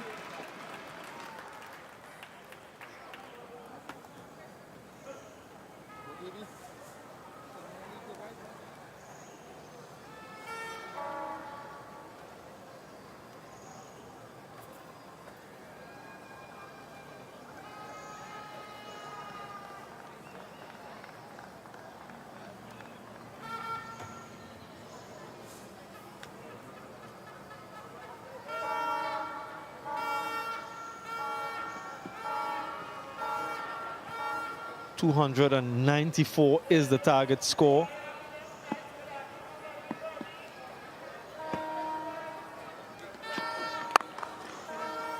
Finds the gap this time. Just a hint of away movement again, but very deliberate from McCaskey. Gets the boundary, first off the innings.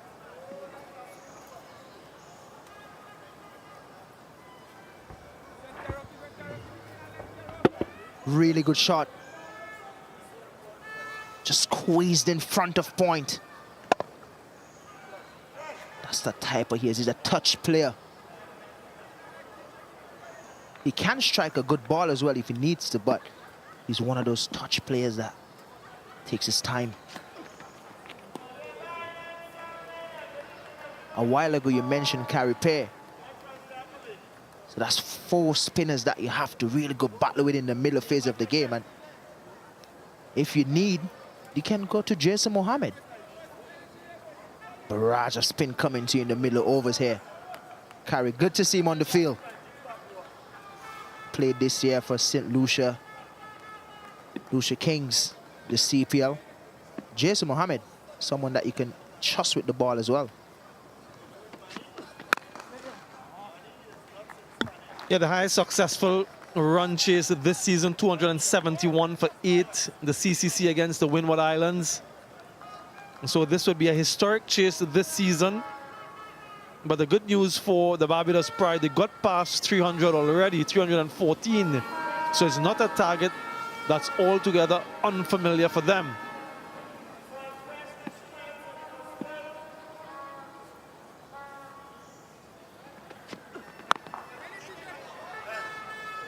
Now have a look at Terence Hines and that action. Almost a little bit slingy. His release point not at the perpendicular. Not as slingy as some of the others that we've seen. Matisha Patirana, Lassit Malinga and others. Kesrick Williams, if you can deconstruct his action for our viewers, please.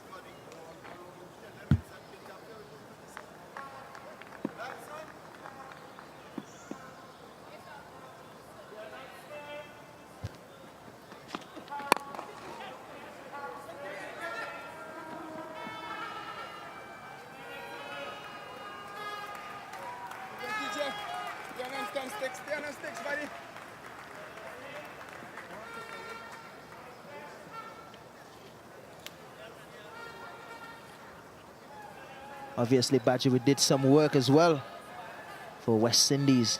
It was a pleasure playing alongside you as well. Sitting next to you here in the commentary box is a pleasure. The great Samuel. What a shot. Belligerent from McCaskey. Will go all the way for 4. And that's the second one in the over. Some aggression, expensive. 10 from it. 12 without loss.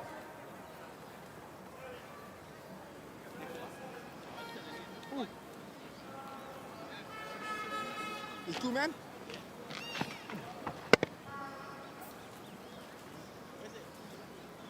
It's a lovely shot by McCaskey. It's a player that favors the offside. Really good to the offside. Really well played. As you can see, they're the highest successful trace this year.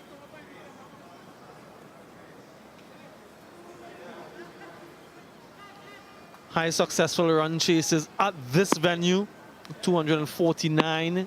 Trying to be go Red Force against the Windward Islands 2022. So again, it would be historic from that standpoint if the Pride were to manage this total.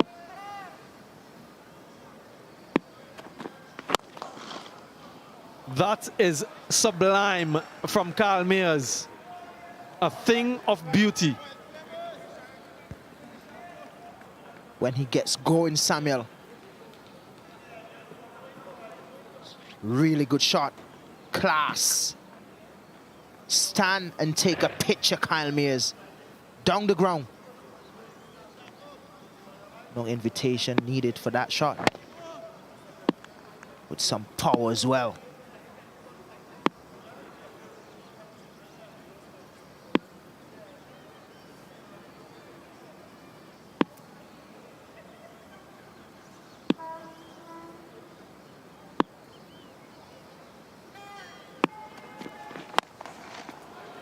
That was nonchalant.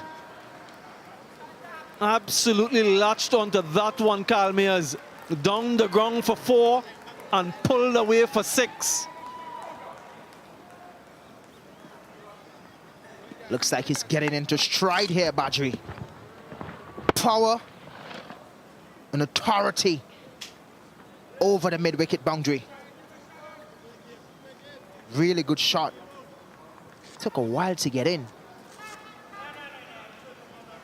Shannon Gabriel having a little bit of issue with his shoe. He bowled a couple deliveries in his last over that beat Kyle Mears all ends up.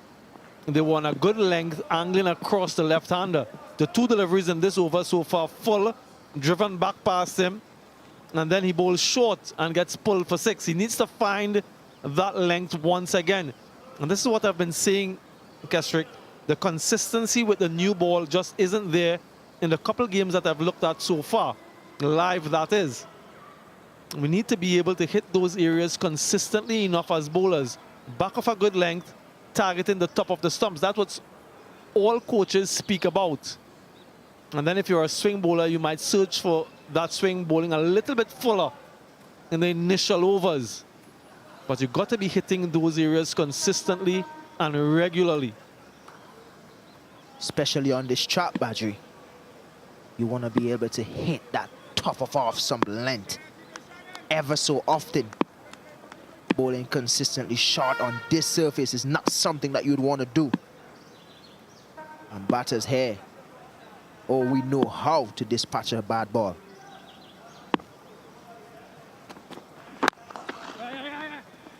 Full again, this time just a single. So that's 11 runs in the over so far, 10 runs from the last over. So they're getting a move on, the Barbados Pride. They need 4 bonus points and the win. They have none. They have no points just yet, no bonus points, that is. How can they get 4? Well, for 1, they can get 60 runs in power play 1 for the loss of just 1 wicket. If one of their batters get a century, that's another point. If they chase the target down within 90% of the overs, that's another. And then they have an opportunity through the middle overs. So a few opportunities exist. Minimize their dot balls as well. That would give them 2 points.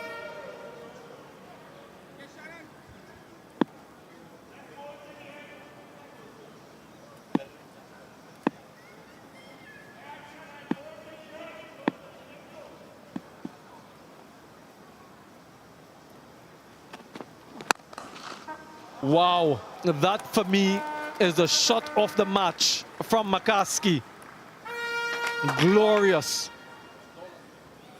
Samuel, I think you better put on your seatbelts, because if he bats longer, you might see a bit more class of McCaskey. He's so good to the offside, easy on the eyes as well. You're saying that's the shot of the day. Well, I think you're going to be here a lot longer, and you will see more if these two batters stay there.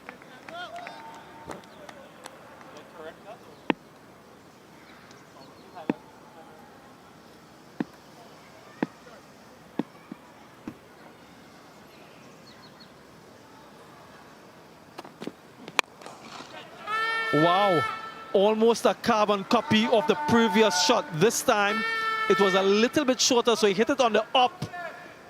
Even better. Well, I don't know if it's still saying that's the shot of the match, the shot before that one. Because we're probably going to see a bit more if he stays there. Look at the elbow. Really good. That should take the sting out of any bowler, especially if you pose for a picture while playing that shot.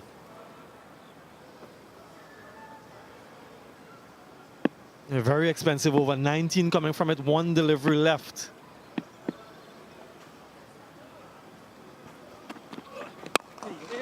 Yeah, slower delivery. Anticlimactic end to it, a dot to finish. 31 without loss.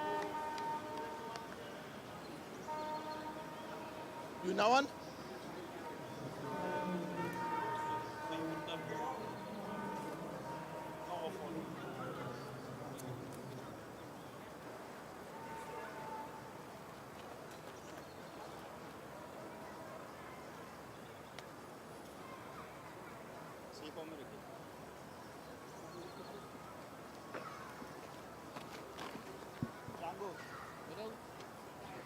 Brian Lara Cricket Academy, situated in South Trinidad, Taruba to be precise. A real wonderful facility. It was meant to be completed for the 2007 World Cup, hosted here. Eventually completed in 2017. Hosted CPL matches, hosted West Indies women's team, and this year hosted international men's cricket. And will be hosting a couple games in that England series later this year. Akil Hussain into the attack. Edged and taken. Sunil Narayan straight to him. First delivery from Akil Hussain. Picks up the dangerous Kyle Mayers. But what a start.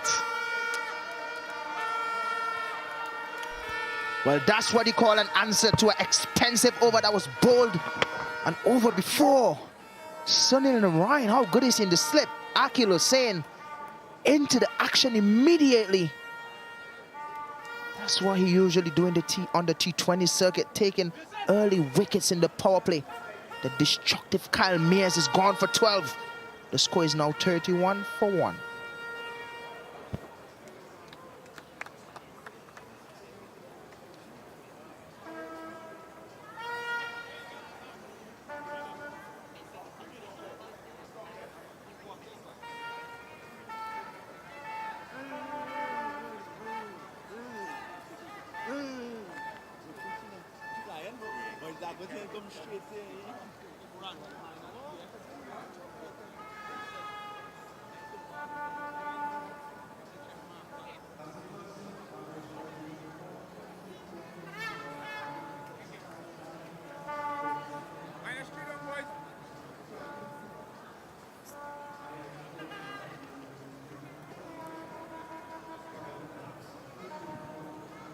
Shamar Brooks, the new batter for the Barbados Pride, very experienced campaigner.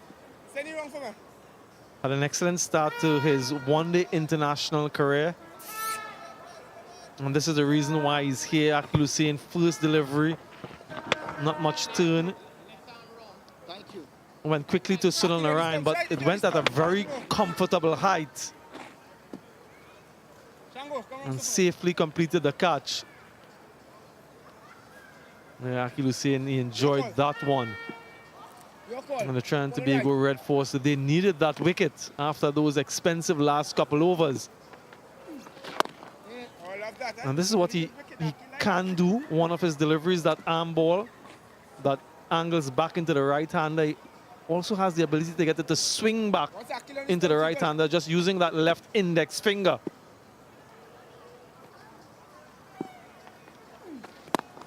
And he's bowling from the northern end, which will allow him to get the ball to swing back if he opts for that delivery with the wind blowing from left to right on screen. But he's such an improved bowler over the last couple seasons. Him and Alzari Joseph were the leading wicket takers for the West Indies in the World Cup Super League, and has forged himself as a permanent member of the one-day international team. Akhil Hussain is getting some competition from Gudakesh Moti, healthy competition between these two.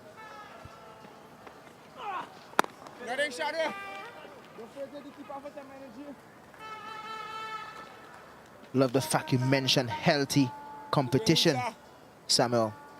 This can only do good for West Indies cricket when you have two left-arm spinners bowling this well. He's gone. He's gone. That's the same delivery you mentioned earlier, Samuel. That one that comes back in sort of a drifter, coming wide of the crease, coming into McCaskey. Akhil Hussain has gone 2 in the over. Double wicket strike. He looked really good against the fast bowler, and I wanted to see his technique against the spinner. Big gap between bat and pad. Yeah, Akhil Hussain, 2 wickets in the over. That sets things in favor of the Red Force. McCaskey looked menacing, but has to go for a runner ball 19. The Pride, well, they're 32 for 2 now.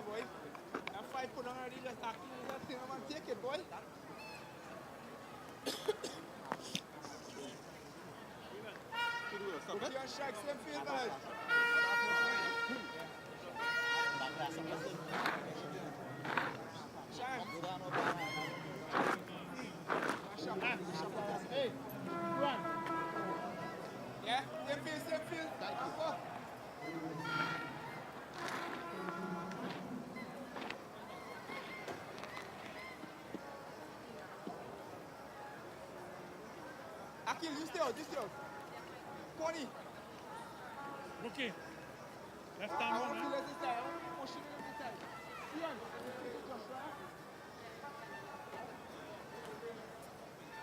Barbados captain Shai Hope walks in probably a bit sooner than he would have hoped. What an excellent record he's got there. 1800s, averaging 48 in his List A career. He's in because Akhil Hussain has turned this run chase on its head. 2 wickets in the 6th over, the second of which was young Zach McCaskey, just a little tentative, pushing forward. Ball not quite there to drive, and it was the one that went straight on. Took the inside edge and clattered into leg stump. He's pumped, Akhil Hussain, and why not? He's got the big wicket of Mayers and also a very important wicket of his opening partner. More left-arm spin. It's Curry Pierre from the other end. Suddenly, Curtly, this run chase has a very different complexion. It certainly has.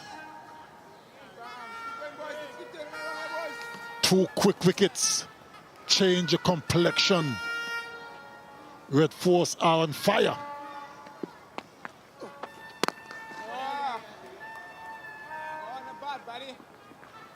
But still a long way to go, Matt. You've got Shai Hope, the skipper, at the crease.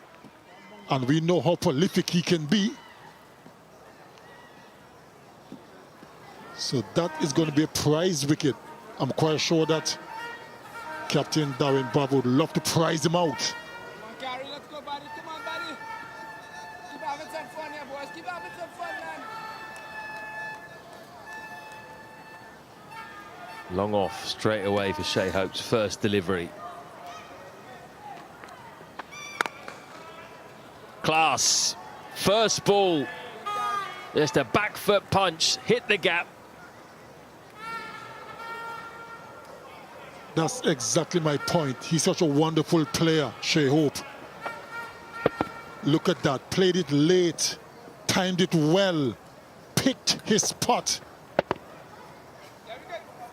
And he's very strong through the offside.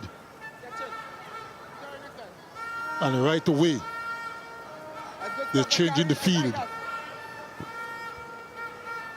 Going to move cover around a little bit straighter. Short again. Maybe got away with one there. He hit that even better than the 4, but straight at extra cover. Here's Jason Mohammed. Just wants to bowl a bit fuller though, Kari Pierre. Draw him forward. It's a little bit better, that one. This is going to be a good test for Shea Hope and his partner, Shamar Brooks, against the double spin.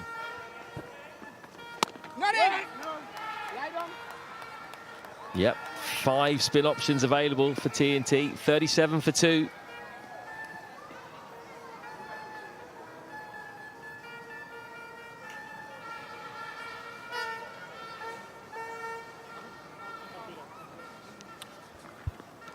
The big one is that name at the top there. Kyle Mayers already has a century to his name in this tournament. So destructive. Trinidad and Tobago would have been desperate to get rid of him in the power play, and they have done so. 37 for 2.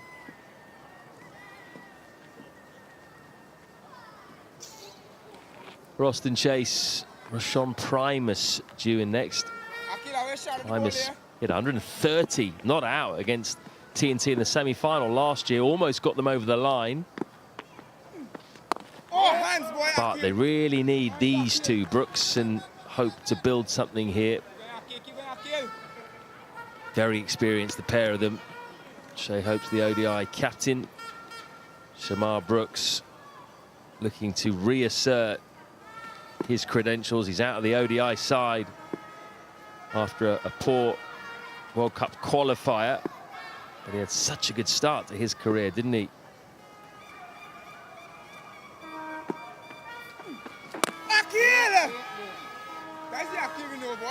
Shamar Brooks, in his first 10 innings, hit 350s and 100 to start off his ODI career. He's faded since then.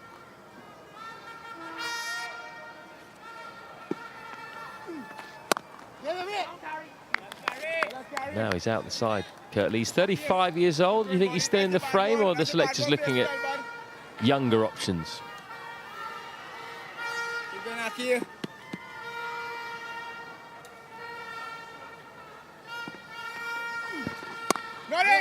He's very classy, Shamar Brooks, when he's going well. Easy to watch. But for me, I don't think he has really fulfilled that potential we've seen from him earlier in his career. He's a much better player than he's showing.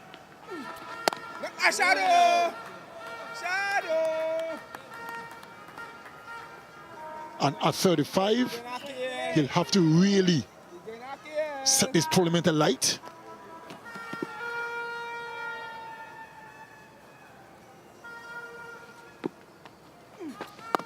And he hasn't really done it. That's a maiden over, 37 for 2.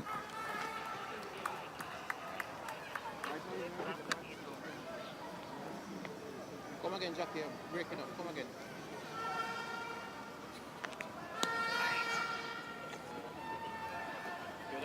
Up.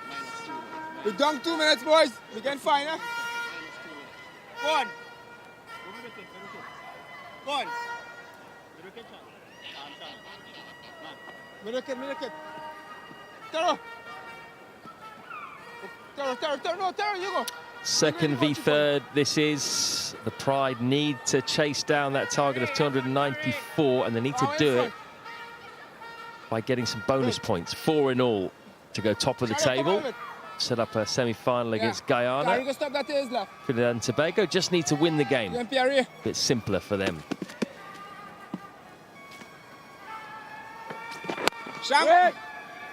That's why we put you in the kitchen. Nasty little bounce there in the outfield for Shannon Gabriel. Smiling, but he wouldn't have been smiling if that hit him in the teeth. Keep going, Kiara.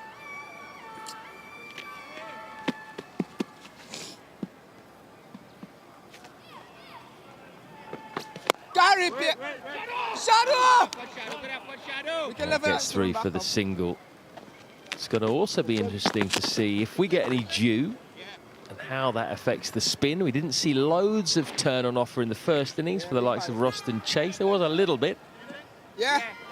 But of course, we've got Hossein, we've got Pierre, we've got Sunil Narain to come on, and Yannick Carrier, the leg spinner. I wonder if he's going to be a big point of difference. Short, put away by Brooks off the back foot. He is a graceful play, never tries to overhit.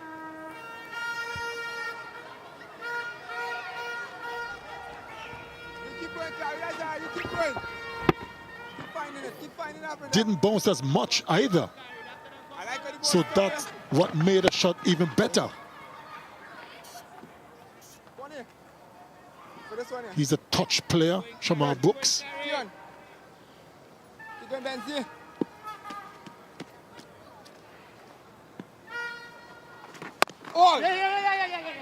Oh God, run out now. That's in the gap. Threaded through the eye of the needle, didn't get it out in the middle of the bat. So they'll take two. If there's any dew later on, it wouldn't be as bad for the finger spinners. But with Carrier, the leg spinner, that could pose a bit of a problem for him if there's any dew. Carry, Pierre, that's good stuff, Carl. Oh, we saw Dennis Bulai yesterday. It was a bit wet yesterday. There had been rain as well, so it wasn't necessarily just dew, but Dennis Bulai was really struggling to grip the ball. He only bowled 3 overs. He was a bit all over the place, full tosses and long hops. Not quite as wet this evening. Oh, carry. Some good batting in that over. They scored off the last 5 deliveries. 1 boundary as well. 46 for 2.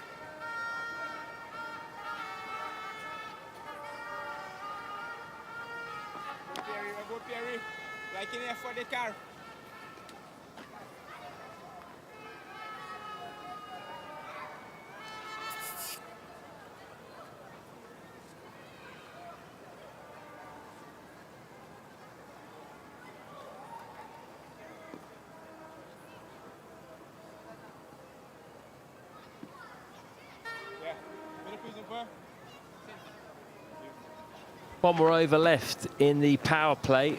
Barbados cannot get a bonus point anymore because they've lost 2 wickets now. If you score 60 runs, you can only lose 1 wicket. Otherwise, bonus point is not an option. TNT could get a bonus point if they pick up a wicket in this over. Not that they need it, they just need to win the game.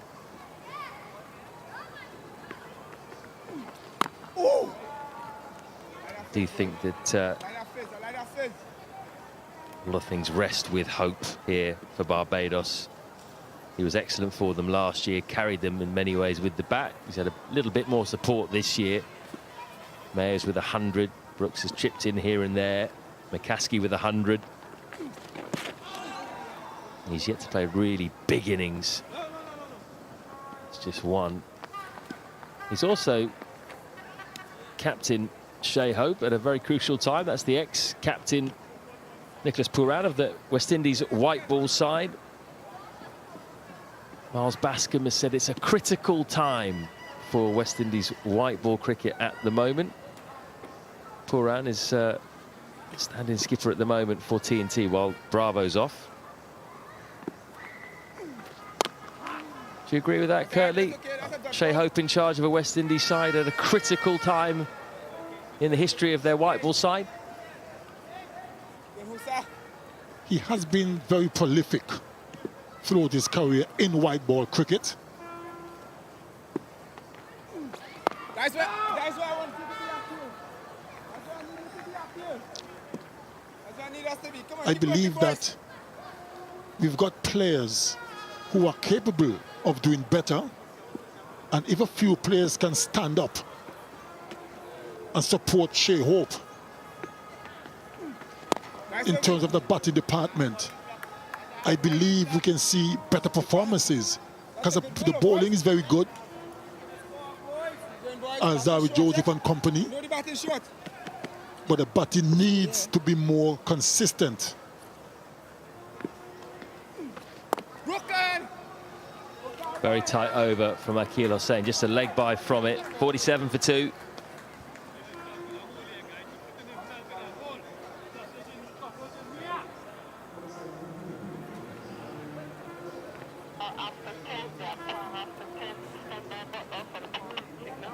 Look at those figures for Akil Hossain. 3 overs, 1 maiden, 2 wickets for 1. It's about as good as it gets. Gabriel Pierre, a little bit expensive. Hines going at 5 and over. Akil, come there, cover. It's been a funny old innings. 1 over's gone for 19. Gabriel's last. 2 wickets for just 28 runs in the other 9 overs. Now we're into the second power play. Barbados again can get a bonus point here if they score 5 runs and over. So they need 150 runs from the next 30 overs. Can only lose 3 wickets. Oh, playing a miss. And these bonus points, very much an idea of Darren Sammy, the new white ball head coach, alongside Miles Bascombe, director of cricket. Half an appeal there from Forum, but not anything more than that. Bit of fresh air between bat and ball. Taking the singles well, these two. Darren Sammy said in the interview that I did with him, that we showed during the interval, that he feels that West Indies cricket's fallen behind, and they did a lot of research of Sri Lankan, South African, Australian, English domestic cricket and international cricket, and they feel that the West Indies are playing a brand that is stuck in the past, not being aggressive enough, not scoring enough runs, not being aggressive with the ball. Back up. What do you make of that, and how do you see West Indies cricket developing? Do you think these bonus points, this system, are going to help move it forward? Well, as you can see, I'm smiling a little bit, Matt, because it's something that I've been preaching. Even when I was a part of the West Indies setup. That was a very, very tight run. Sorry to just jump in there, Curtly. That may have been a dismissal with a direct hit. Let's just have a look at that replay. There was hesitation from both batsmen. That's out with a direct hit. Luckily, it was Shannon Gabriel, so maybe they picked their fielder a little bit when they took the single. Wasn't a million miles away.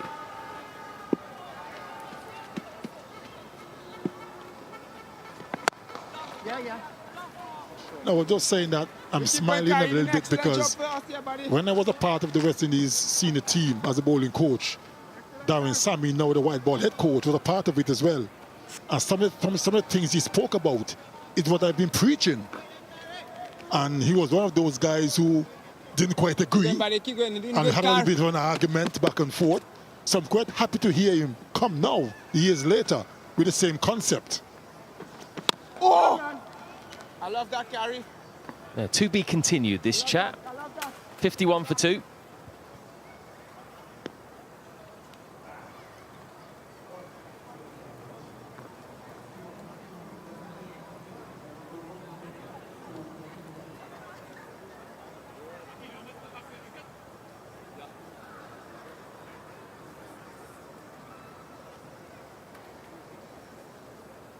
Boys.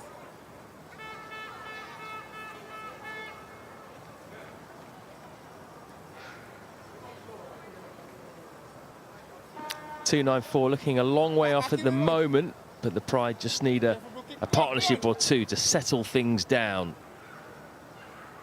Talking with Sir Curtly Ambrose about the new positive brand of cricket that the new West Indies white ball head coach Darren Sammy wants the team to play. How is that one? Did it turn? Oh, I think it did straighten a little bit. Christopher Wright, the umpire, reckons it didn't straighten enough. Well, we'll soon find out if he's right. Did he straighten enough? The keeper didn't move that much, and sometimes the keeper gives you an indication of the line of the delivery. But it seemed to be close. Chance. Spectacular caught and bowled from Akil Hussain. I think Shamar Brooks is going nowhere. Well, umpire Christopher Wright is going to confer with Dayton Butler just to be sure that a catch was taken cleanly. I reckon they're going to go upstairs, Matt, which is the norm if you're not sure.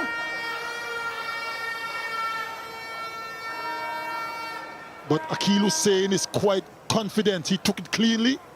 The Trinidad and Tobago Red Force team are all confident. But is it? No issues with the front foot.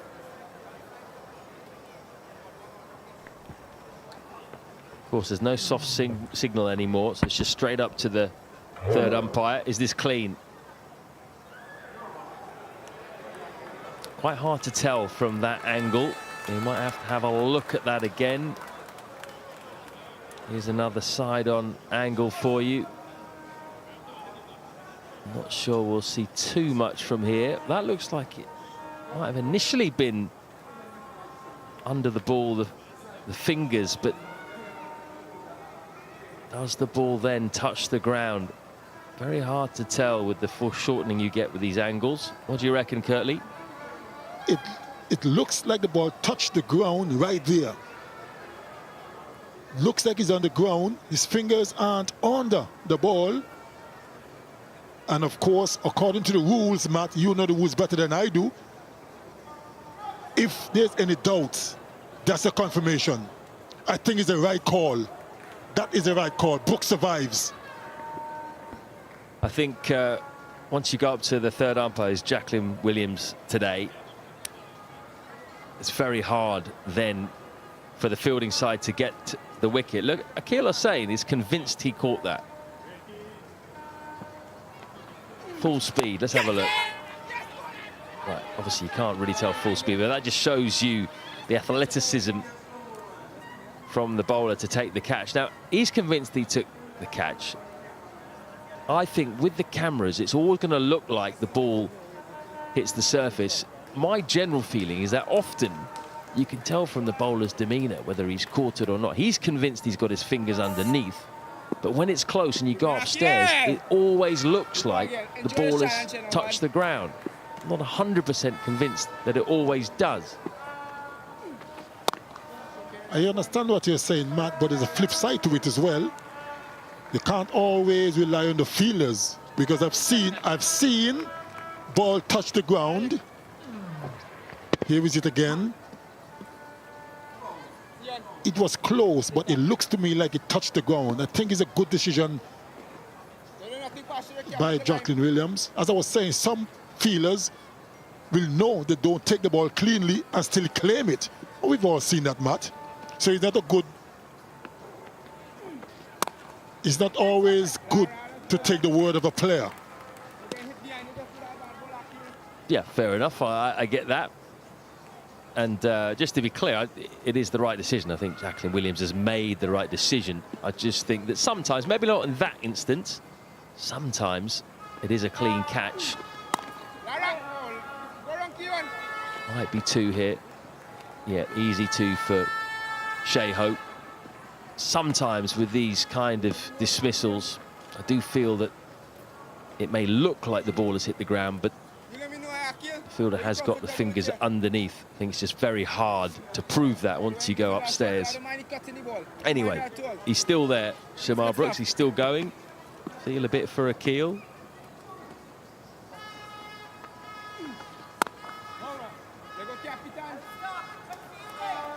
.54 for 2.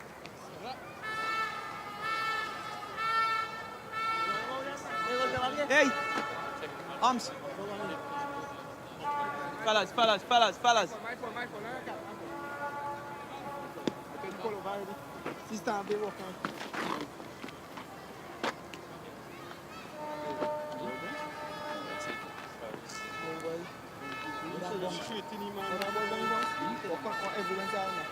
You see the ball, no them. There go, boys, there go. Bit of a debate going on out in the middle there, because after we went to the break, at the end of the over, the ball got thrown in to the keeper's end. Keeper wasn't there, Nicholas Pouran, so went for an overthrow. Shea Hope called Shamar Brooks through. They came through. The umpire said that dead ball hadn't been called, so they get an extra run there. Shea Hope keeps the strike. TNT weren't too happy about it. They were questioning it. But it was legit. Again, almost through that gap. It's such a small gap. But he's targeting it, Shea Hope. You two, come on, clean up that. Very, very strong. Flew the offside, Shea Hope, the skipper.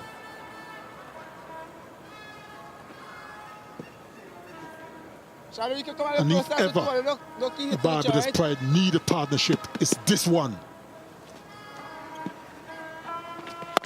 One is fine. That's good stuff, Kari. Both of these bats do really well as they play the ball late and off the back foot off the spinner.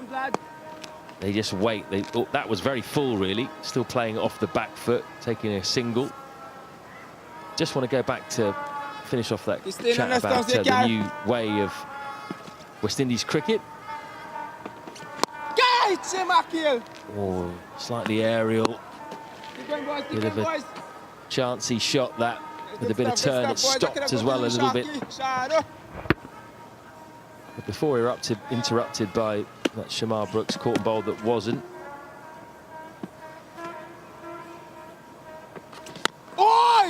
What areas in particular do you feel that West Indies white ball cricket needs to improve in, needs to be more aggressive in? I think the bowling can take care of itself. We just need the batters to be a little bit more aggressive, especially in the first 10 overs. Nothing reckless, but at least show some intent to score.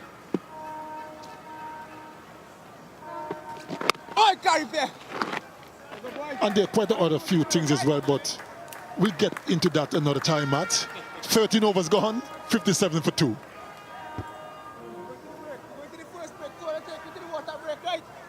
And then we're going to do the next two.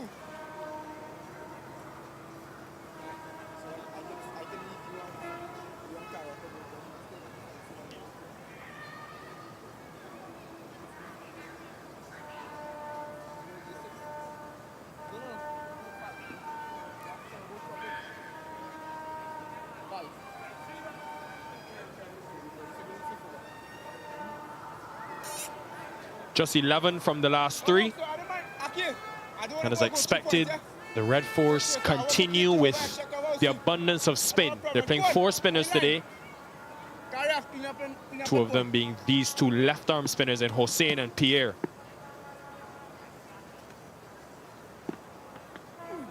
Catch him! Brooks has driven the ball well, but found the fielder. Had a couple of close calls in that last over. Shamar Brooks against Hossein.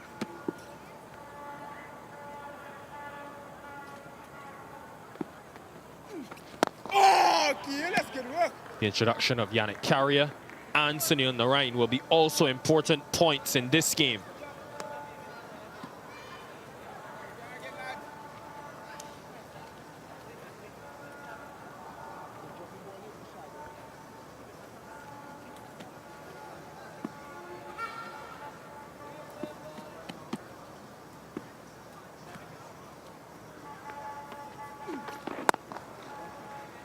What they will always know, also know is that the Pride are very good players of spin, especially these 2 in the middle, as well as Shea Hope.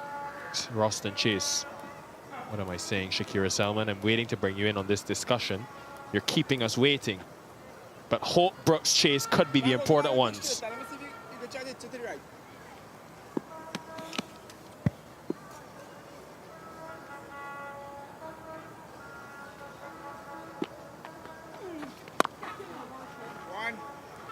Yeah, of course, those 3 are the important batters for Barbados Pride, especially against this heavy spin attack.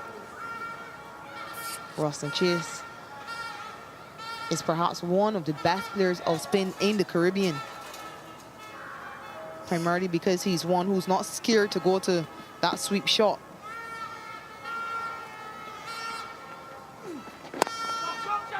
One thorough.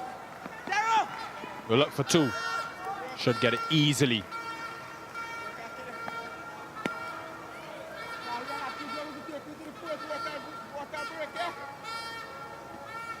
These two will look to rotate the straight,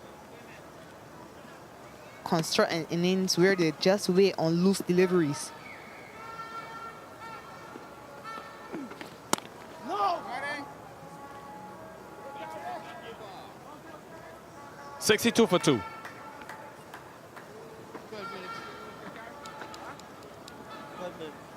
12 minutes again. We go again, carry.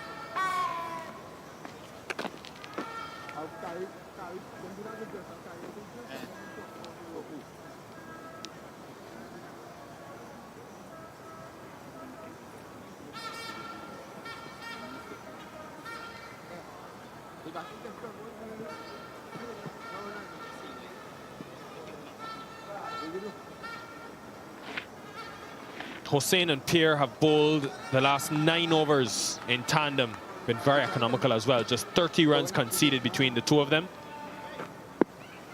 No need to panic, though, for the Barbados Pride. Red Force were just 65 for 1 at this stage. And we saw the benefits of Bravo going deep, getting 100, and then accelerating at the back end of the innings. And Shea Hope will hope to replicate that innings which we saw from Darren Bravo. He is due. He will feel as though he's due. He hasn't gotten to 100 as yet. Nothing passing the right here, boys.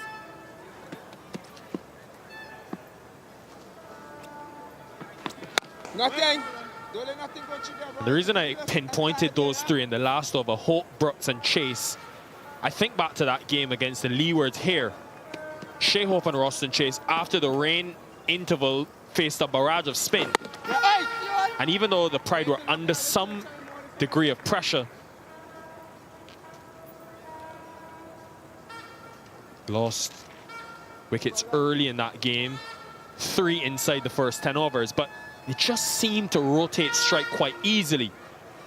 85 they put on from just over 100 deliveries, 104 deliveries. And rebuilt the innings somewhat before the collapse. So, Sally, if they can get that from these two, knowing what Chase can do to come and then have some power in Primus as well, they'll think this run chase is on. Yeah, and they'll be confident from the way that Darren Bravo built his innings. Come on, boys. That's a dot ball, eh? These things are dots, A yeah? bit of a misfield resulting in a single. It also doesn't seem too difficult. We haven't seen the ball turning too much in this innings. Okay, carry Pierre. And it tends to get better under the lights, this surface. End of 15 overs, 67 for 2.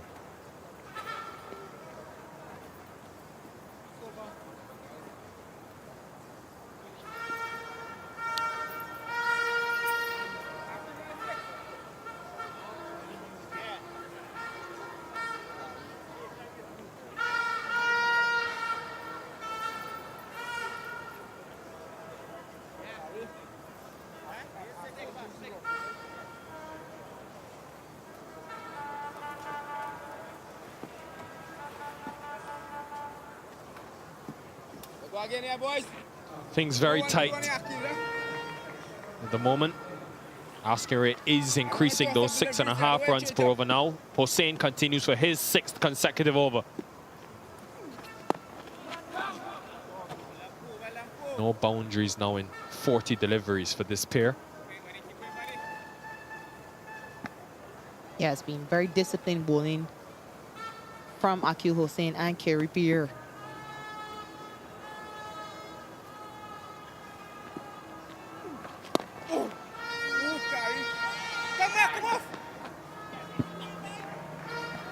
And that's poor fielding. That's very poor fielding on the boundary Looks like Martdale, sub fielder. So you would expect more from your substitute fielder. Keep going, boys.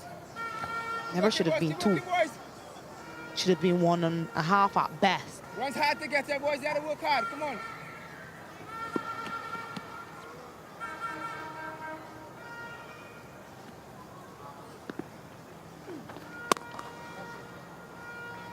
And these two have bowled well, so I understand the need for the rebuild, minimizing risk, and just ensuring you get a partnership going. But they'll take some inspiration from Bravo. Mentioned it in the first innings, Selly. Just 44 dots out of the 113 deliveries he faced. Just ticked at a runner ball until he got to that 100, then went big. That's less than 40%.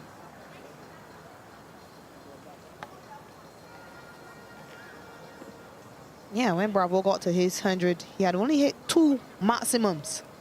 It was only after he got to that 100, and in fact that 47th over, that he really put his foot down on the pedal. Come on, Mackie. That's good stuff. Just get Mackie. Come back here. Keep going, boys. Keep going, boys. Will Puran go to him? Interesting matchup between these two on screen, Hope and Narain.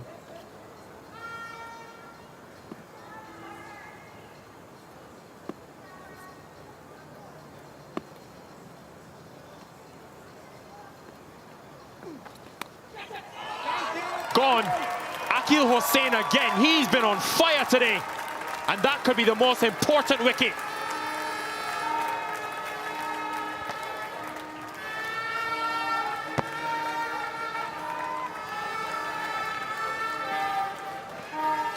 That one is a bit slower. He's tossed that out a bit more. Akil Hossain held it back and lured Sheho into a big drive. And look at that.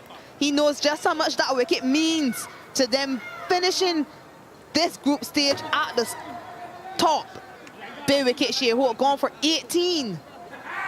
Barbados Prize 72 for 3. Time for the Blue Waters drinks break.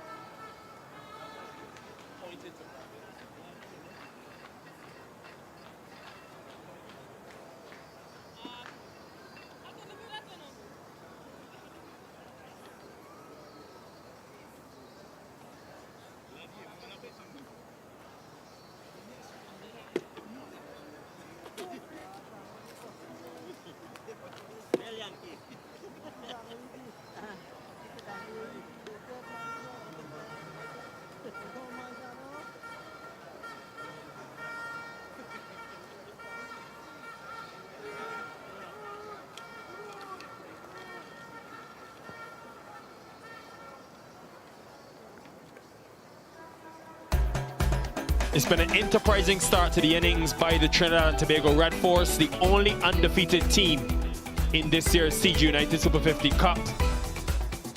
4 wins prior to today, a couple of no results as well.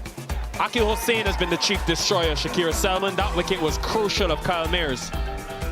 Yeah, it would have been the man Barbados Pride would have been depending on to get off to a flyer and also to get them to this mammoth total. Akil Hossain came into the attack and took him with his first delivery, taking the outside edge and the easy catch for Sunil Narain. And then Zachary McCaskey was the second to go.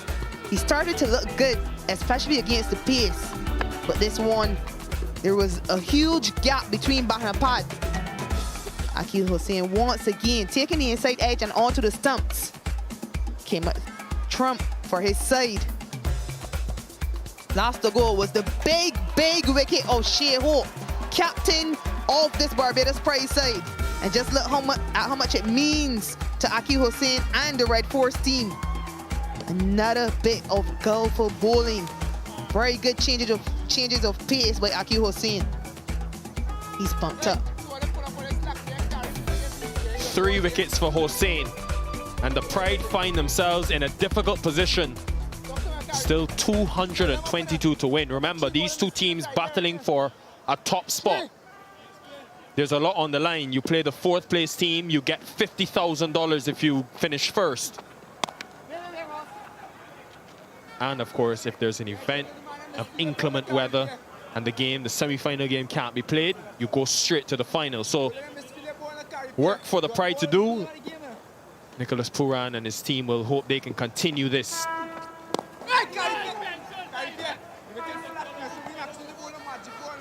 Yeah, credit must be given to Nicholas Pooran for keeping Akil Hussein on for a 6th consecutive over.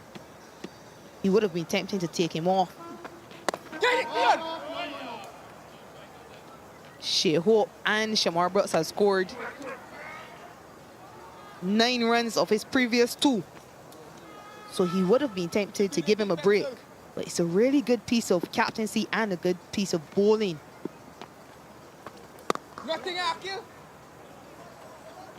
It's almost as though Akil Hussein is often at his best when playing under Nicholas Pooran, or at least when he's behind the stumps. That celebration, he was hyped and he pointed at the Barbados dugout. And then blew a kiss to the Red Force dugout. He did his traditional St. Thomas native celebration.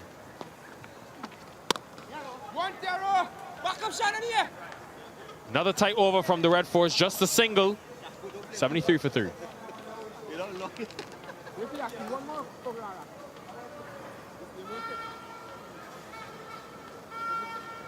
Well done.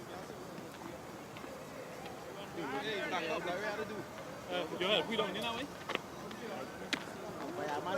I respect another. One, two, yeah, one kind of thing. What? The dog tape up the wrong finger. Watch man, the man had money back to stop the bungee. No, because it's not more still nowadays. Yeah, they have got some added batting depth this season, the Pride. Drake's Kemar Smith, the all-rounder. But Primus has very happy memories against this team, the Red Force. 130 from 80 balls in that semi-final last year when they seemed down and out. Can someone else be the hero? Akil Hussein.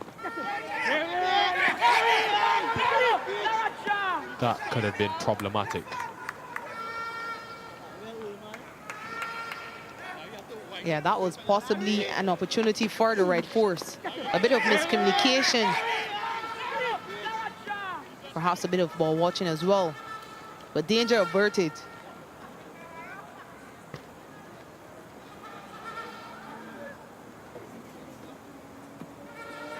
You can just feel the pressure out in the middle at the Brian Lara Cricket Academy. You can feel it.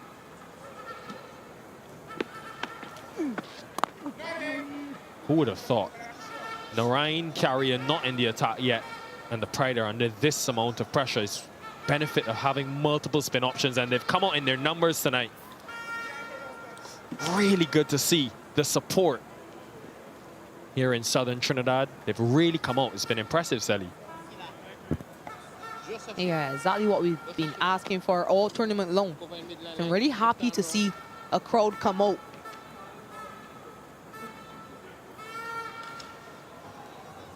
They've stayed behind their team, those supporters.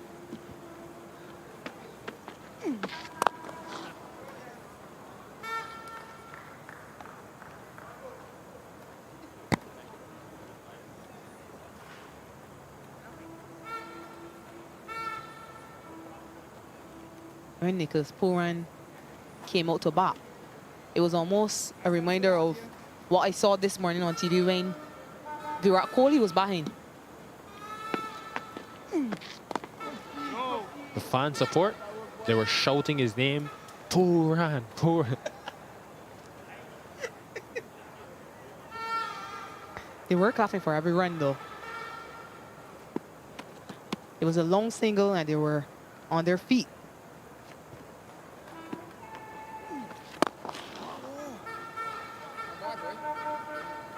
These two will need to be aware of the power that they have and understand that there's so much time left, even though the asking rate is creeping up. Brooks has been in good touch this tournament, 2 half centuries, and they've come in decent time as well. We know Roston Chase likes this ground, likes this opposition.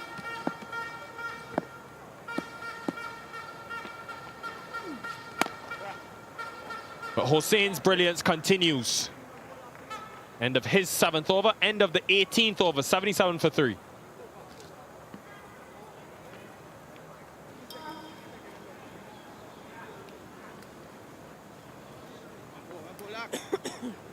You ready, Lar? Who? The chase? Shango? Let him try it now, first now.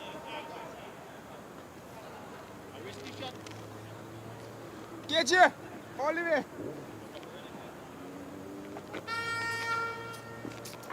Just the 5 overs of seam and then 13 overs of left arm spin. Supported each other well, bowled well in partnership, Pierre and Hosseini.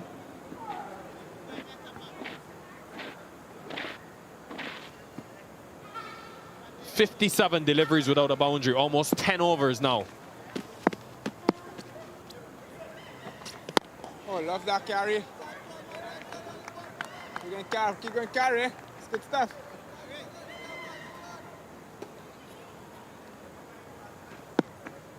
Physio Jackie King just fixing up.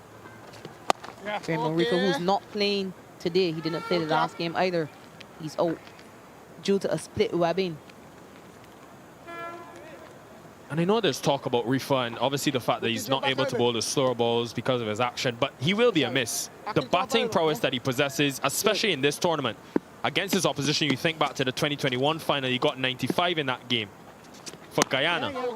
So with his experience and his batting ability, he will be a miss for them. His experience in the field. Yeah, but they'll be hoping that perhaps he can recover in time to play that semi-final.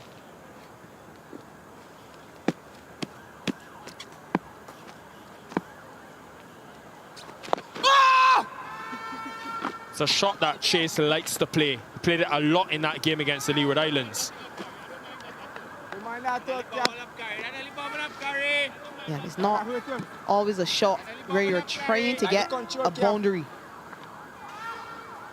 He'll be satisfied with those 2 runs, but perhaps just to force a change in the field. He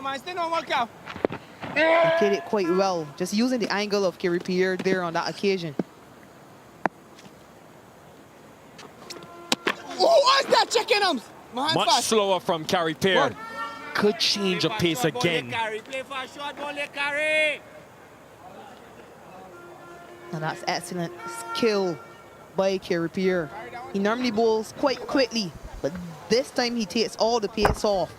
And it is the right length. Foot remains planted behind that line, Roston Chase.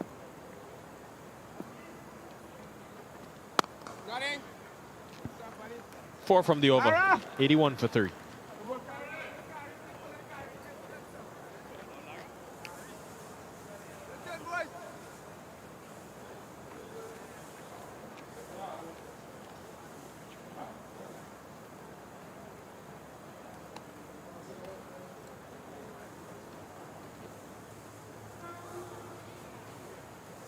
Barry, talk to me.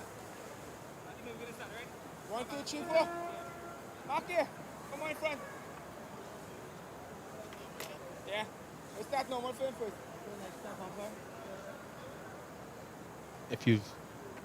If history is anything to go by, don't turn off your televisions.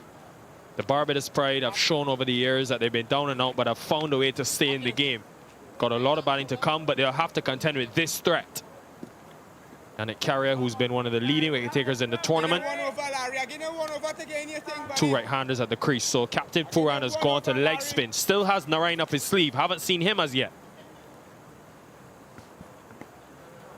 Yannick Carrier will have great memories of this ground. Last time he was here, he got a 5 for 48 against the Leeward Island Hurricanes.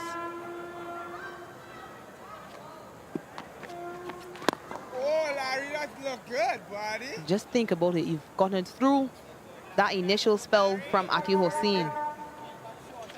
And now you have to deal with Yannick Carrier. Would you have been tempted, Sally, to go Hossein maybe 1 or 2 more? Try to break this partnership knowing the importance? Good, Larry. I don't mind to go at 7-8 here, buddy. I think they have enough faith in Yannick Carrier and his ability to be a wicket taker and a partnership breaker as well. So it's a good move. Perhaps not wanting to use Aki Hossein and not have him to resort to should this game go deep.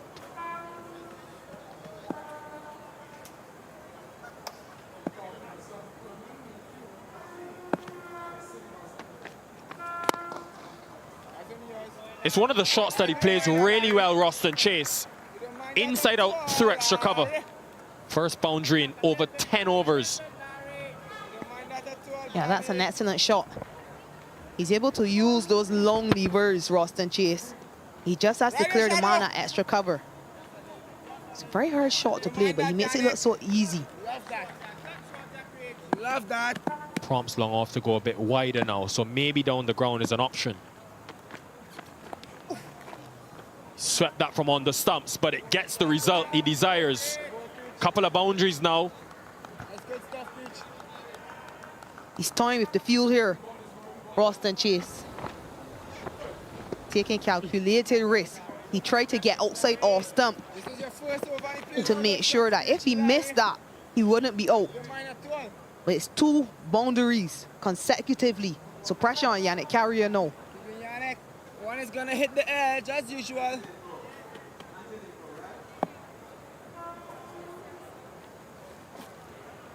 Carrier's got a number of dismissals caught at slip this season. Rodman Powell just hitting that good length, and Narain has done the rest. He's already got 2 catches today, Narain at slip.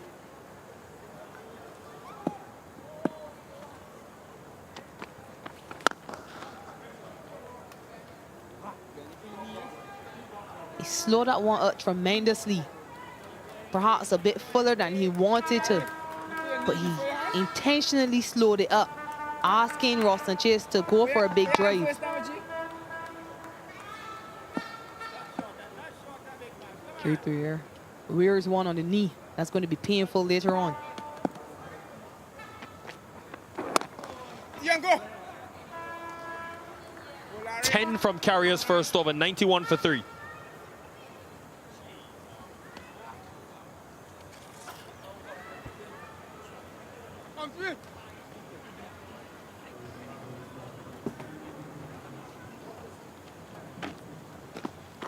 Go on. Sorry, sir. Call it.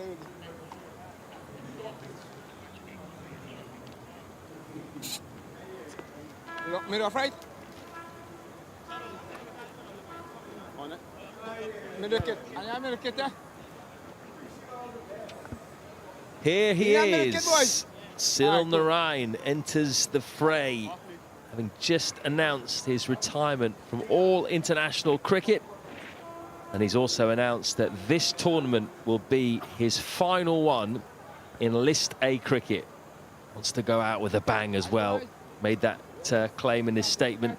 He'd love to win another Super 50 trophy to finish off his 50-over career. Small crowd in here, all supporting TNT. Gave him a big cheer when he came on. Pass with an unusual drag down. No damage done. It's been a familiar sight, actually. Barbados batters picking out fielders so far in this chase.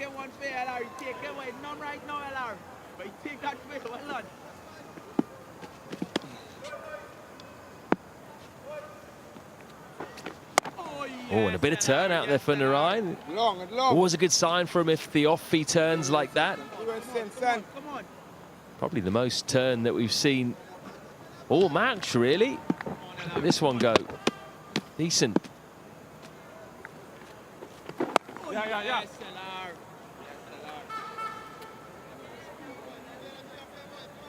Keep going. We'll start first. We'll say the start first. Middle, please. Thank you. Shamar Brooks has been there 46 balls now. Only one boundary. I think that's turned too much. Now we've seen two go big from Narayan. Makes him an even more dangerous bowler when that happens. Yeah, that's just turning down the leg side. Spinning a bit too much. Cool. That's no problem.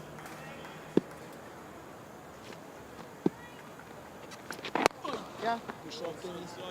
Doing something not bad.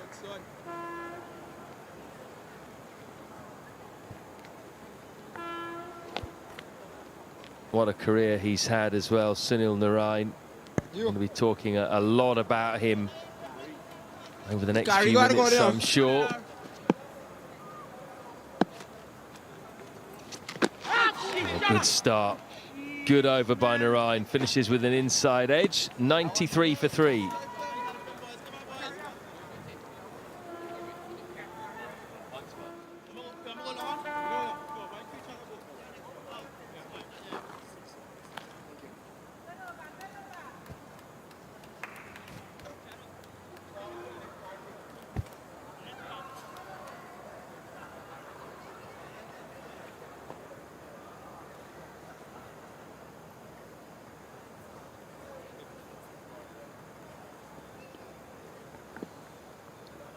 Three down already, the Pride, as they attempt to chase down a very big score, 294. So they need 201 more. Brooks is in, he's on 28. Chase has got himself in too. The problem they have, Kesrick, is that Carrier's only bowled 1 over, Narayan's only bowled 1 over, so there's plenty of tight bowling to come, you'd think. Knowing how good they've been bowling in the tournament in partnerships, would be this total looks like a mama one now with them bowling the way they are. Yannick obviously growing in confidence, looking really good. Show that he's one of those players that will be featured in this next series, England versus the West Indies, that we're going to see next month. So it's really good for the West Indies that he's in this form now. Love the design in his hair, though. You always mention that, don't you? It's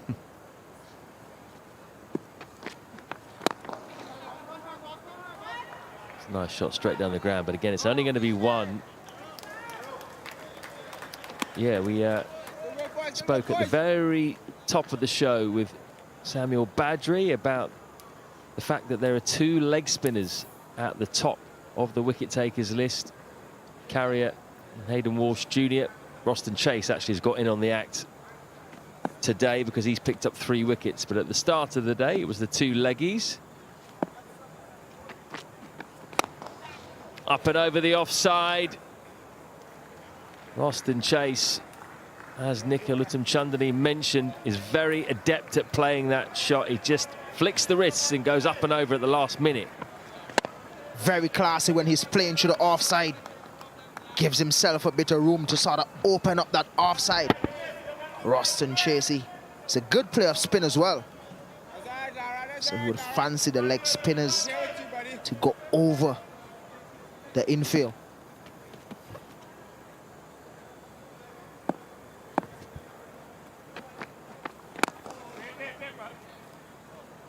And Chase has just added a bit of impetus, much needed impetus to this run chase. 64 balls for the first 50, 66 for the second.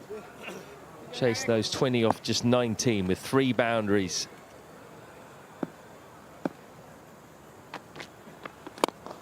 And again, This one's even better. I think that's gone all the way. Wow, that is some shot. A flat 6 over cover. If it did hit the Toblerones on the full, they're going to check it. Either way, it's a magnificent shot from Chase. Let's just have a little look at this. That looks like it's hit the soft covers on the full. Might have to look at the other angle just to confirm. Here we go. Yeah, that looks like it's on the full.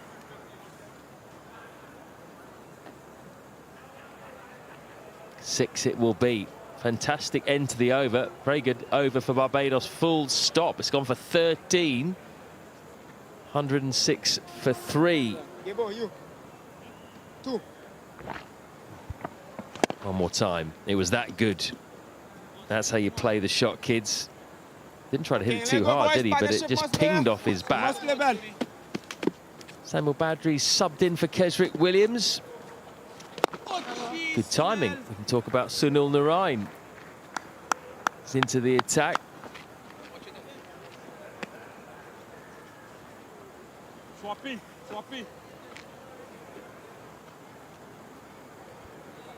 And that's his international retirement. He played all 3 formats. It's just the 6 test matches, but look at those ODI and T20 international figures.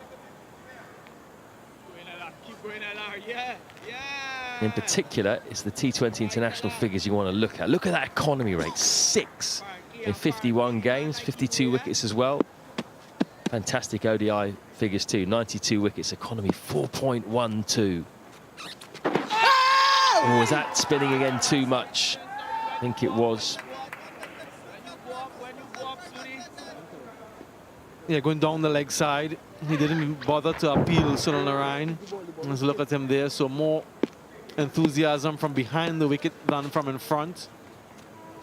But what a career he's had in the shortest format of the game, T20.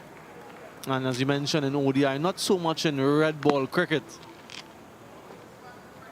He's been an inspiration to many a West Indian cricketer, but also internationally. He represented so many teams in franchise cricket. He made it abundantly clear that he'll still be plying his trade in the franchise leagues around the world.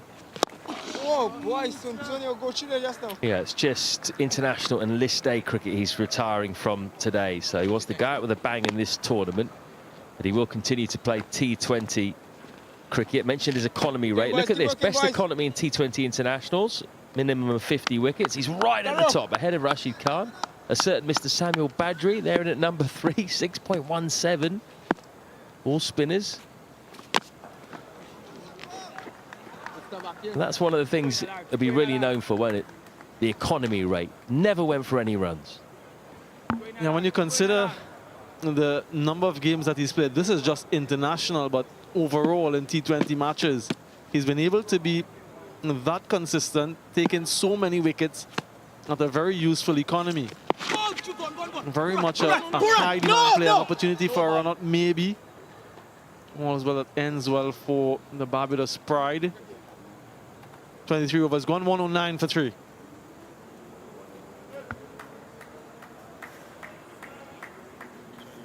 Quite down, Uncle.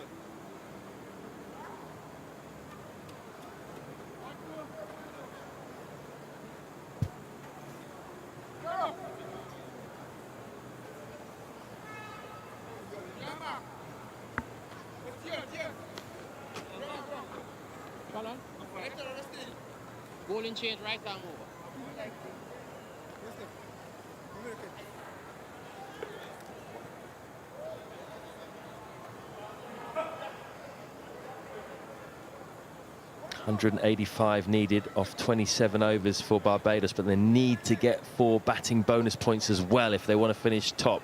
Where are they going to come from? Well, maybe they can start by taking the seamers for a few runs. The seamers have generally been the weaker suit or the weaker option for TNT this season. Gabriel, Seals and Hines have been a bit expensive at times, so can they take Gabriel for a few here? We're going to get many options to score from Narain, that's for sure.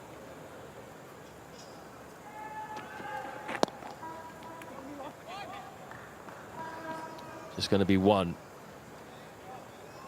So yeah, Narain, he's always been so economical, hasn't he?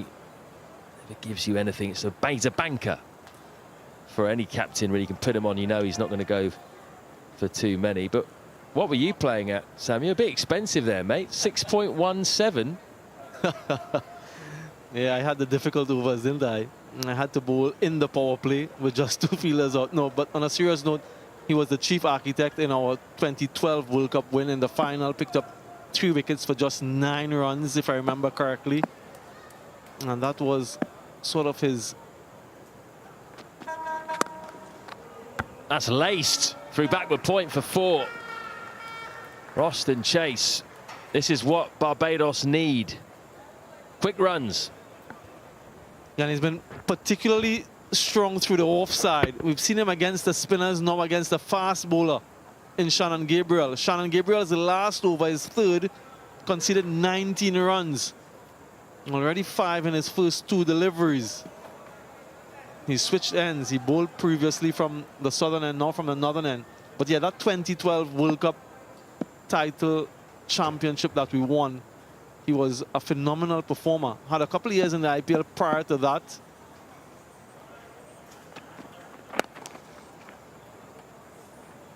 But as everyone has come to know, and as you mentioned, a banker, he's someone who could control the middle overs in particular. We used him towards the back end as well. Such a dynamic bowler, flexible. He can bowl anywhere in the innings. And with that mystery and his wicket-taking ability, you always feel as though you're in the game. And that's the reason why he's one of the most sought-after cricketers in T20 cricket. 525 wickets in T20s. Third on the list, only Dwayne Bravo and Rashid Khan. Only they have more than him. Just going to dry the ball here. It's getting a bit wet. We've seen Carrier do the same thing. That's not going to help Narain, but probably tougher for the leggy in particular.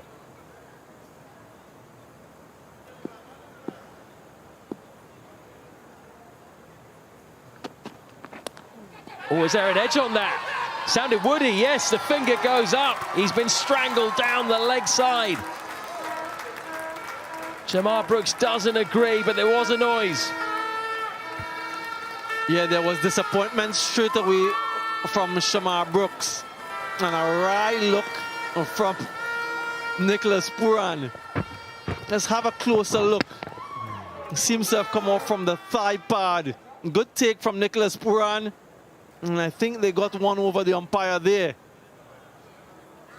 Expensive Shannon Gabriel, but he gets the reward eventually. Disappointment for Shamar Brooks, and quite rightly so. They lose another. 115 for 4.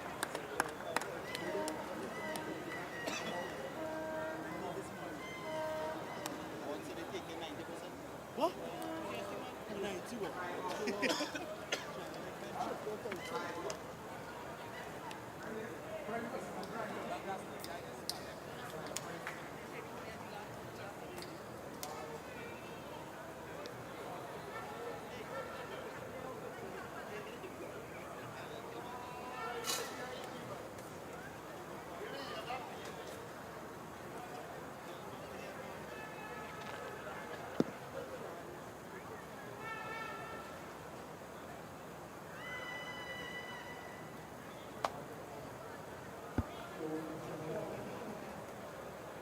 Barbados in need of a Primus special. That's what they got during last year's semi-final. Almost got them over the line. 130 not out. Shamar Brooks, I think, has been unlucky here. Seemed to have just clipped his thigh pad and got through to Nicholas Pooran. There you go. You can see by the angle where the ball goes and how quickly it goes to Pooran that it probably came off the thigh. Bit of luck for TNT. They won't be bothered though. They're well on top here. Required rates creeping up towards 7. Getting to the point where someone needs to play a special innings.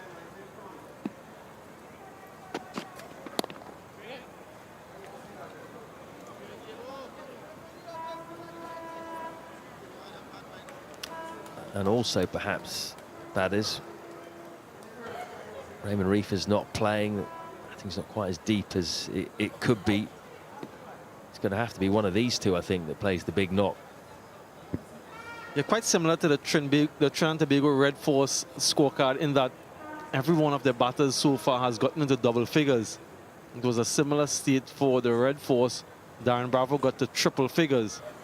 So it's a case of batters getting starts, but no one actually carrying on for the Barbados Pride. Not what you want to see in 50 over cricket. You want to see once you get a start that you're able to carry on and you make a significant score, particularly when you win the toss and you decide to chase. 24 overs, gone 116 for 4.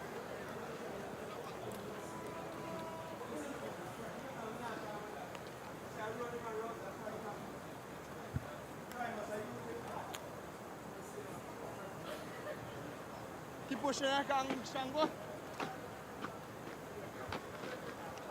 Keep working, guys. Keep working.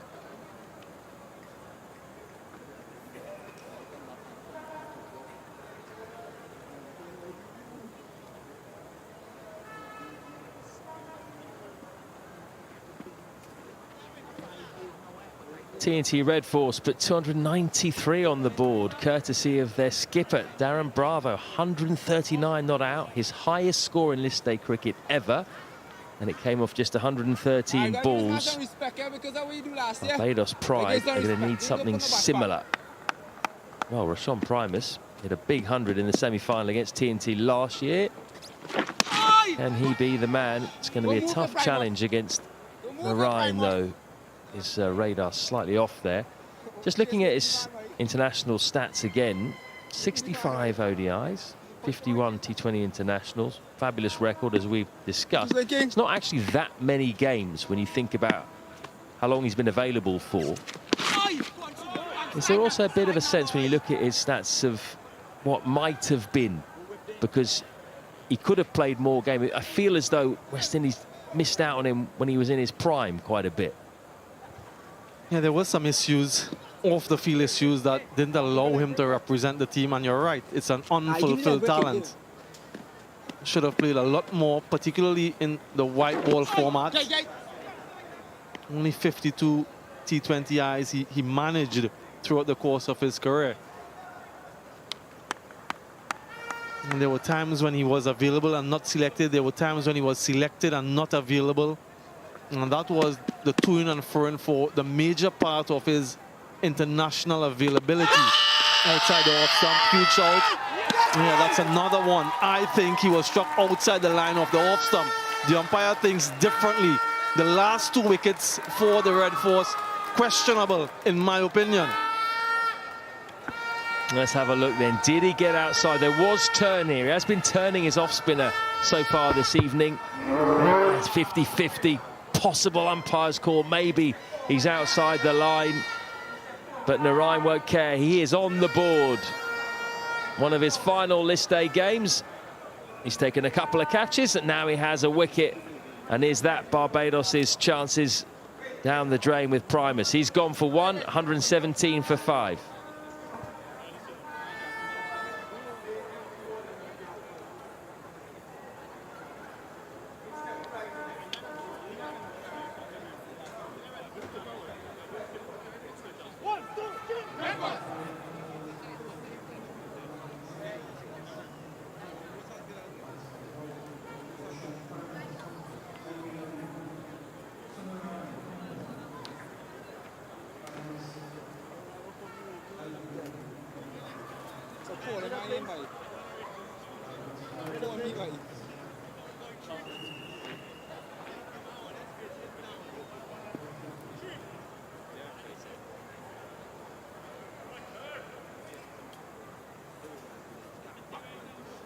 Kemar Smith comes to the crease at number 7, playing just his 4th list day match.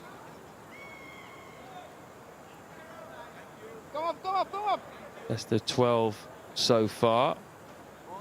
Can hit a hard ball though, as we saw. He played a little cameo here against the Leewards.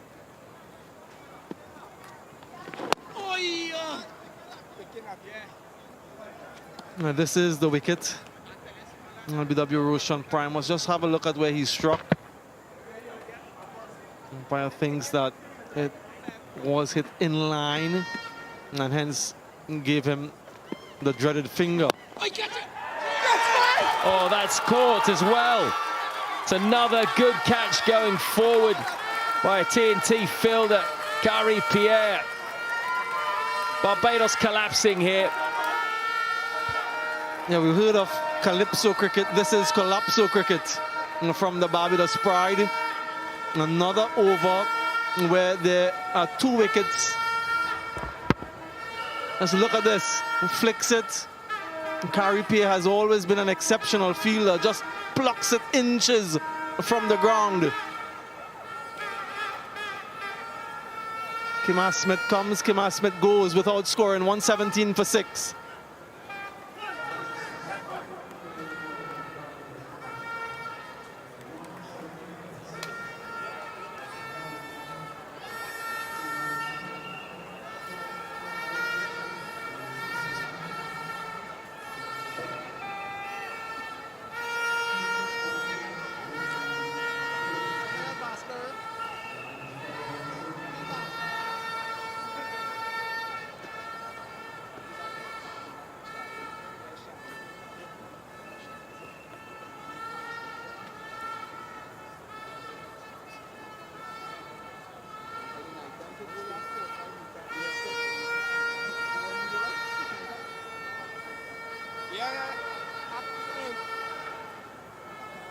Barbados have lost 3 wickets in 7 balls for just 2 runs.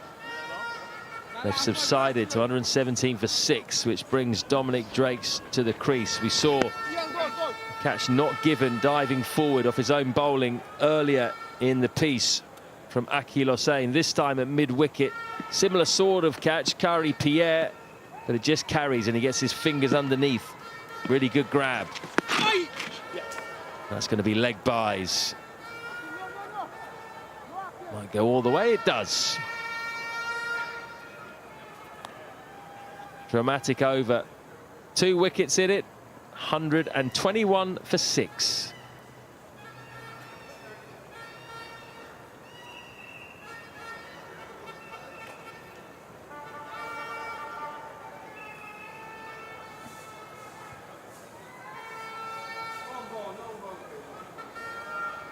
What a start by Sunil Narain after announcing his international retirement and his list A retirement. 3 overs, 2 for 6. Complimenting Akil Hossain. He was brilliant earlier. 7 overs, 2 maidens, 3 for 19. TNT haven't needed much else. All the damage pretty much done by 2 bowlers, Hossain and Narain. He's been getting a lot of turn as well, hasn't he, Narain, so far, which I think has caused a few problems, and that's something perhaps he's not given credit for. He had to remodel his action, having been called on a number of occasions, called as having an illegal action.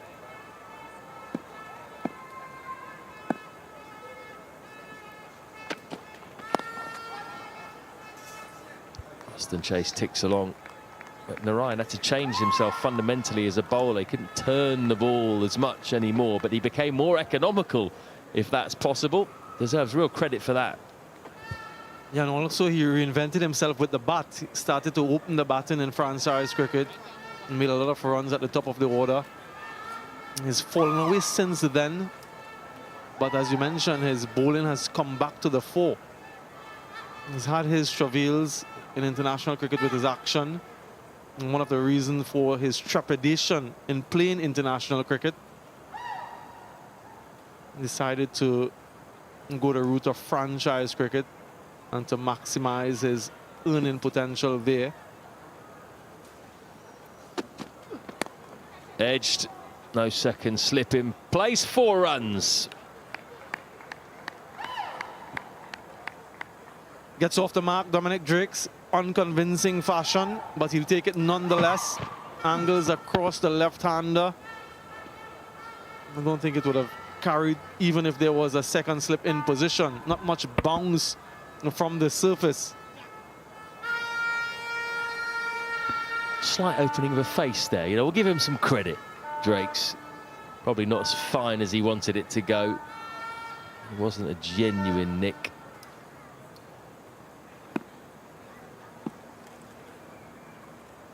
If he fancies going up and over mid-off or mid-on, the option is there. If he gets a ball in his half. Not from that length.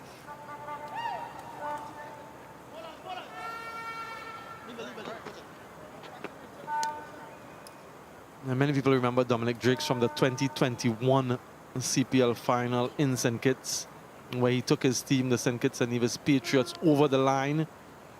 A splendid all-around performance from him. Yeah, just look at that. 12 runs, 3 wickets in the last 12 deliveries. He's since gone on to represent the West Indies in one-day internationals, Dominic Drakes. Lots of potential, and I expected him to be at a much greater level than he is at now from when we saw him in 2021. A couple years later, still trying to establish himself. It's gone past the inside edge. Amidst all the carnage, Roston Chase is still there. Still battling, but he's going to need some support, some significant support from somewhere. Of course, if Barbados do lose this badly, the good news for them is they won't have to play Trinidad and Tobago in the semi-finals. They'll have to play the Leeward Islands. And having lost heavily to a side, you don't want to have to come up against them again a couple of days later. I don't remember a time in regional cricket when teams were fighting to play against the Guyana Harpy Eagles. And such has been their performances this season. All 3 teams, I think, would much rather play the Harpy Eagles than any of the other. And that is not to say that they're going to be a walkover. They're a dangerous team. We saw Shemron Atmire get a half-century. We saw Tejaran Chandrapal with a half-century. We've seen Sherfin Rutherford among the runs. The only issue is with their fast bowling. They're depleted on that count. So it makes an interesting semi-final matchup in a couple of days' time right here at the Brian Lara Cricket Academy. Stay tuned, folks. Yeah, Ghana will be in action on Wednesday against the side that finished top. And it's 2nd v 3rd on the Thursday. But you make a good point there, because you look at Jamaica Scorpions last year, no one really fancied them, and then they got hot at the right time, and from nowhere ended up winning the whole thing. I think they won the last 5 games, actually, but they saved their best for the semis and the final. That'll be bowled again. So it's always dangerous to write a side off in knockout cricket when you get to semi-final level. Anything can happen, particularly with the kind of players that we have still on show, match winners. So the first semi-final, as confirmed, will be the top side, which is looking at the moment like it's going to be Trinidad and Tobago if they win this game against Guyana, and then it's 2nd v 3rd, which could be Barbados against the Leeward Islands, which on paper, that's a cracking game to look forward to, with Leeward Islands bowling attack. But Barbados won't want to go into semi-final off the back of a hammering. Want to get as close as possible here.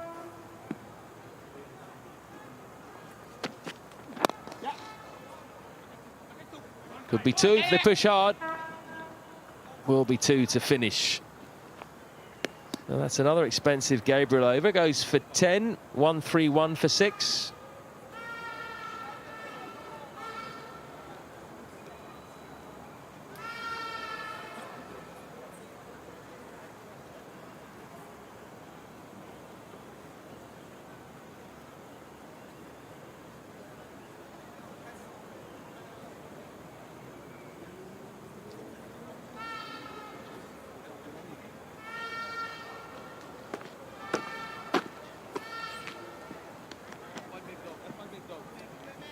Keep going, boys. Keep going, boys.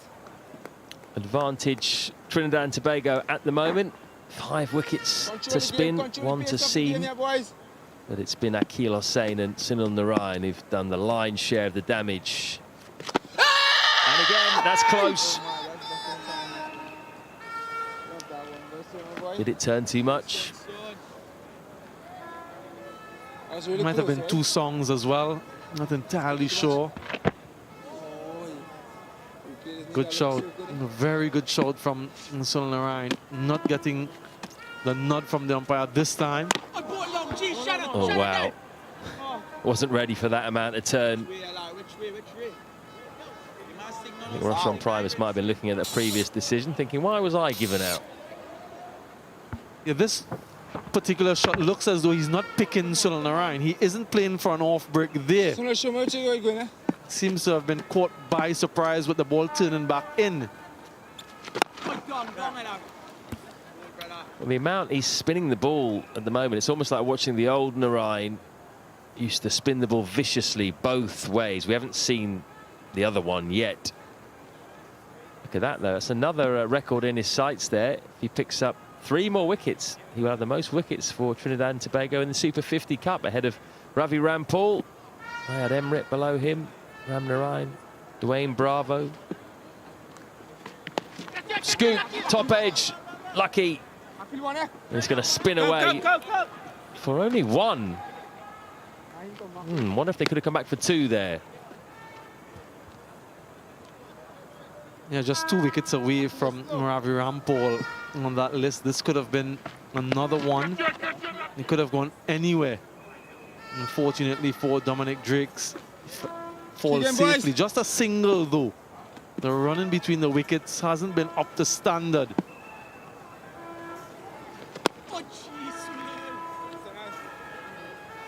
Yeah, he got to take every run on offer, really. Maybe might have been an element of keeping chase on strike to Narayan, but even he's struggling against the senior off spinner.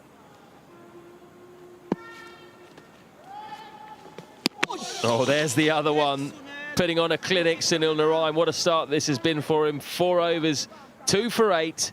It's 133 for 6.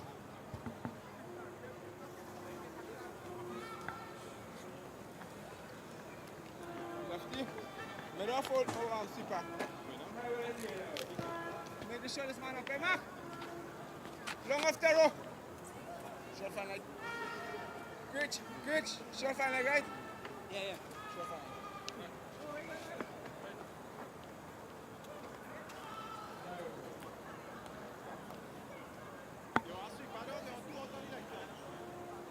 In the first innings, there was an examination of seam.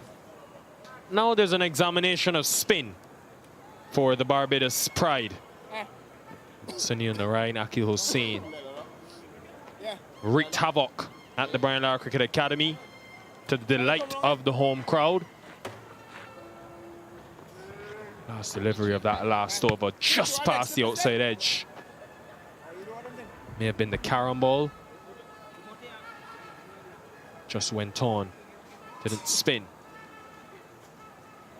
Narayan maintains his record of at least 2 wickets every game this season. He'll be missed in this tournament and in international cricket. Yannick Carrier back into the attack. First spell, was very expensive.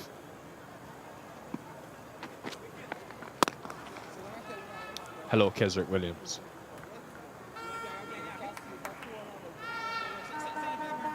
Hello, Nikhil, and hello to our viewers. Just looking at the Barbados prides now. Look a bit chill. Well, they have a lot of spin to battle with here now. One more here. Still haven't seen Carapay. So there's a lot of spin the Barbados have to deal with. Yannick Carrier, good to see him back into the attack. They've been having a good tournament so far. Earlier in the day, we were hearing Badji how he was comparing him and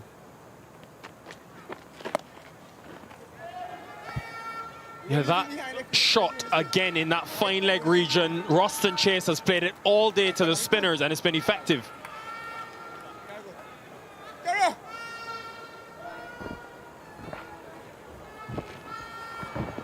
They had just put a man at short fine leg and Chase backed himself to go over, find the boundary.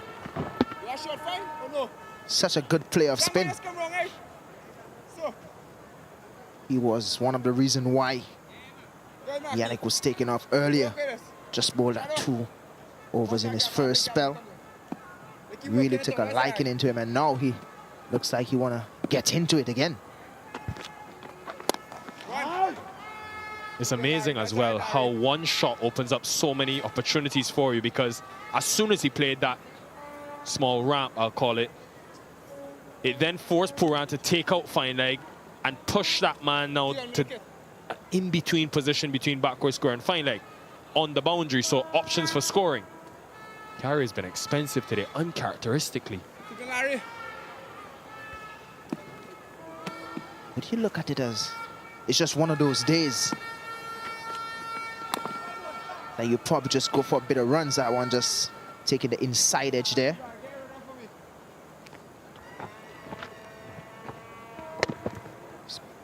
Taking the inside edge there, Yannick Carrier. So as I was mentioning, Badri earlier was trying to compare between Yannick Carrier and Hayden Walsh.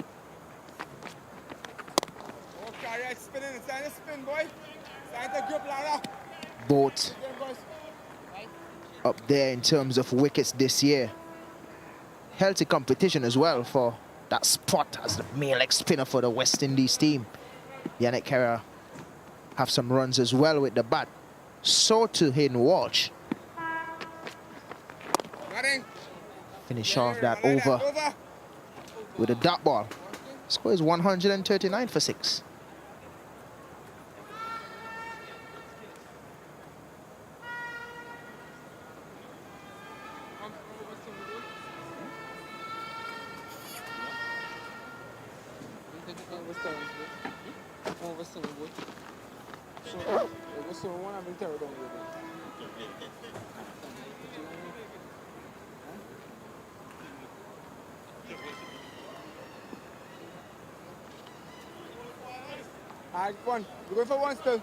The dots clustered together. That's been the biggest issue for the Pride. What does that mean? Wickets in quick succession as well. They were 115 for 3 at one stage.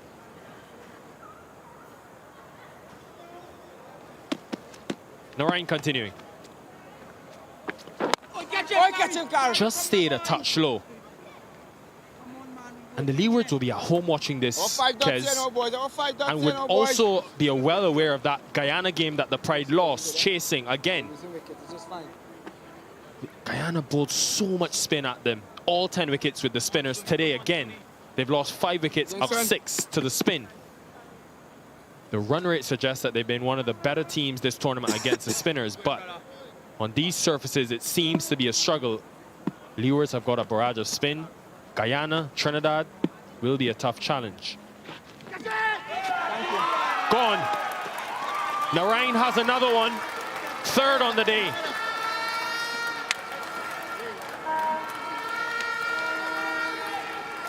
What a player to have in your setup. Sunil Narain. Akil Hussain, a bit of bubble. Bit of popcorn machine action there by Akil Hussain, but good catch in the end. Dominic Jakes is gone for 9. Score is now 140 for 7.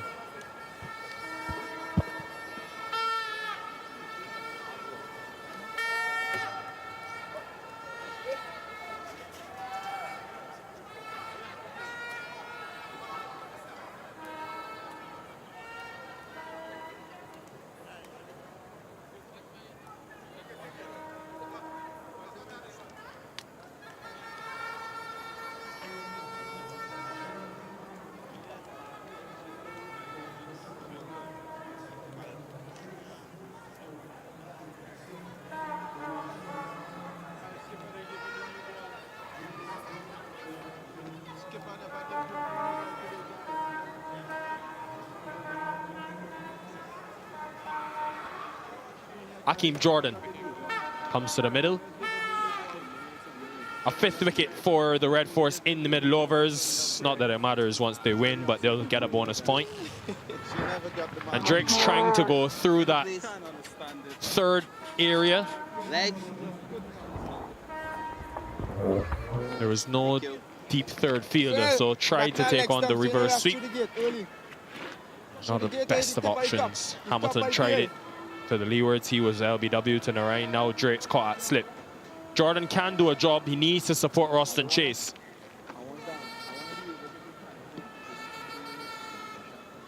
Not that the bonus points matter to Trinidad now, but it's always good to collect a few points going into the semi-finals.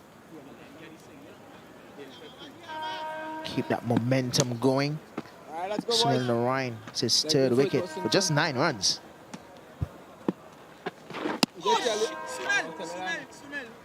There you have it. Hoping that Jordan walk with his dancing shoe. I know tell the man he got a leg break and he's still whining. I'm just hoping that Jordan walk with his dancing shoe for this one, because Sunil Narayan.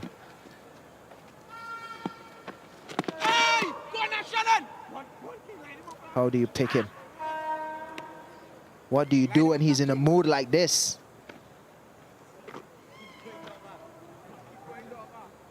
As you can see there, most 5-wicket hauls in Super 50 Cup. Sunil Narayan right at the top.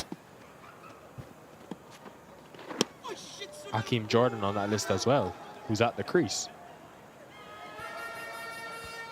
I think you know a thing or two about getting those wickets, but to a bowler of Sunil Narayan's caliber, not sure if he's picking.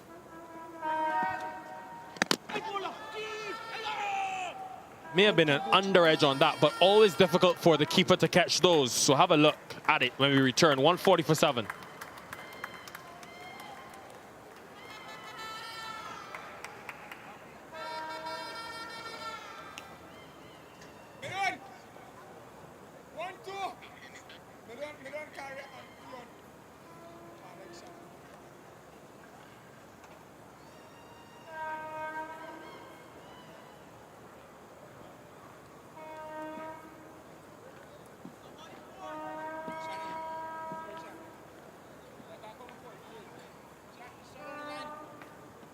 Four spinners Darren Bravo went into this game with, ensure that they got a competitive total, and has backed them to do the rest. Pierre has been supportive with his economical bowling. Hossein and Narayan have been in the wickets. Carrier's been the only spinner who's been expensive. Oh God, Lara, keep looking. Chasing around. Shall I get you?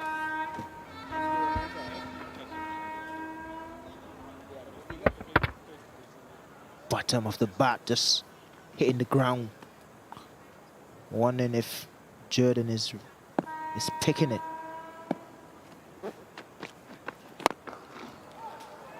That is outstanding from Chase. Again over pitching Carrier, and he's made him pay today when he's gone too full. Well, we know who's picking it. Roston Chase. He's picking it. Looking good. He's on 47 now. Took a liking into Yannick Carrier today. He's the reason why he bowled that short spell earlier. Came back, and Roston Chase again. He's in a no-nonsense mood with Yannick Carrier. Never saw a batter deal with him this way in the tournament so far. Roston Chase is onto him.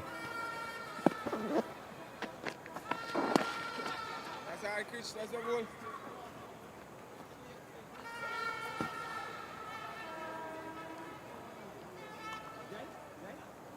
Yeah, something to think about going forward is obviously selection-wise. Raymond Rifa, they'll hope that that left hand and the split webbing can recover and heal by the time the semi-final comes around. He's got 12 list A half-centuries, Rifa, and obviously spent so many years in Guyana as a franchise player, and maybe what Shea Hope needs to be that middle order stability, especially against a spin. Missed the last 2 games now, Reefer.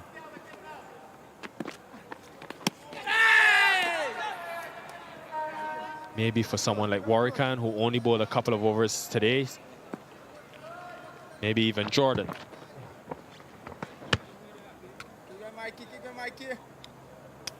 Remember, Nikhil, that 3 teams in this tournament have bowled out teams within the middle phase of the game. Leewards, TNT, and Guyana. It's a really well played sweep shot from Jordan to get off the mark. Another expensive over, 11 from it already. 150's come up.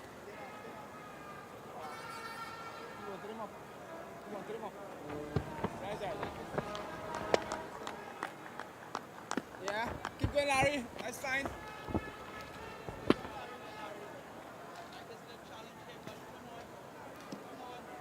Just wondering if you may see that again. Keep expressing yourself. Trinidad possibly could do this twice. Yannick Carrier just finished with a dot ball. It's 151 for 7.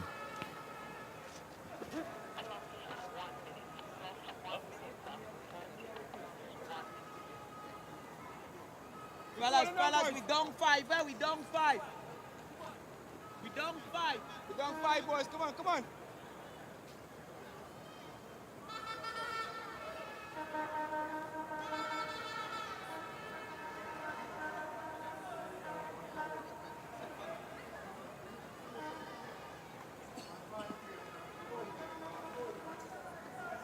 .150's come up. Ascara has stayed at a controllable 7 and over. The problem is, though, they've lost 7 wickets. Narayan continues. Oi, Sunny boy. How do you stop these spinners on a surface like this? This is the second game we've had in 2 days on this surface. Pitch 4 was that game last night was played here as well, between Jamaica and Guyana. So maybe that's why there's been prodigious spin.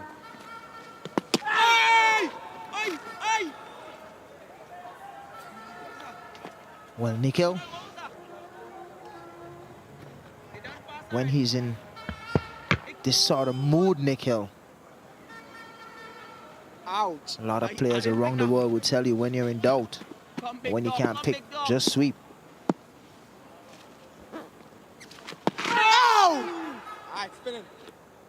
That's what I will do, Nikhil. Kind of wondering what you would do. Commentate, Kesrick. We all saw you last year in Antigua. We didn't forget about that. Oh, jeez, Sunil.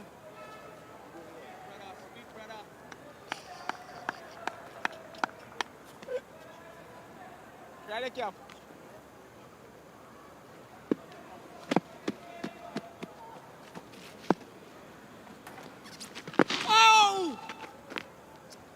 Most of this over has been the off-break to chase. Haven't seen that carom ball that's gone past the outside edge. The first ball that did just went straight on. How is this possible? Is he setting him up for this final delivery? 5 dots.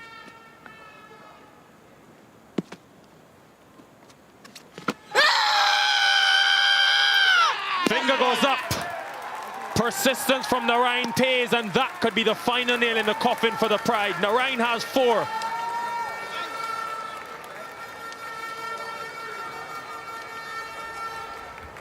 Special day here for Sunil Narayan. How good is he? I think you have a few years left in you, buddy. Good decision. He's just... Roston Chase is gone for 48. Score is now 151 for 8.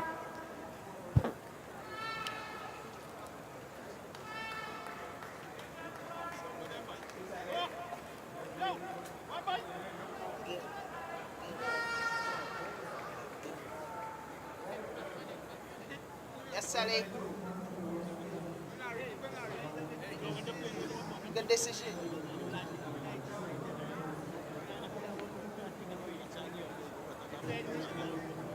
Brilliant.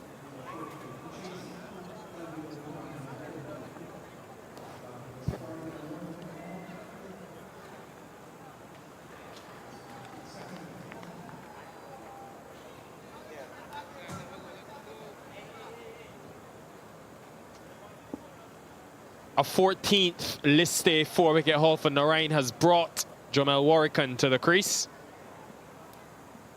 Did get an important cameo in that last game. Needs that and much more today. So hard to pick whenever he's in this mood.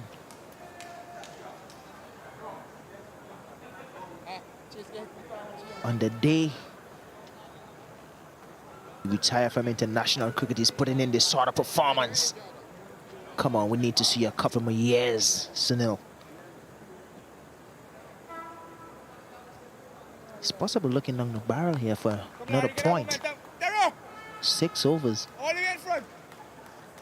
4 for 9. Keswick Williams, you love your bonus points. I know it doesn't matter to Trinidad now, but we still remain focused on what the head coach of the West Indies cricket wants and the director. That's how they want their cricket to be played, and Trinidad is doing well by them. And they want Carrier to keep bowling well, as he's done in this tournament. Today has been a rarity for him in this competition, especially at the Brian Lara, where he's picked up 2 5-wicket hauls in consecutive matches here. The most important thing for Carrier now is not lose confidence or anything like that. It's bowled 4.2 overs. It's gone for 41. Something that is very rare in this tournament. What a tournament so far. Look at that, 14 wickets in the first 3 games. Last season, the leading wicket takers took 15 in the entire tournament. Since then, though, only the 1 wicket. Confidence, just keep building confidence. Jamel Warrican, known for his dings and reverse sweep. Wonder if he's going to pull it out today. You also heard Puran just now through the effects mic saying confidence. That could be the reasoning behind going back to Carrier, knowing his importance going forward in this tournament, even though he's gone at 10 and over. That's really good. Oh, let's stop that now, boy. Really, really good from the skipper, showing confidence in his players.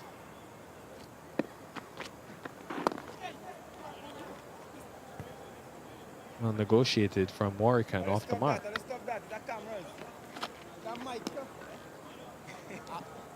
Akim Jordan vaccine getting new ball kind of thing, and he's in South Africa. But the flag gotta behave on herself. Gotta behave on herself. Stop that. Keep going, Yannick.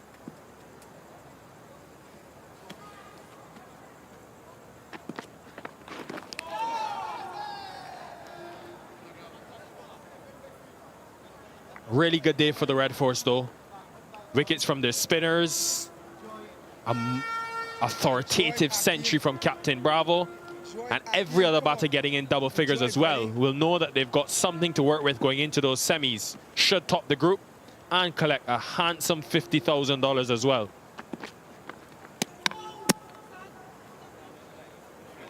Yet to be defeated this season. 153 for 8.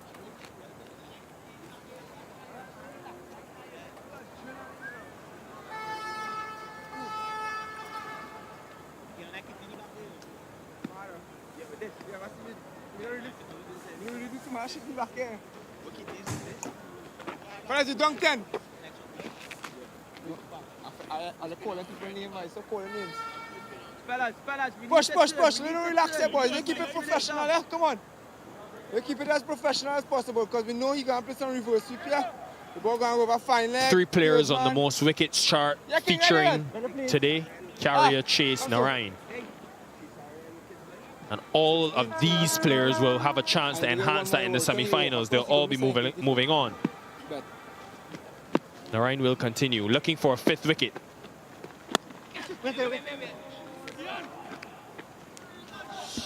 Where do the Pride need to improve, Kesrick Williams? I think they need to improve, especially in that power play too. With the bat,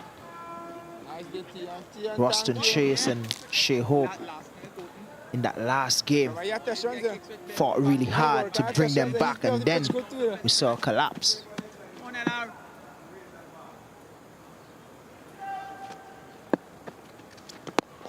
We heard Badri today. We heard him earlier. He mentioned about the collapse. Refer to Calypso cricket as Calypso as well. Really like that.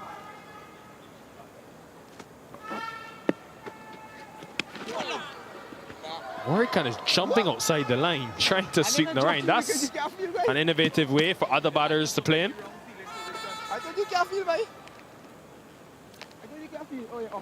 I think that's more of not picking a bowler. The challenge, I like that. As I mentioned, when you don't pick, sweep. Nah, they say active careful. But he improve, and I like that challenge to give him. Come on, Sonny. Nah, I say wag. Rest now. Mr. Sewag. Come on, brother. Come on. Right. Come on, Sonny. Get 5 get 4 or 5. Finish with all. For these men in blue and yellow, it'll be back to the drawing board. They'll look at that bowling performance. 81 in the last 10 they conceded. We'll reflect on a few moments that maybe they could have improved on. 154 for 8. And time for the Blue Waters drinks break.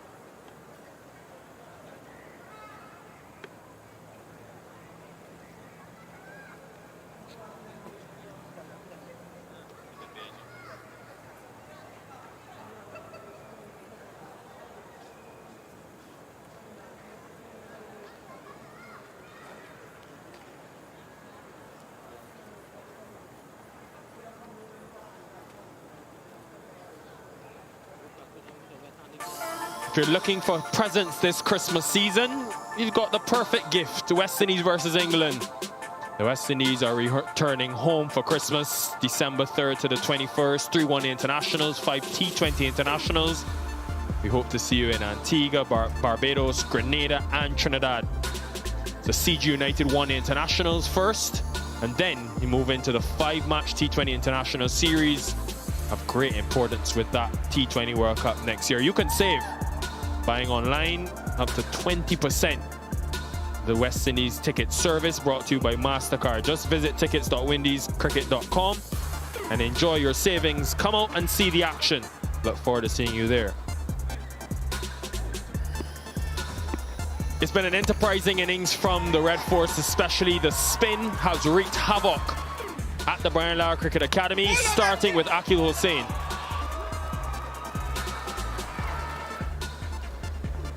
How good was he today? Akil Hussain came in with vengeance. Know how important this game was. Shannon Gabriel's a little bit unfortunate there for Brooks, but umpire putting up that jetted finger. Good decision there from the umpire. Sunil Narayan doing what he does best. Announcing his retirement today from international cricket and creating all sorts of problems for the Barbados pride. Big man Ruston Chase is gone. Sunil Narayan, 93 wickets. Most wickets for Trinidad in Super 50 Cup. Not surprised at all.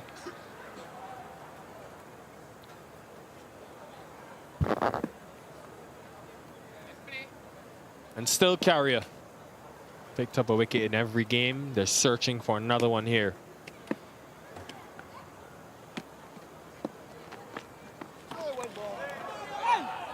It's bowled a wide to slip.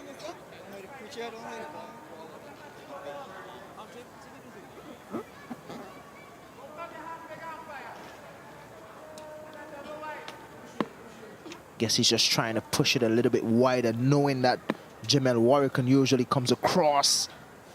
Try to bat on fifth stump. Quite surprised that Puran still has 4 fielders out for these two. Thought maybe you'd get some catchers in, look to wrap the game up. Still got 4 boundary riders, 2 on the onside, 2 on the offside. Similar for Jordan.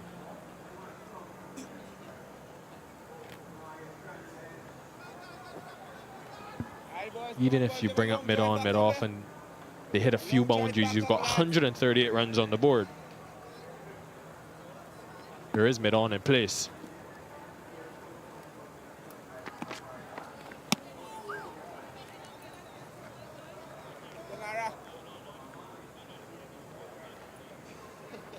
This result will mean then that the Pride will face the Hurricanes, who defeated them early in the tournament. That will be a enticing matchup. That was good when Joseph and his team came here. And that rivalry, Kesrick, that you like, Trinidad, Guyana, should battle. Always love a Trinidad Guyana game. It's all about the shrimp curry, curry shrimp. It's no more chicken curry and curry chicken. That's been outplayed now, Nikhil.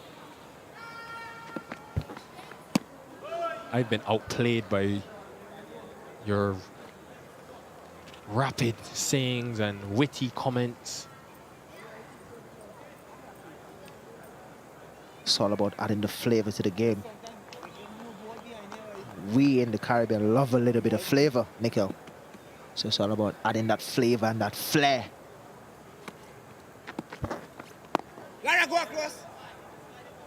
Just like Yannick Carrier's style.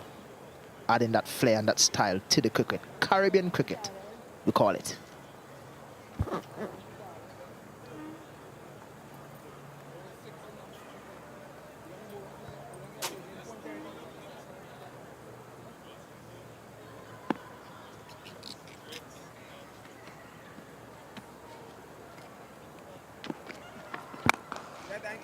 Has connected well enough all the way for 6. Hakeem Jordan does have a first-class 50, you know. 162 for 8.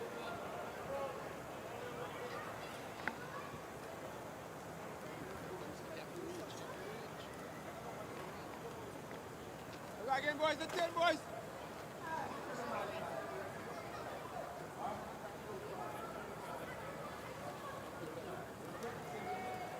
Yeah.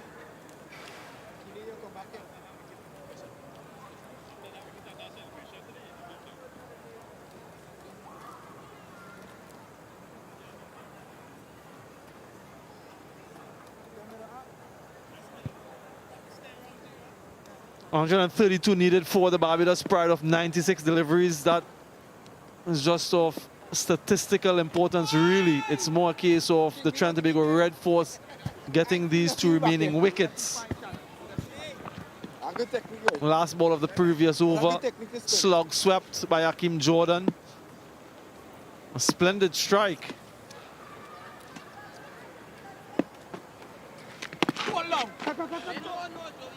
He's making a prodigious early movement across his stumps.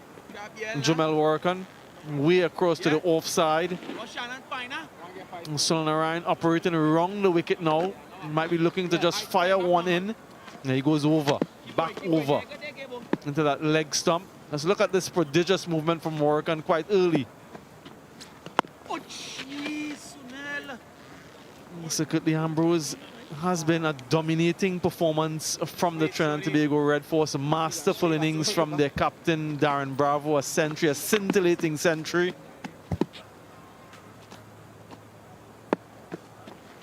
And then, as we've seen all season, their spinners getting wickets again. How impressed have they been for you? They have been very impressive. They are the better team on the night, from start to finish.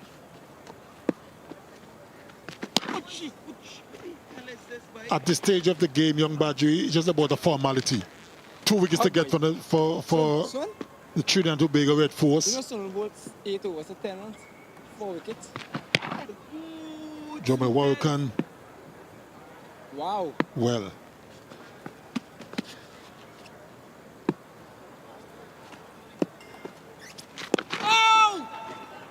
Sunil Narain really causing problems. All the bowlers are. 35 overs gone, 162 for 8.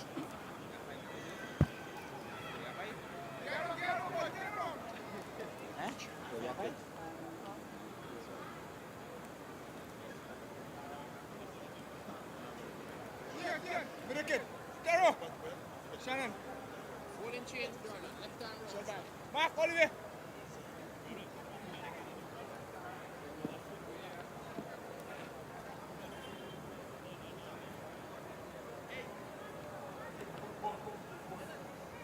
Just look at those bowling figures from Sunil Narain. 8 overs, 10 runs, 4 wickets. Nakil Hussain, 3 for 19. So that's 7 for 29 from the 2 spinners. Well, finally, they've made the change. They've persisted with Yannick Carrier.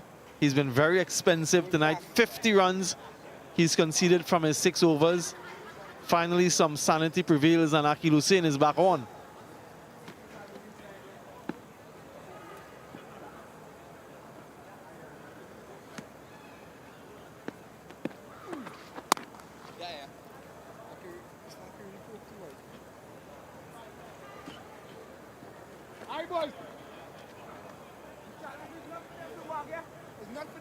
Come on, boys. I have a feeling that Jomel Warrican may take out a big hit now.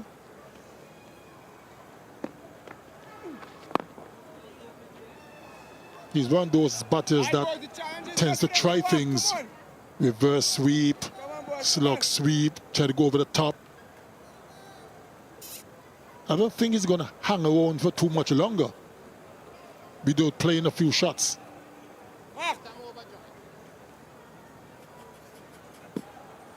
Changing the angle.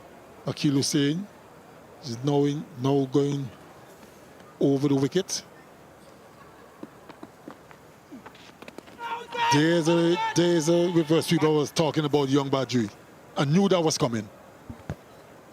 Yeah, you seem to have that skill, don't you, secretly? Prediction, predicted it, called it. Tried something, almost rolled back onto the stumps. He was looking at the ball, seemed to know exactly where it was going.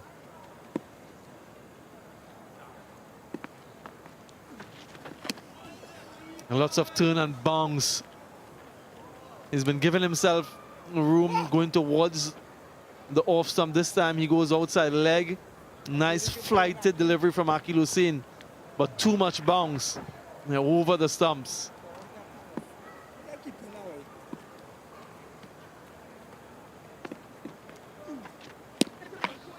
Reverse again.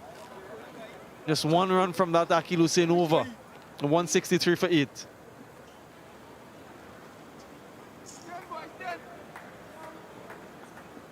Keep going, 10 boys, 10. Get around, get around.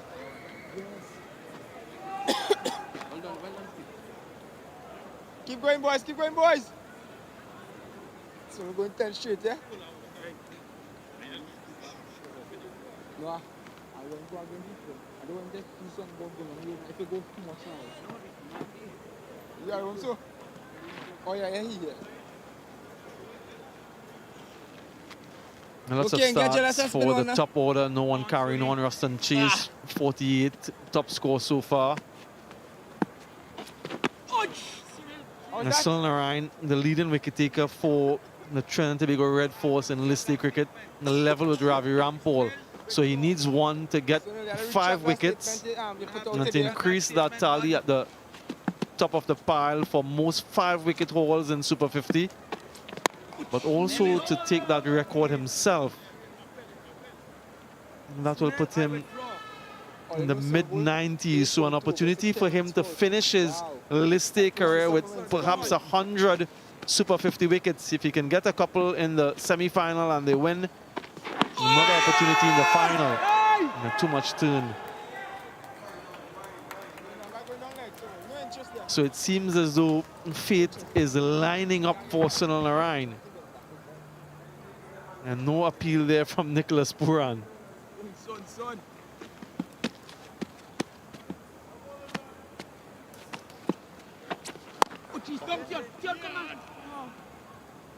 Just 10 runs in 9 overs, almost 9 overs circuitly. He is that kind of bowler, isn't he? When he's bowling well, he creates a lot of problems for batters. Not only here in the West Indies, in the Super 50, but all over the globe where he plays.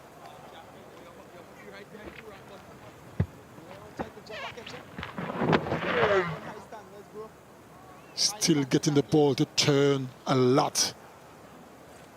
Sunil Narayan.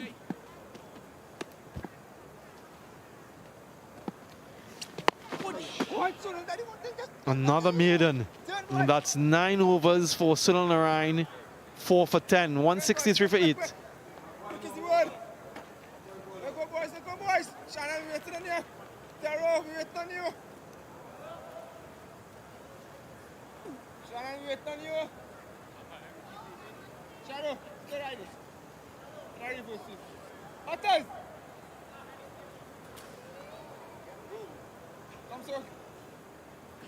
No. Yeah, you come on. Nah, the ball spinning. Let him try to hit the ball through. Yeah, the spin twin, Hussain and Sunil Narayan, 7 wickets between them. Hussain will continue. Mentioning Narayan's economy, he is very miserly. Secondly, you once had figures of 10 overs, 5 maidens, 2 for 8 in a Super 50 game. Leeward Islands versus Trinidad Tobago back in 1990. Not too long ago. I'm sure those memories are quite vivid to you. Remember that game? 10 overs, 2 for 8. No, I don't remember. You said 1990. No, I don't remember.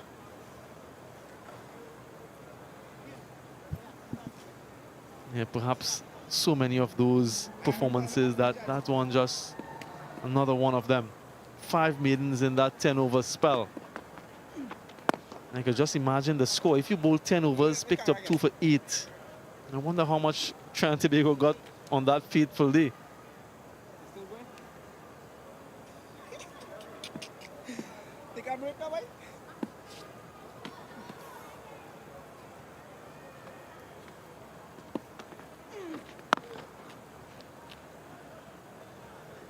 One international game, I remember Phil Simmons bowled a very, very economical 10 over spell. That's correct, against Pakistan in Australia at Sydney. I remember that clearly.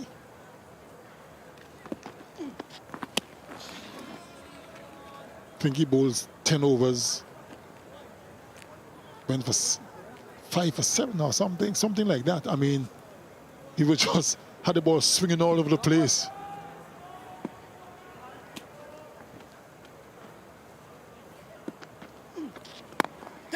Lots of flight from Akil Hussain, searching for another wicket, looking to wrap this game up. Not just yet. 163 for 8.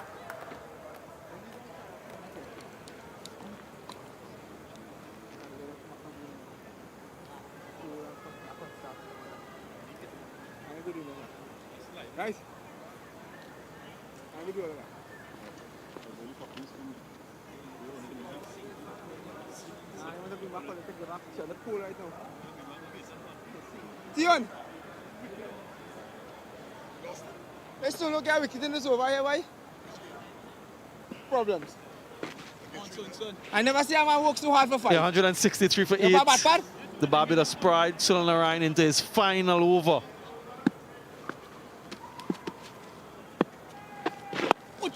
Yeah, his best figures in list day cricket, Sunil Narayan, that is 6 wickets for 9 runs against Guyana in the final at the Queen's Park Oval in 2015. 6 wickets for 9 runs. Imagine that. Come on, come on, come on.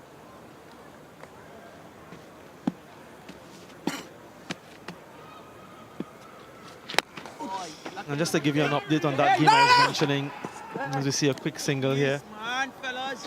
Hurry. Secretly, even though you had those excellent figures, 2 for 8 in 10 overs, your team ended up losing that game. Trinidad Tobago won by 5 wickets. Chasing 101, it took them 37 overs to get there.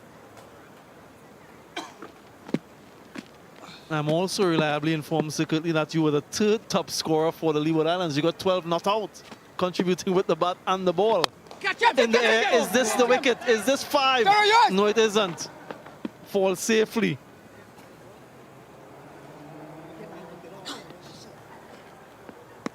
Are you questioning my batting ability, Mr. Badri? I will never do such a thing secretly.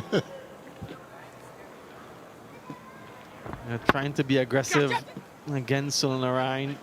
Unfortunately for him, falling safely.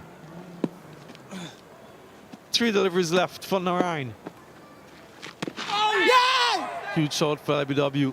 And I think that was much closer than the appeal suggested. He was across the stumps, got hit in line. The question would have been, was it doing too much? Probably did too much. Poor one, the wicketkeeper was heading down the leg side.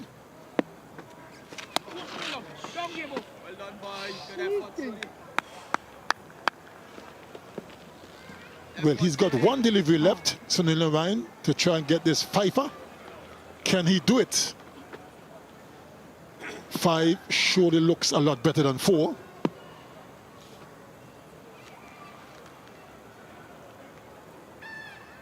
Can Warwick negotiate this final delivery?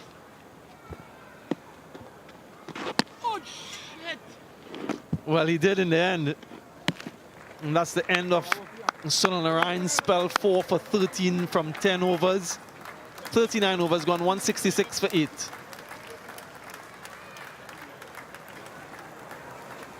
And these are the wickets. First LBW, Roshan Primus. Umpire deciding that he was struck in front. Then a brilliant catch from Kari Pierre. Uncharacteristic shot from Dominic Drake's reverse. And then another LBW. Winning the verdict. Sunil Narayan, 4 wickets for him. Joint leading wicket taker for Trinidad and Tobago in list day cricket, along with Ravi Rampal. Has at least 1 more game left to take the record all for himself. And in all likelihood, that game will be played on Wednesday, right here at the Brian Lara Cricket Academy. Trinidad and Tobago against the Guyana Happy Eagles, 1st versus 4th. Second one will follow Leeward Islands Hurricanes against the Barbados Pride on Thursday. Yeah, he's played that shot really well. Hakim Jordan played 1 against Yannick Carrier. This time against Hussein, similar result.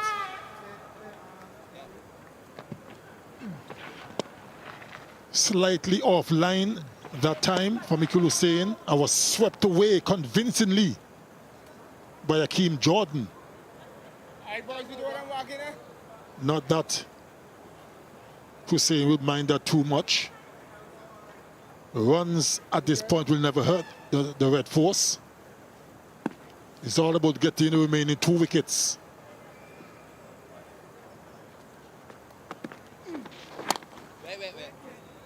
Yeah, that spell that you were mentioning from Phil Simmons, 10 overs, 8 maidens. 4 wickets for 3 runs against Pakistan. You were quite expensive in that game, secretly 10 overs for 19 runs. What were you bowling?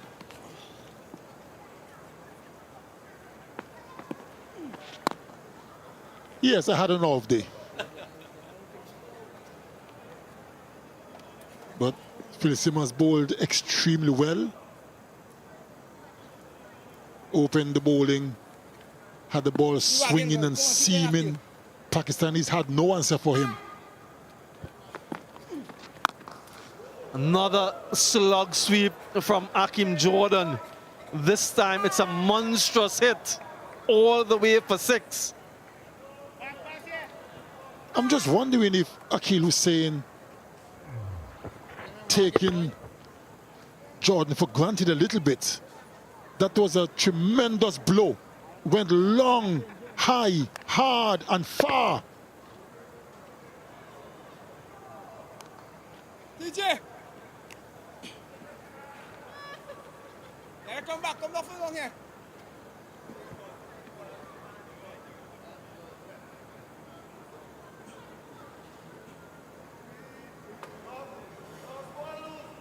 Yeah, momentary pause in play. Someone requires a little bit of attention, a change of bat. That's what the issue is. So it seems as though Warrican is looking for the bat that will give him some boundaries. A quick sip for Akim Jordan as well, but it has been a really good day for the Trinidad and Tobago Red Force. Remember, they lost the toss. They were asked to bat first. Darren Bravo was really good. Unbeaten 139 from 113 deliveries. What was impressive was the way he constructed that innings. Started off slowly, gave himself some time, and only really accelerated in the final few overs. Utley and Webster gave them a good platform from which to work. And the Barbados pride, well, Chase picked up 3 wickets when he bowled, and he's also top scored for them so far with 48. But they never really looked as if they were going to threaten this total.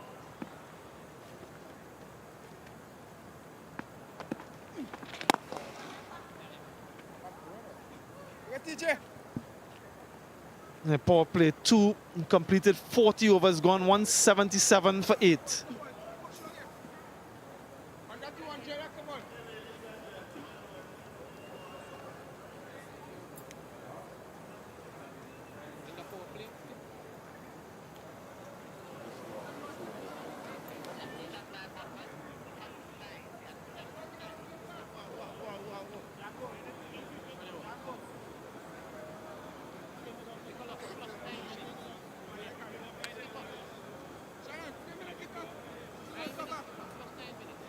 And just a comparison between these two teams by phases.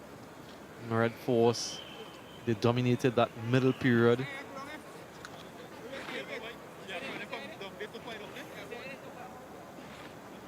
Pride lost 2 wickets in power play 1. The Red Force, they haven't been getting too many wickets in that first power play. The fewest wickets in power play 1 of all teams today. They managed to get a couple. Terence Hines back into the attack. Just 2 overs for him.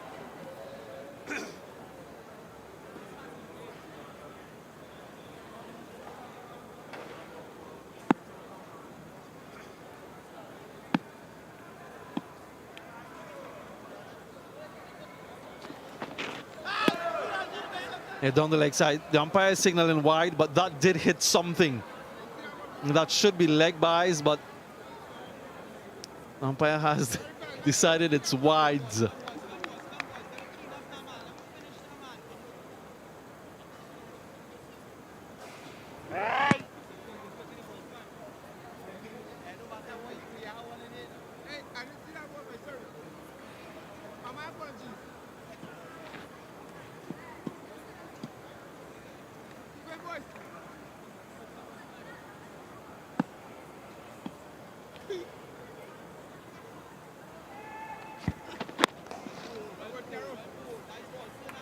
Looking to target the stumps, that is a good idea at this stage of the innings from Terence Hines. First delivery. Slanted down the leg side. Pruan looked a bit bewildered. Swung a lot as well.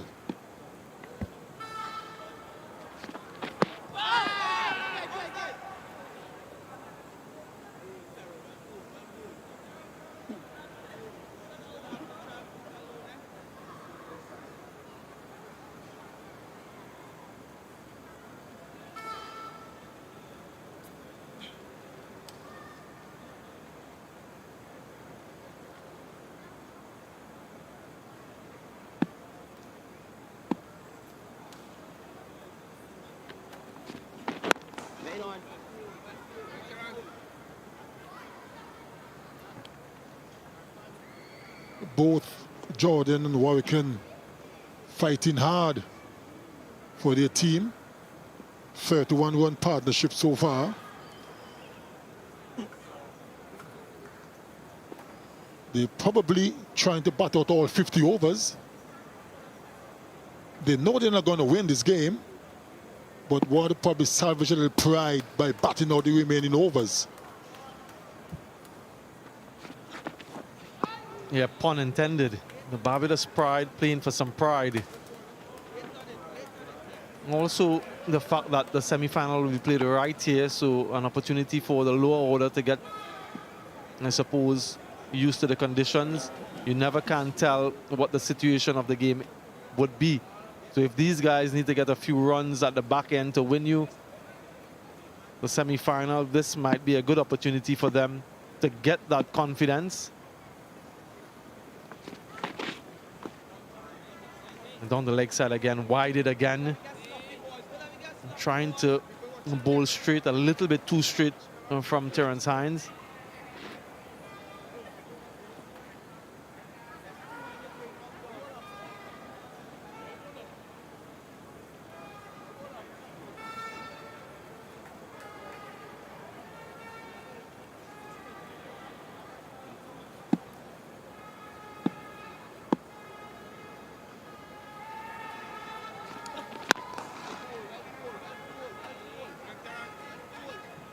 You're just looking to tail the ball back into the right hander, Terence Hines. With the new ball, he looks to swing the ball away. Has a sort of slingy action. So that release point is a little bit wider, not straight over the top. And if he slants the seam of the delivery a little bit, he can get some reverse swing.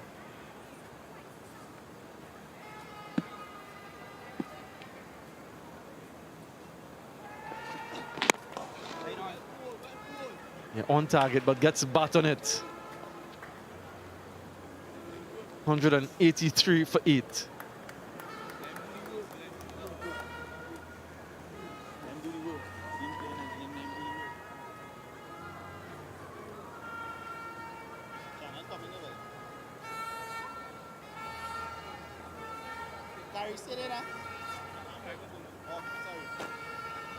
What did you for? Look at them. Stay looking. Shannon, go on. Back.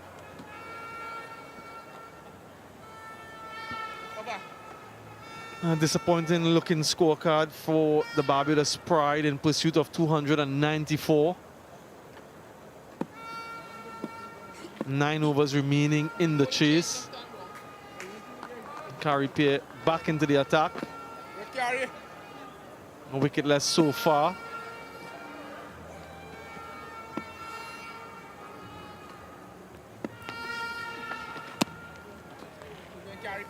Akil Hussain too has completed his 10-over spell, 3 for 31. So between himself and Narayan, they picked up 7 wickets for 44 runs in 20 overs.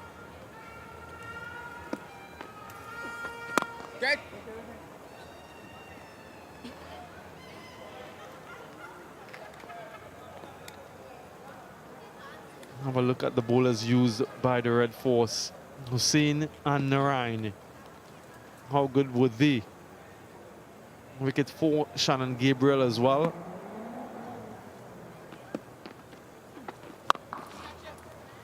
has protection in the deep, but finds the gap.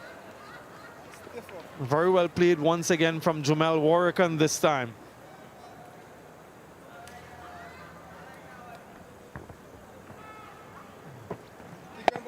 A little bit too short from Carrie Pear.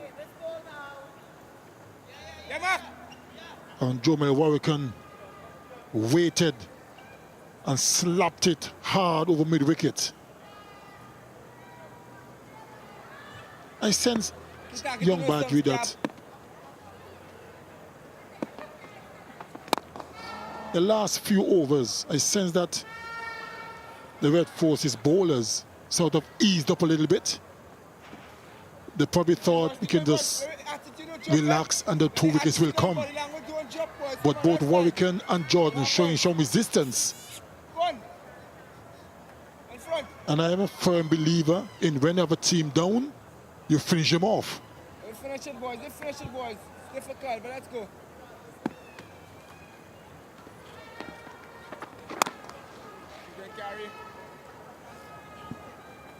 But having said that, though, you must give credit to Jordan and Warrican. They're putting up resistance. They're not throwing in the towel, which is good to see.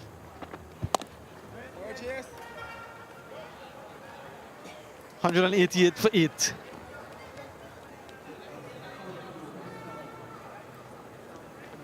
Go, boys. Go, Taro.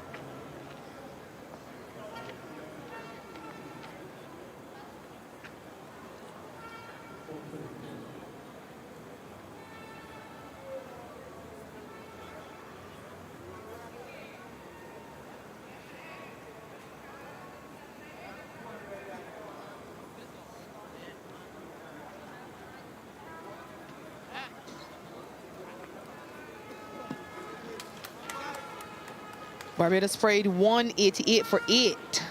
4 wickets for just 13 runs from Sunil Narain on the day that he announced his international retirement. 3 wickets for 31 for Aki Hussein's quota. And the other wicket gone to Shannon Gabriel. Terrence Saints to continue. Yeah. Yeah, they're just showing a bit of fight here. Barbados right at the end of the game. Trying to get some runs into Akeem Jordan. Frustrating TNT. Jordan's looked good, hasn't he? 24 of 41. He can bat. Couple of 4s, couple of 6s. Very clean hitting.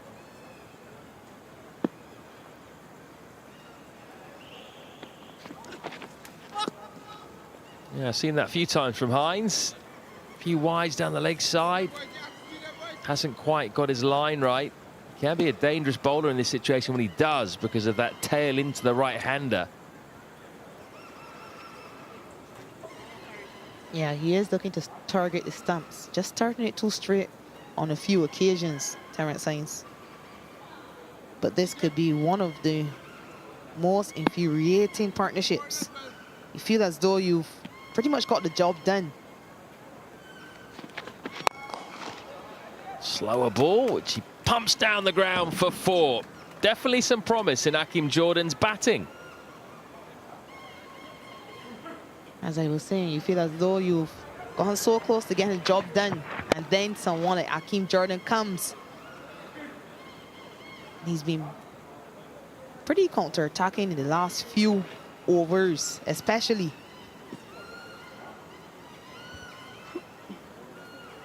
There's some great shots so far, Akeem Jordan.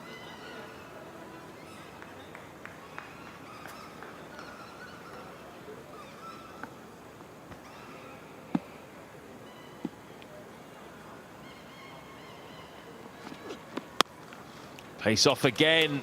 And he waited for that one. He got width, Jordan. And he made Hines pay. Yeah, he continues to entertain and show his skill with bat in hand. Pick that slower delivery. It's a bit shorter, a bit wider, and he waited for it and placed it past the diving point fielder. 2 boundaries back to back. Yeah, as you say, did really well there to wait, just delayed his shot with that slower ball. Shot boy. That's gone for 6. Hakeem Jordan's 3rd maximum, and that's a 50 partnership. My golly, Hakeem Jordan. That one was out of the screws. It's been a different delivery every ball, but he's not been able to get the best of Hakeem Jordan. He's up to the task every single time. That one out of the middle of the bat. Partnership 53 runs off just 74 deliveries. 34 of those runs contributed by Hakeem Jordan. Just 11 for Jamel Warrican.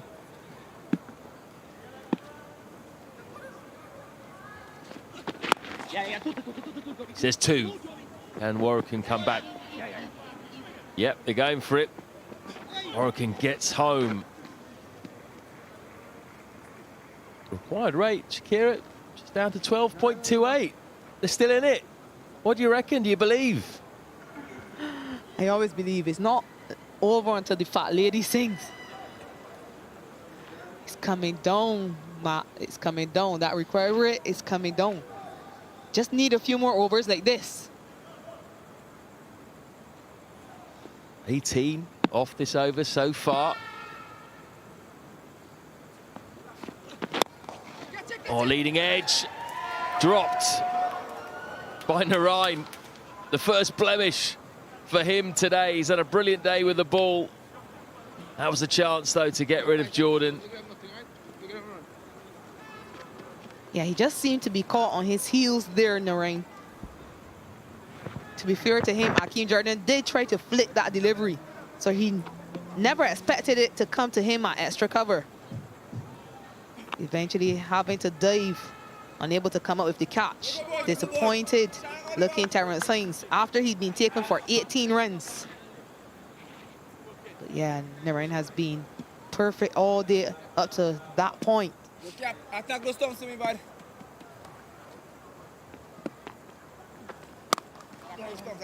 Cracked off the back foot by Warwick, and he's still there. 34 balls he's faced now, providing good support to Jordan.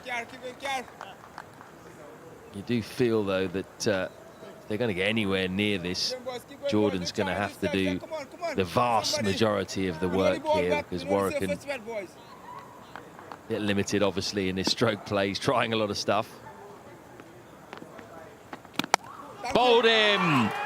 It's one slog sweep too many for Hakeem Jordan, and a good innings comes to an end.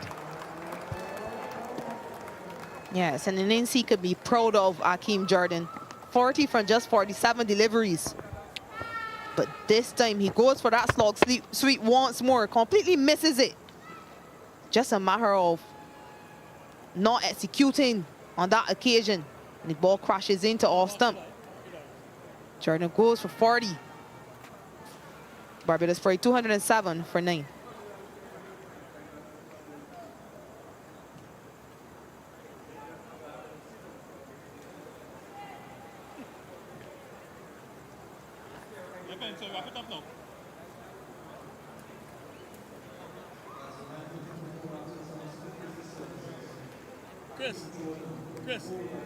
Chris.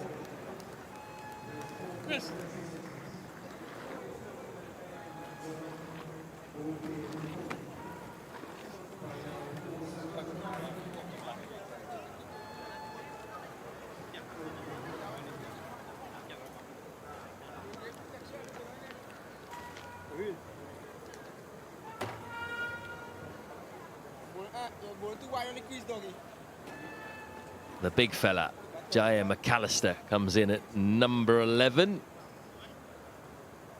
The size of him, he should be able to hit a long ball, and they need a few long balls from here, Barbados. Hakeem Jordan did hit some long balls. This one, though, just a bit too quick, a bit too full to play the slog sweep. First mistake he's made. Shame, really, as he was playing a proper innings. Wasn't losing his shape. He was playing with generally the straight bat, some clean hitting. Yeah, I think perhaps on that occasion Because that ball was a bit fuller, he tried to hit that a bit too square. Perhaps could have gone corner.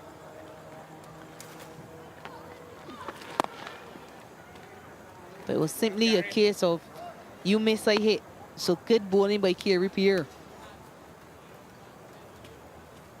I'm sure Jamal Warrican will be hoping McAllister could hang in so he can get a chance to entertain some more. Oh, he's playing for Warrican now. See out the over. Get the number 10 back on strike. That will be entertaining. It has been fun watching Warrican hop around.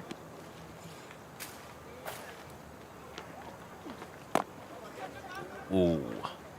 Survives J.A. McAllister, 207 for 9.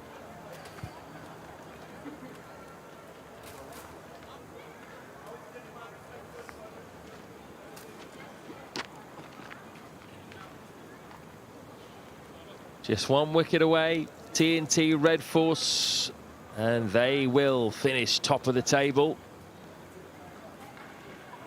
It's been a very impressive performance today with bat and ball.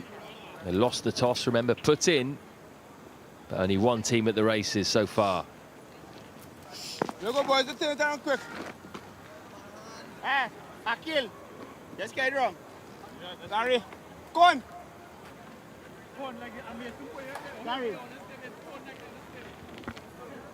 7 bowling options available for TNT today, and they're going to use all 7. Veteran Jason Mohammed coming on to bowl a bit of off spin.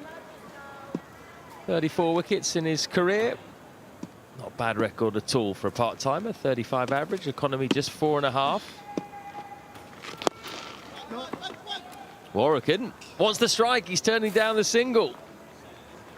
Yeah, of course. He wants to have some fun here, Jamal Warrican. He did play a few shots last time he batted here, and he played lots of shots today. He's only 12 runs, but he's played about 40 shots, Matt. He has, and only about 3 have connected, I reckon. There's another one. He will take the single this time and maybe come back for 2. He's coming. How's that? Nicky Puran thinks that's out. Flipped it onto the stumps. Might have to go upstairs here. Doesn't look like square leg umpire Christopher Wright wants to. Let's have a look at this. Very casual from Puran. Yeah, he's in by a long way. Stay a bit behind the coach.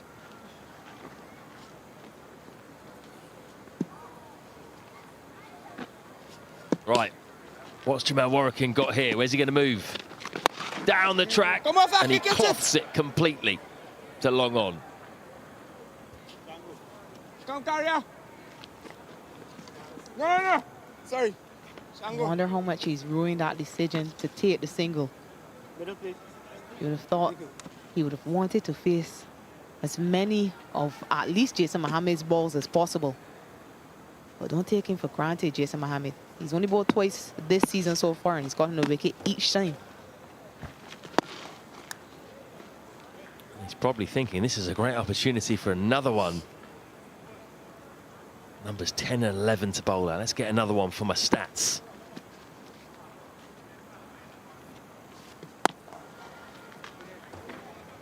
Yeah, it's been a very odd end to this innings, hasn't it? 151 for 8. They were after 31 overs. They've lasted another almost 14 overs. That is really looped up.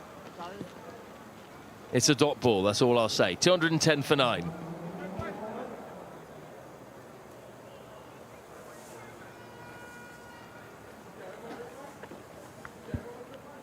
We've got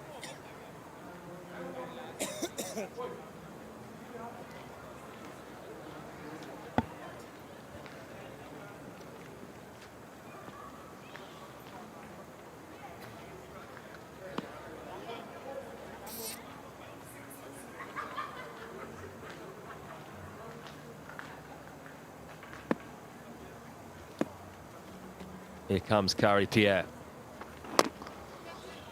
Jamal Warrican got a fresh bat, hasn't he? Changed his bats And there was a little break in play. Got quite a few bats, hasn't he, for a number 10? What's that? 1, 2, 3, 4. I mean, he did drop half of them.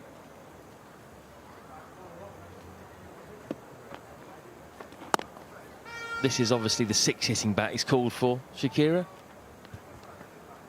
Yeah, I was thinking perhaps the other bat was the Sunil Narine bat. As soon as Sunil Narine and Aqil Hussain were out of the attack, he asked for a new bat.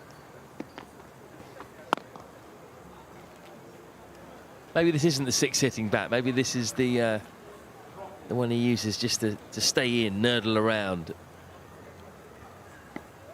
So was the other one the entertainment bat?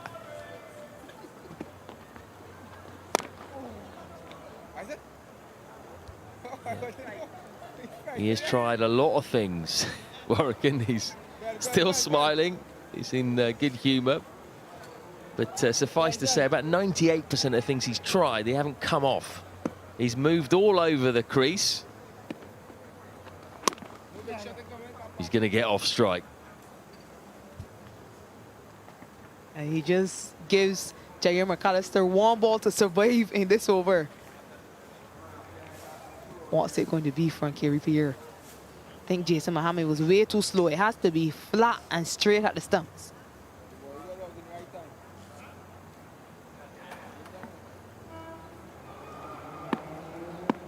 Do it and carry one ball.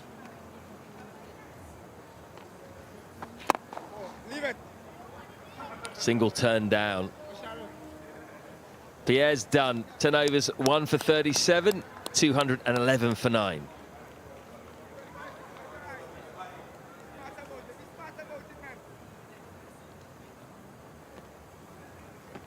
Smart about it, lads.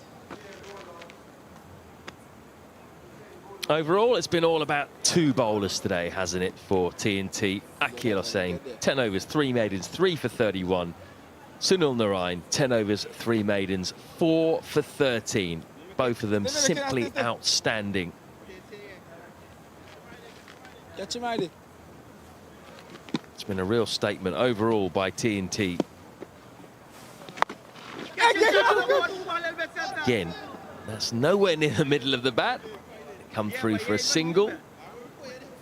But all joking aside, Shakira, it's been a really solid professional performance by Trinidad and Tobago. Thought this would be a close game, didn't we? Even at halfway, thought they had a chance with Carl Mayers, Shea Hope, Roston Chase, Shamar Brooks, the batting that the Barbados have. But no, none of it. It's not really been a contest. With the ball, they've just been irresistible, Trinidad and Tobago. Yeah, you still felt Barbados Pride had a chance when Shea Hope and Shamar Brooks were at the crease, even though they lost Calmeers quite early.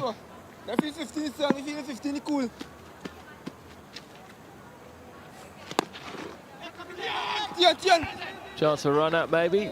It's back fine. Yeah, but from the time Shea Hope was dismissed by Aqil Hussain at 72 for 3, there was only one other partnership. Shannon, a good one. That was Shamar Brooks and Roston Chase. After that, they just fell away, Barbados Pride. Shamar Brooks strangled down the leg side off the bowling of Shannon Gabriel. Then they just collapsed. Nothing from the lower middle order until Akeem Jordan.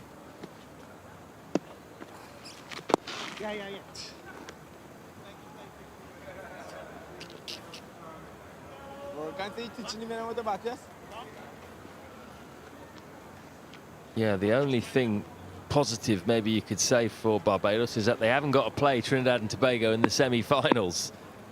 Because judging on today's evidence, it's not going to be a very close game. Very low-key end to this match. 214 for 9.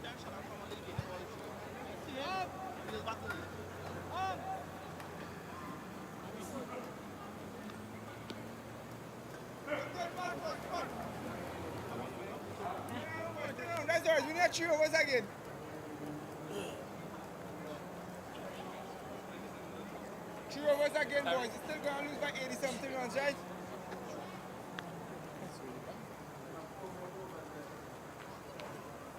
That's all right, boys. Keep working, lads. Get me points here. Yannick Carrier is going to have an opportunity here. He's not had the best day, has he? 6 overs, none for 50. One of the leading wicket takers in the competition. He's got a chance here to salvage something from his day. Get a wicket.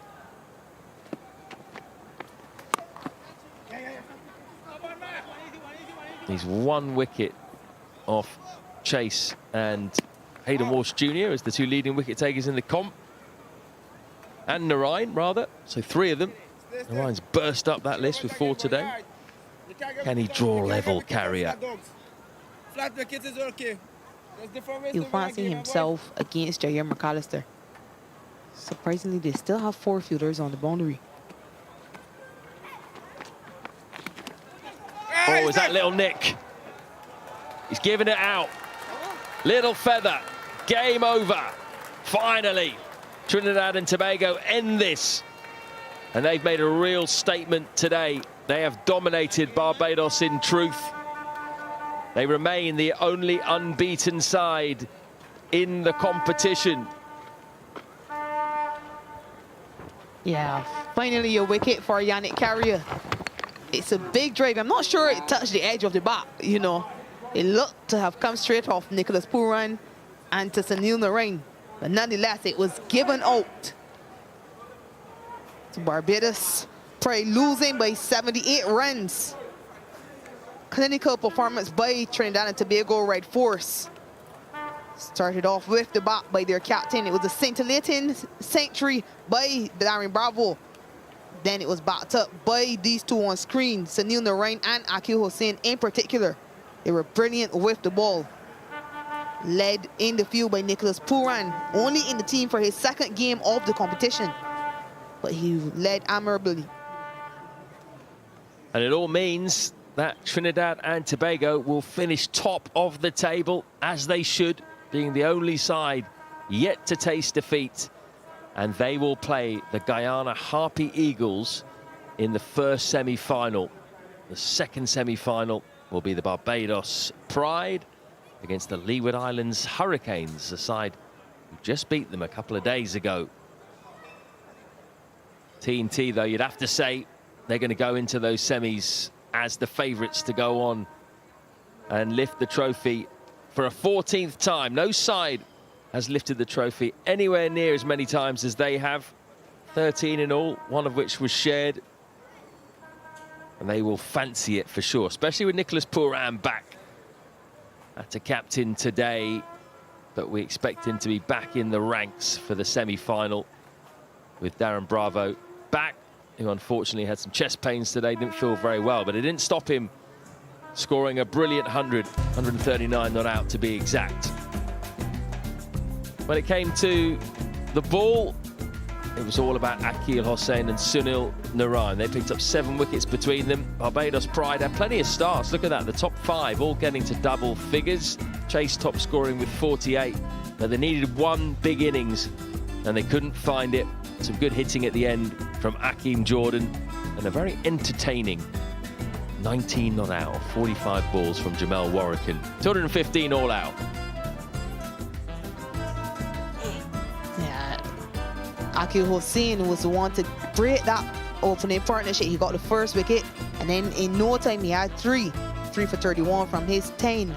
Sunil Narayan, 10 overs, just 13 runs, and he got 4 wickets. A very miserly spell by him, and they had no clue, the Barbados Pride batters. 1 wicket apiece for Yannick Carrier, Kerry Pierre, and Shannon Gabriel. So T&T, 293 for 6 off the back of Darren Bravo's highest score in List A cricket. Barbados were never really in the chase in the end. 215 all out after 47.2 overs. Narayan, 4 for 13. Hussain, 3 for 31. T&T win by 78 runs, which is a pretty large margin. Richly deserved today as well. We're going to take a break. After that, we will hear from both captains and the player of the match.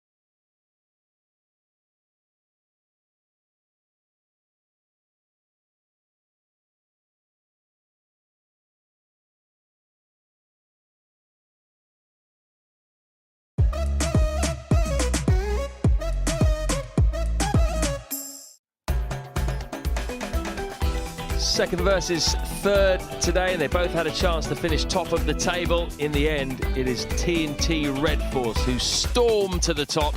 They won, so they get 4 points. They also picked up 5 bonus points, so they finish unbeaten, 1-5 and 2 abandoned.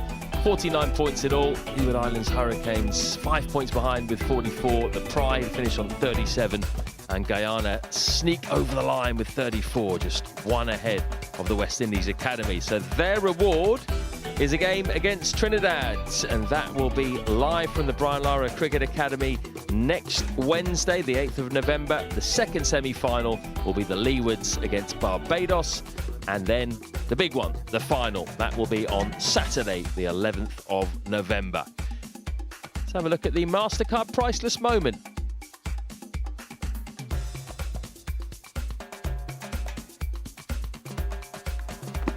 Trinidad and Tobago bowlers today were irresistible, in particular the 2 spinners, Narayan and Hussain. Hussain got the big wicket of Kyle Mayers. He was out for just 12, and you felt that sucked the life out of the Barbados side. Let's get down to Nikhil Uttamchandani.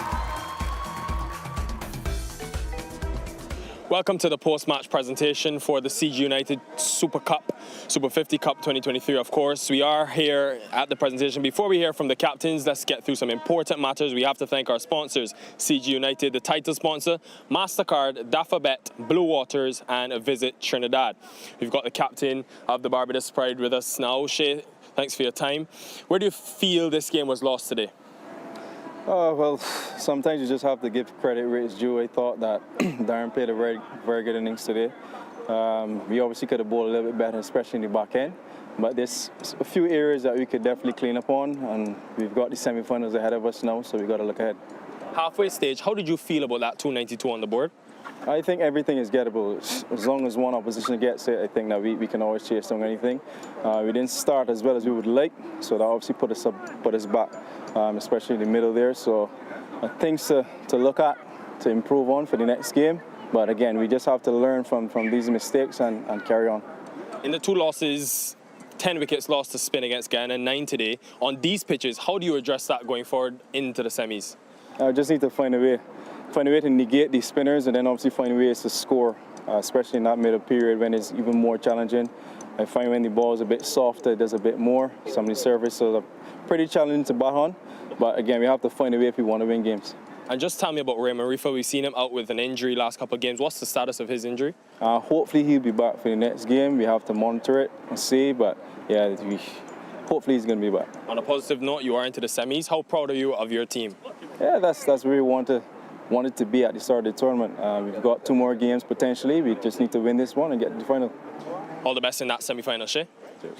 That was Shea Hope, Barbados Pride captain. Now, we've had really good performances today, a number of them. Obviously, Sunil Narayan with his 4 for 30. Akil Hossain also took 3 for 31, but one performance really stood out. And that was, of course, a brilliant 139 from just 113 deliveries with 7 maximums and 9 boundaries. He is the CG United Player of the Match and the successful captain today. Darren Bravo, who collects his award from Anisha Moore Ramprasad, the team lead at non-motor handwriting at CG United. Thank you very much. Anisha, Darren, you must be very relieved. Just tell us the emotion. We know you've been battling with some illness. How are you feeling emotionally after that performance? I'm okay. I'm contented with my performance, but most importantly, happy with that we come out on top. Tell us about that innings. Just the way you went about things. Early you got almost an examination of seam. How did you mitigate that threat? Yeah, just a matter. Well, actually, we did get off to a pretty good start. We didn't lose any wickets initially. So for me, it was a matter of going out there and continue building on the foundation set by both Tion Webster and Keon Utley. So I knew that, we kept saying in the team that someone in the top 4 need to bat through the entire innings. I think today was my day. I was happy that I was able to execute for my team. And in that innings, it was very late before you actually flicked the switch and hit those 5 maximums. It was with minimal risk.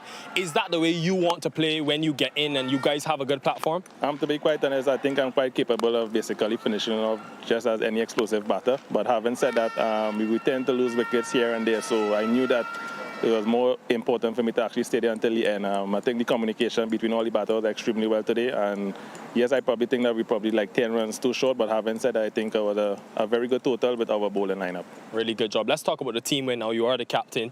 That spin attack, Darren, 4 spinners just seem to carry you guys through season after season. What do they do that's so unplayable and different?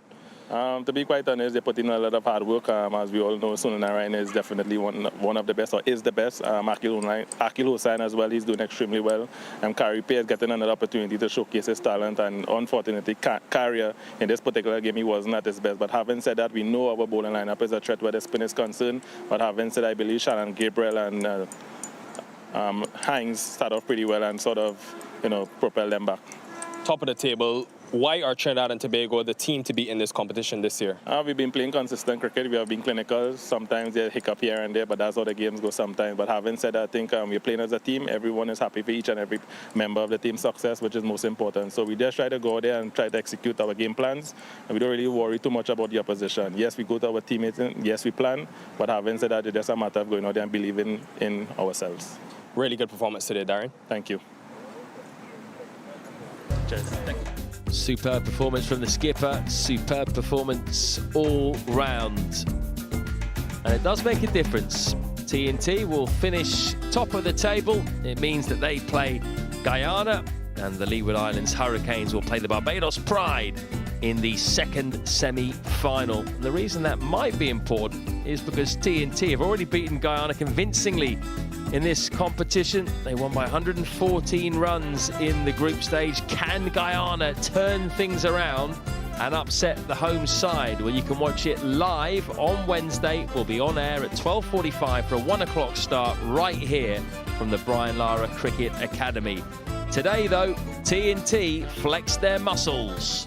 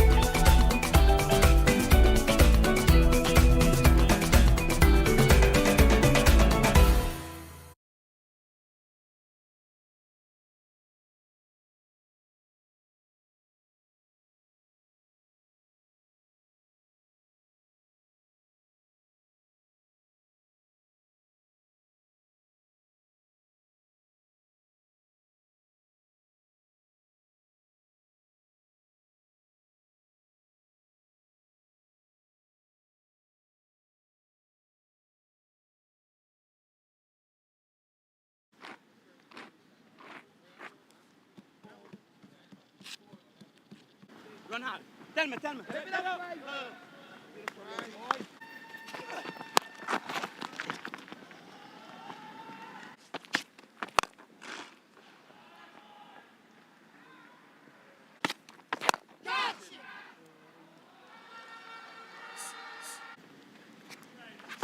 Catch it now.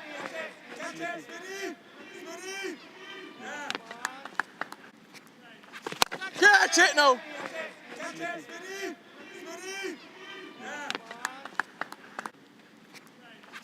Catch it now.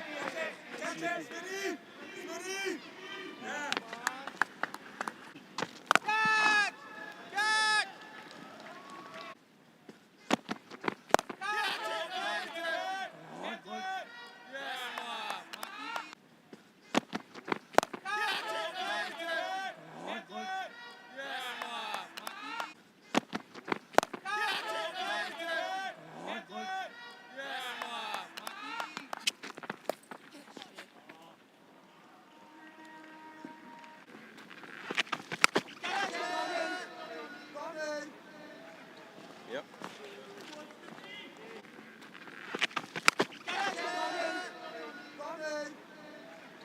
Yep.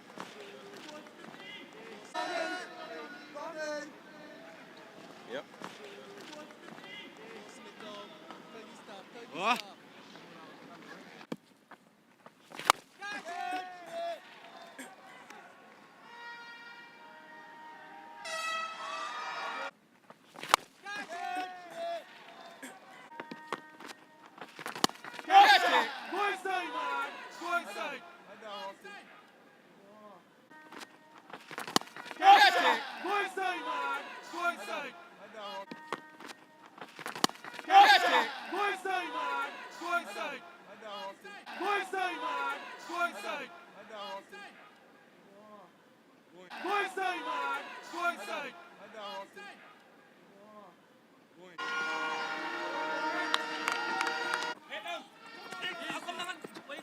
Hello, I ain't move right here. You see me here, you gonna run around me.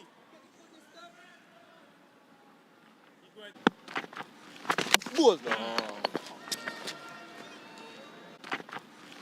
Balls no.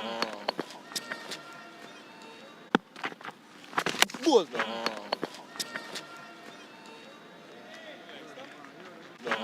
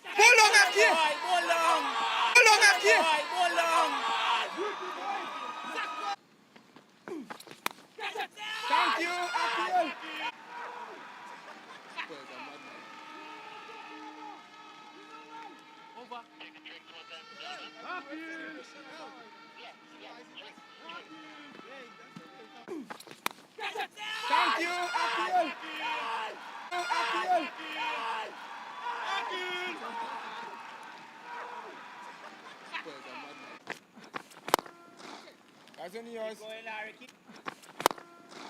That's only yours.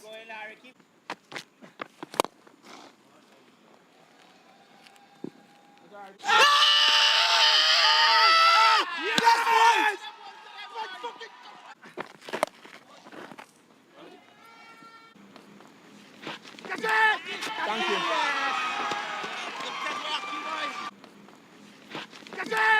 Thank you. Thank you.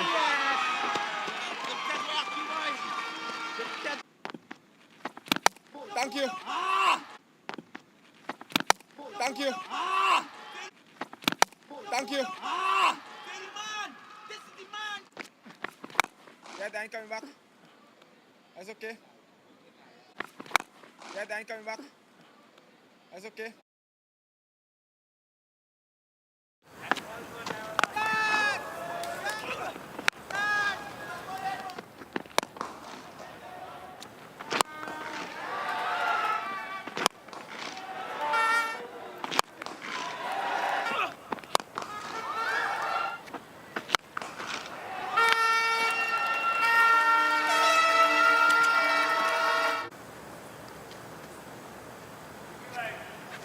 Catch it now.